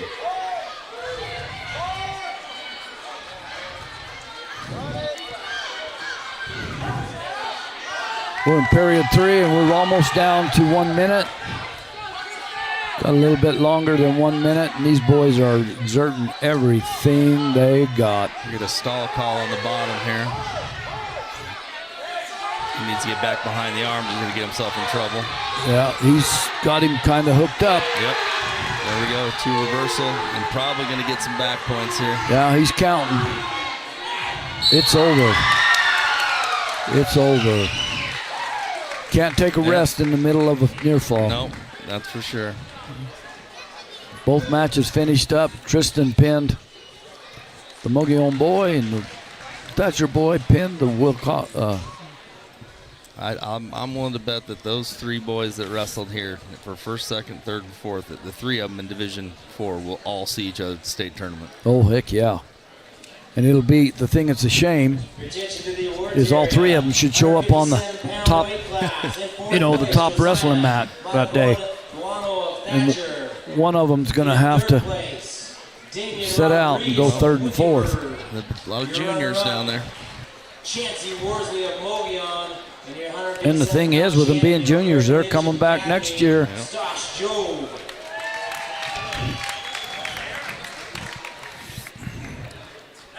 Just did the medals for the 157 round.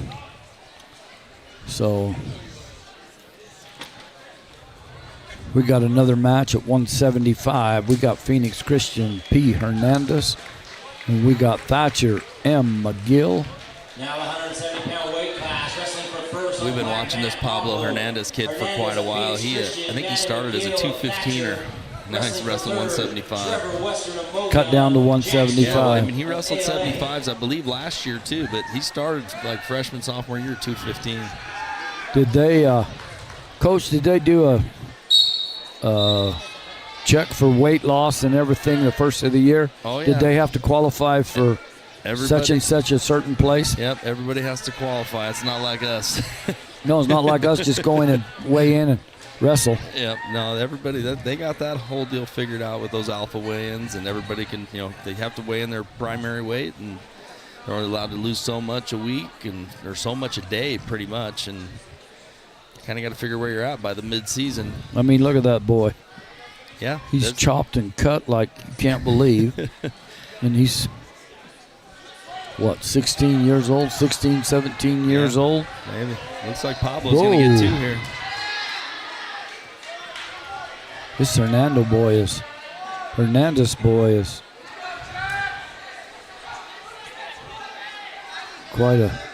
Yeah, he's really improved over the years, too. He was good even when he was younger, but he's really improved the last couple of years. Yeah. That whole program at Phoenix Christian has really improved. You know, I started a program at Cottonwood, Arizona with Cottonwood Junior High.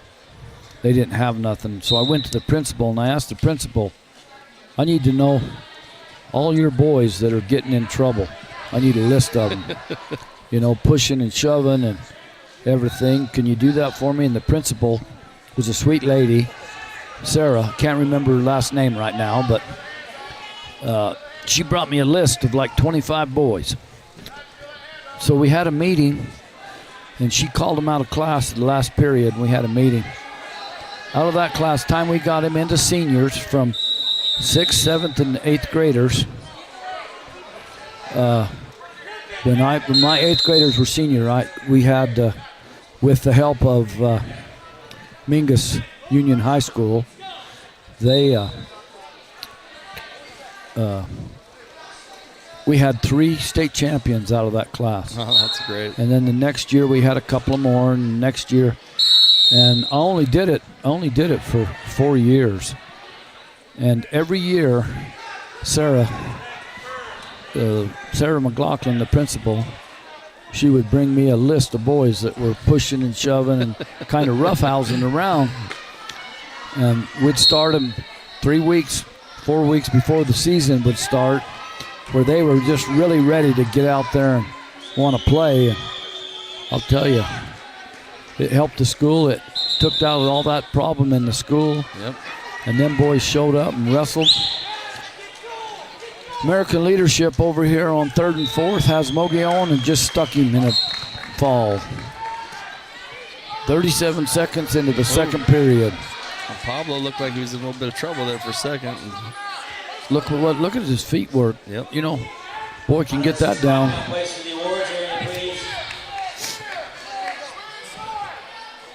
Oh, he's getting a count, too. Got a near fall count off that cheap tilt.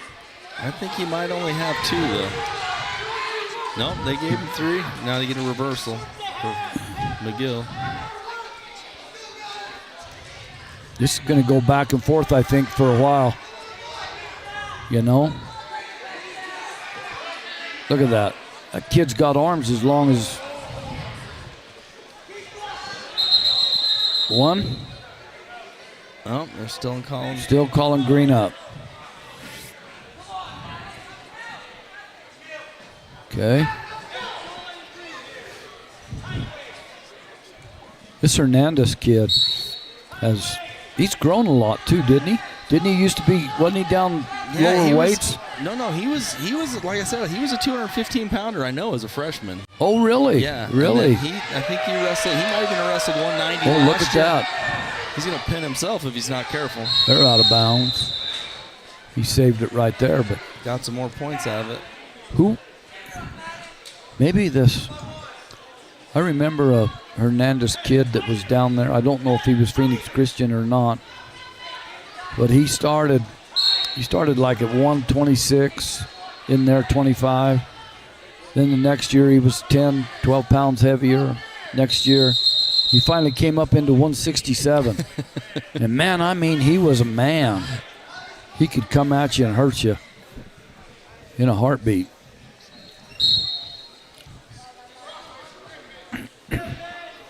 This Thatcher kid is McGill kid is no slouch. No, he is no slouch. And I think that the length is messing with Pablo a little bit, yeah, too. he can't quite deal with them extra long arms. And he's got his hands locked, and the kid on top ain't doing nothing. Let's stalemate it and go back and see what we can do again.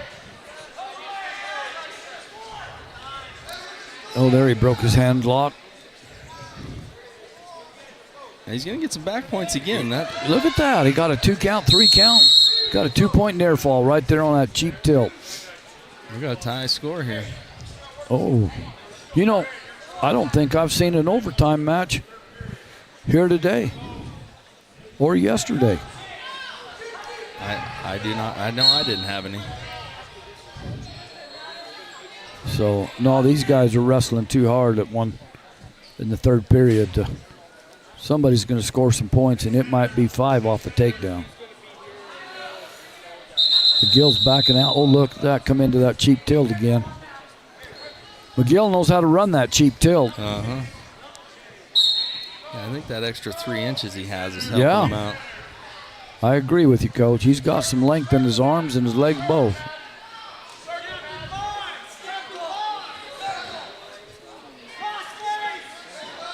See, Pablo don't know what to do. He catches that leg and ties that leg up. Took his stuff away. I will say this. Pablo's had 2 good shots, and that kid hasn't shot once. So right. We're going to be looking for a Should be getting a stall call right here if he makes this shot. You're correct, Coach.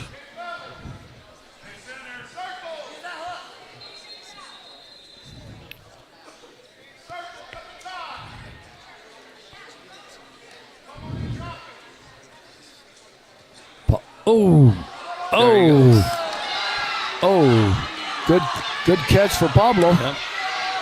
You know? Well, you said it. It's going to be a 5-point move or a pin here, right? There you go.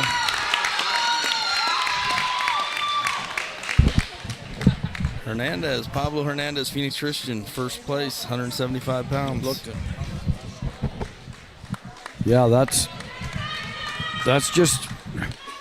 was a great match. That Thatcher boy made that mistake right there, and Pablo grabbed that foot, maybe stepped on the toe. You know, a lot of boys don't use that anymore. You know, sometimes you can stop a big move just by stepping on their foot, you know. Right. That takes that away. And next thing you know, boom. In third place, Titan Slade. We need to thank our sponsors again, Mountain Mechanics, Fuels, and then of Thatcher, Tristan Brown. Here we go. Matt Mechanics, Quality Fuels, Wagon Wheel Roll-Off, Ace Hardware of the White Mountains. Thanks again for your sponsorship. Yeah, and to use these people, we ask that you use these people because they support these kids and things. It's not just us on the radio and talking here. They do a lot to help these high schools and stuff with a little bit of extra money here and there. Please use them if you can get to them.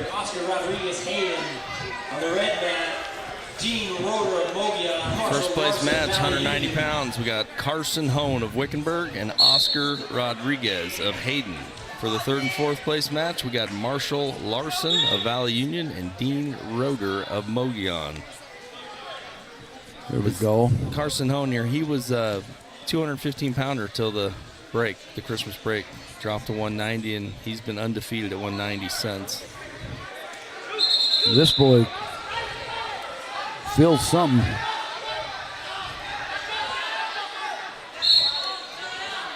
Oh, what a nice cradle into back points. Takedown and back points. Pretty. Oh, watch that back bow, but got out of there with 5 points. He did. Wickenburg, nice takedown. Mogollon and Valley Union over there. Larson and Roeder of Mogollon. Larson of Valley Union. This Hone boy is a hammer on top when he gets into these wings.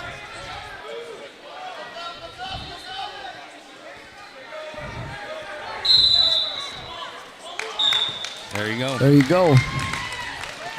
Got a 1 minute 9 second pin for Carson Hone from Wickenburg. We'll turn these in, give you a vote. I guess I got a vote. Placers in the 175-pound weight division, please report to the awards area, please. I think that was the first period we've had a pin in the first period.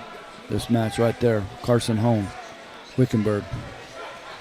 That kid's a man, folks. He's put together right.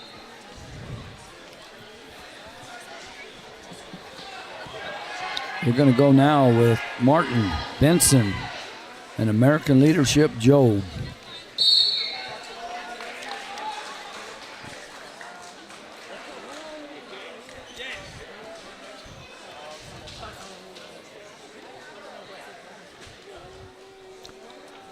I would just like my pin back when you get done.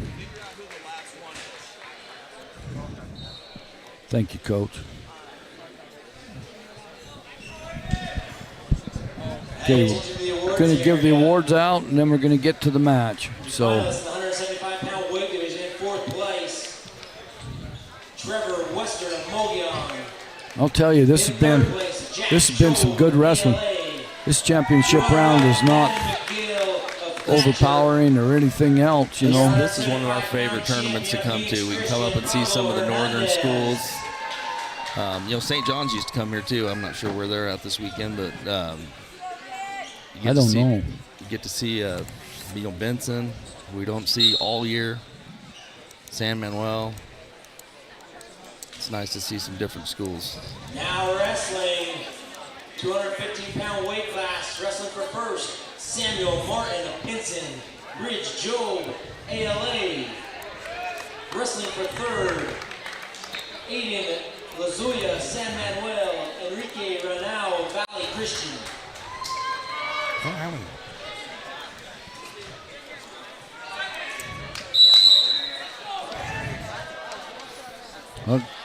Are we collecting these? I guess they brought them to me. I'll just turn them in wherever they go. So, all right, here we go. Most valuable 215. wrestlers. 215. S. Martin from Benson and American Leadership Job. Third and fourth place is San Manuel Lozaro. And I think that's a Valley Lutheran wrestler there. I can't remember his name. Valley Christian. Valley Christian, sorry. Renau. Is that how we say it? Is that how we say his name? Renau. I'm sorry if we're pronouncing some of these names wrong, but the first place match here, we got Job in on a takedown, but he just lost it to Martin. Martin took that away. Got a high chop over there. Samuel took him down with just the right amount of time. Got in deep on that and got a leg and brought it up.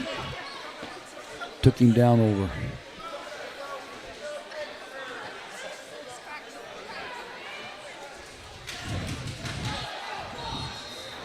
We're watching a shoulder here real close on this match. Yeah, looks like he's trying to hip through on her. He's trying to hip through and take a set and turn him over, and it looked like the arm come back, so we're still working on it. Trying it again, turned the arm over, and arm goes down. So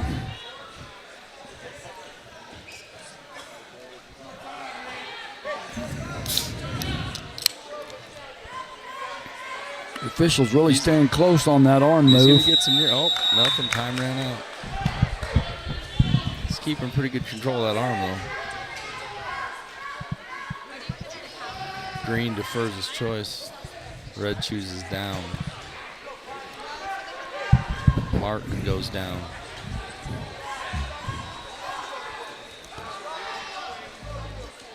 American Leadership gets on.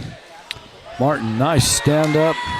American Leadership caught the leg. Oh, he might get some, nope. Might get a back point, no. Kind of come around. He's trying to run a little cross wrist deal, but he lost it. Leg comes out of Benson and tries to hook the other opponent's leg. We're both on our feet. Well, Benson went straight Benson's to a double leg. might go into a near fall point if he. Too straight right now. Pulls that arm in.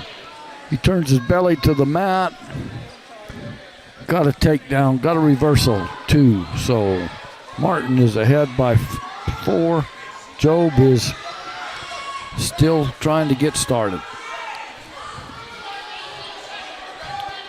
Looks like Sam Manuel should end up with some back points here too.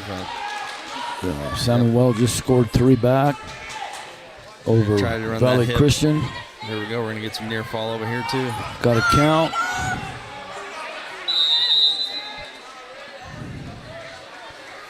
Getting a count to finish. Still the same count. Went to He gets 3 that head points. pulled up. It's over. Oh, he called it. He called it. Another Benson wins with a pin. Benson. Your 215-pound Mogollon champion is S. Martin. Samuel Martin of Benson. Can't beat that with a stick. Well, there we got another pin anyway. Huh? Second period though, right? Yeah, these boys getting big.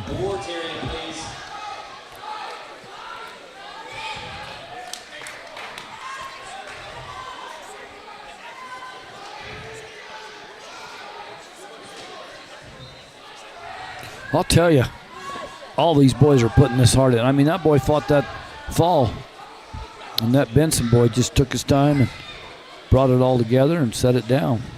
A lot of these guys try to rush those falls. Well, once you got him turned, all it is settling, unless you're running out of time. And he Yeah. had plenty of it. So Well, figure out how you got it the first time, and then go at it again, you know, next period.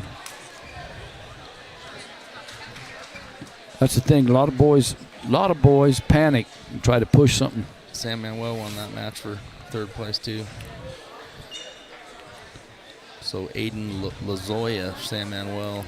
Good for him. Winner. Great for him. We got Sam Pasquale, Espinoza, and Alchese. Jay Truax. This Espinoza young man here, his dad is the coach. We've been watching him a long time. I believe he's only a sophomore. Well, let's just check that out. What do you say? We got some paperwork here we can go to. Oscar Rodriguez of Hayden. And your champion, the 190-pound weight class, Carson Hone of Wickenburg. 275, 190, 215.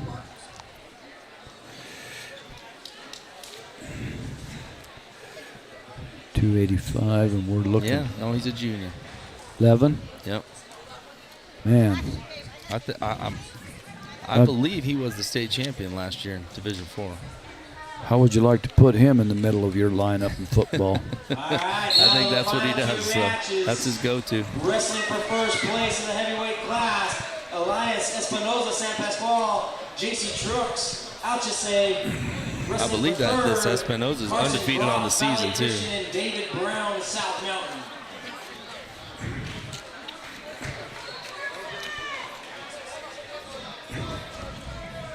Looks like we got Carson Groff of Valley Christian and David Brown of South Mountain wrestling for the 3rd and 4th place match. Espinoza, coach, is a junior, and he is 28-0 plus 1, 2. Whatever happens here, he's 30-0 right now with this tournament count, too. Yeah, he's impressive. Oh, what a dive. He's an athlete. He's fun to watch. Oh, big head throw over there on the 4th match. Only thing that's going to hurt Espinoza is if the clock runs out on him. Look at that, boy. He's trying to set up, look at that, set up a cradle. Now he'll just come back. That's a man move. He's going to be pinned here. This other boy has a headlock on. So, D. Brown has a headlock on. Espinoza's got a lot of time here Growth. to settle, too.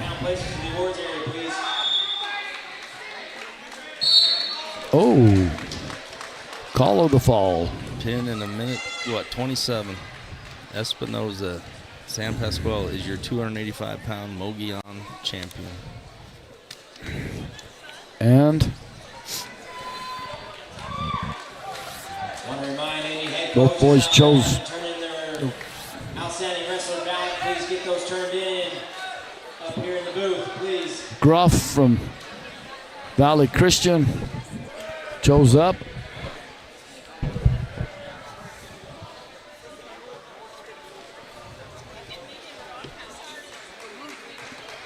Second period. Both boys are okay. We go into a lockup, switch, drop the hip, missed it. Oh, here we go. There we go. Nice. It's a nice Other way.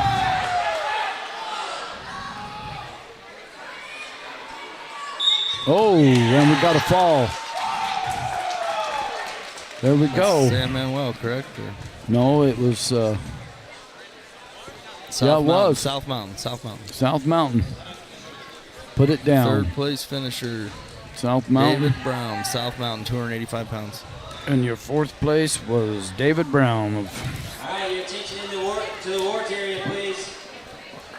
Excuse me, Carson Gruff of Valley Christian was 4th, and 3rd was David Brown of South Mountain. Christian, Enrique Ranau. In 3rd place, Aiden Lazoya of San Manuel. Your runner-up, Bridge Joe. Is our show over? Just about. We'll announce who won. I need to get these. Oh. Hey, love you, sis. Places in the 285 weight division to the wards area, please. Mighty fine wrestling.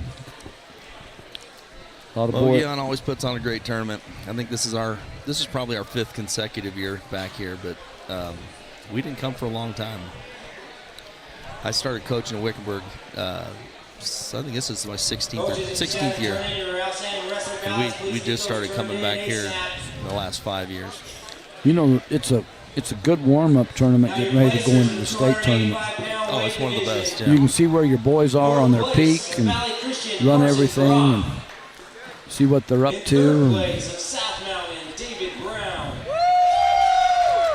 Your runner-up, JC Trucks of Alchese. I'm pretty sure American Leadership ran away with this tournament based off the team points from earlier. But It was almost, they had a lot of boys in the top.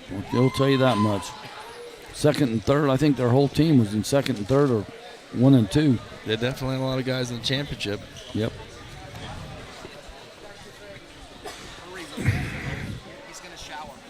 Here?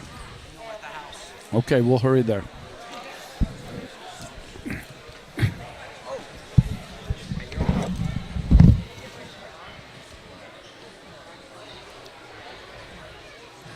think we're tallying up some scores here for the best wrestlers and for team scores.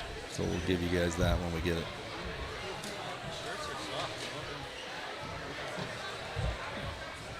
High quality, aged well.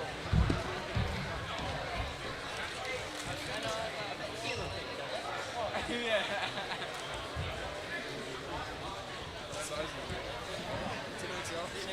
They pick the sizes based on the weight.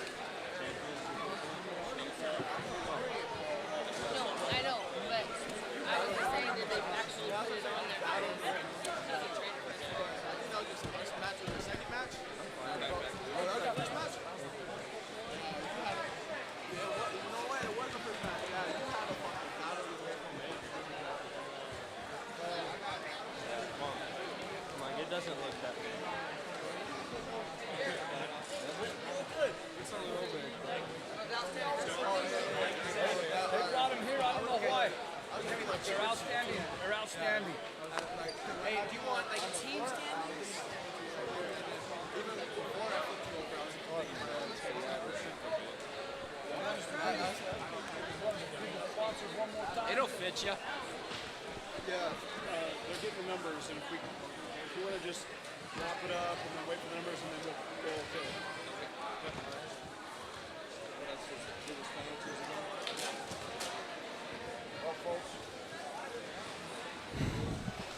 Well, folks, we're going to tell you we had a great tournament.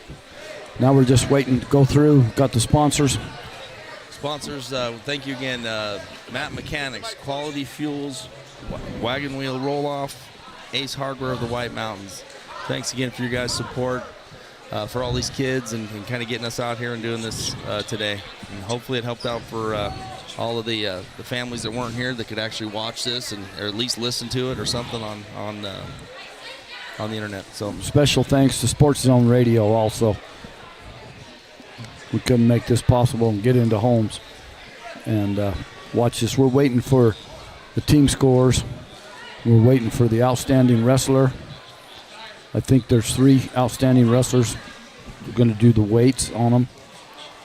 are they doing 3 awards or are they just doing I don't one know, award? Coach. I don't know. I haven't heard. No.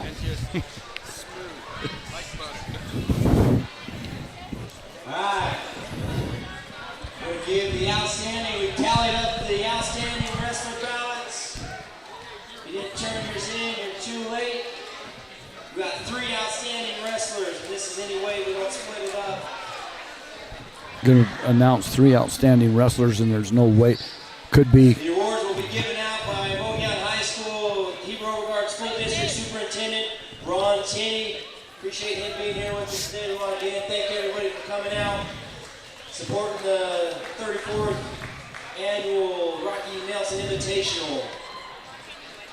Pretty close race this year in our outstanding wrestlers. First award goes to the 157-pounder from ALA Gilbert, Stosh Joe.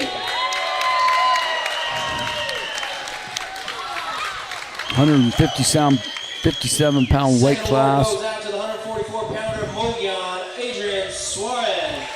144-pounder Adrian Slam for Mogollon.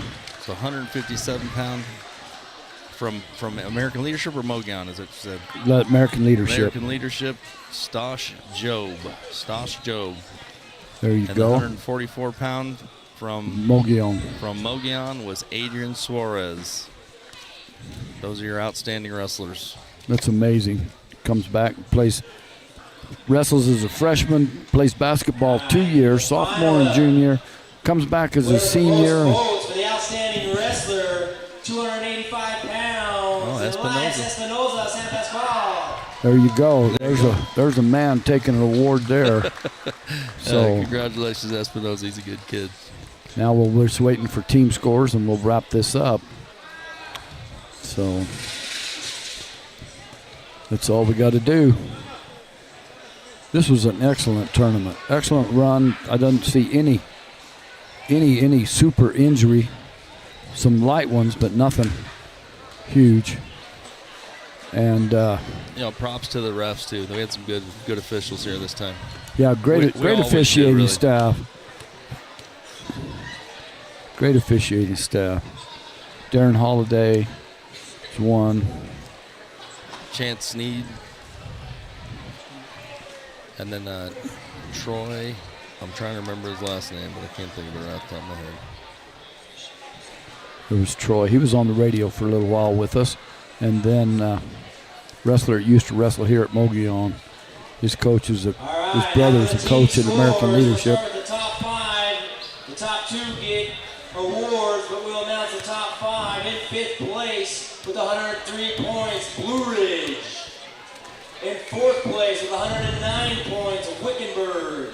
Very good. In 3rd place, Thatcher with 142.5 points. Thatcher 142 and a half. Runner-up for the 34th annual Mogollon Rocky Nelson Invitational, Mogollon with 193.5 points. 193 and a half points, Mogollon. And American Leadership's going to step up big for first place. They'll have over 240 points, I bet. They should. They should have scored quite a bunch.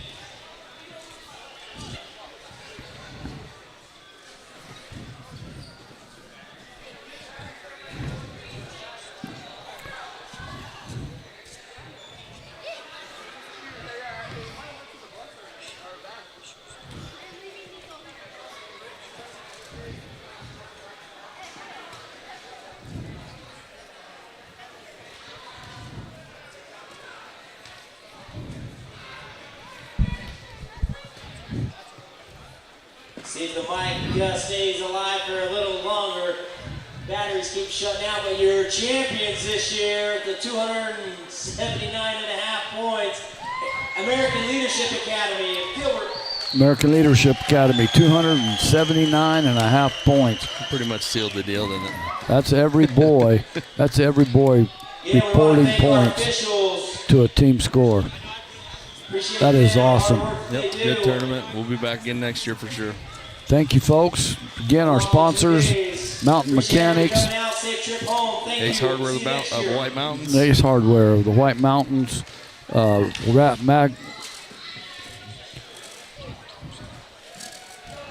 Roll-Off Company.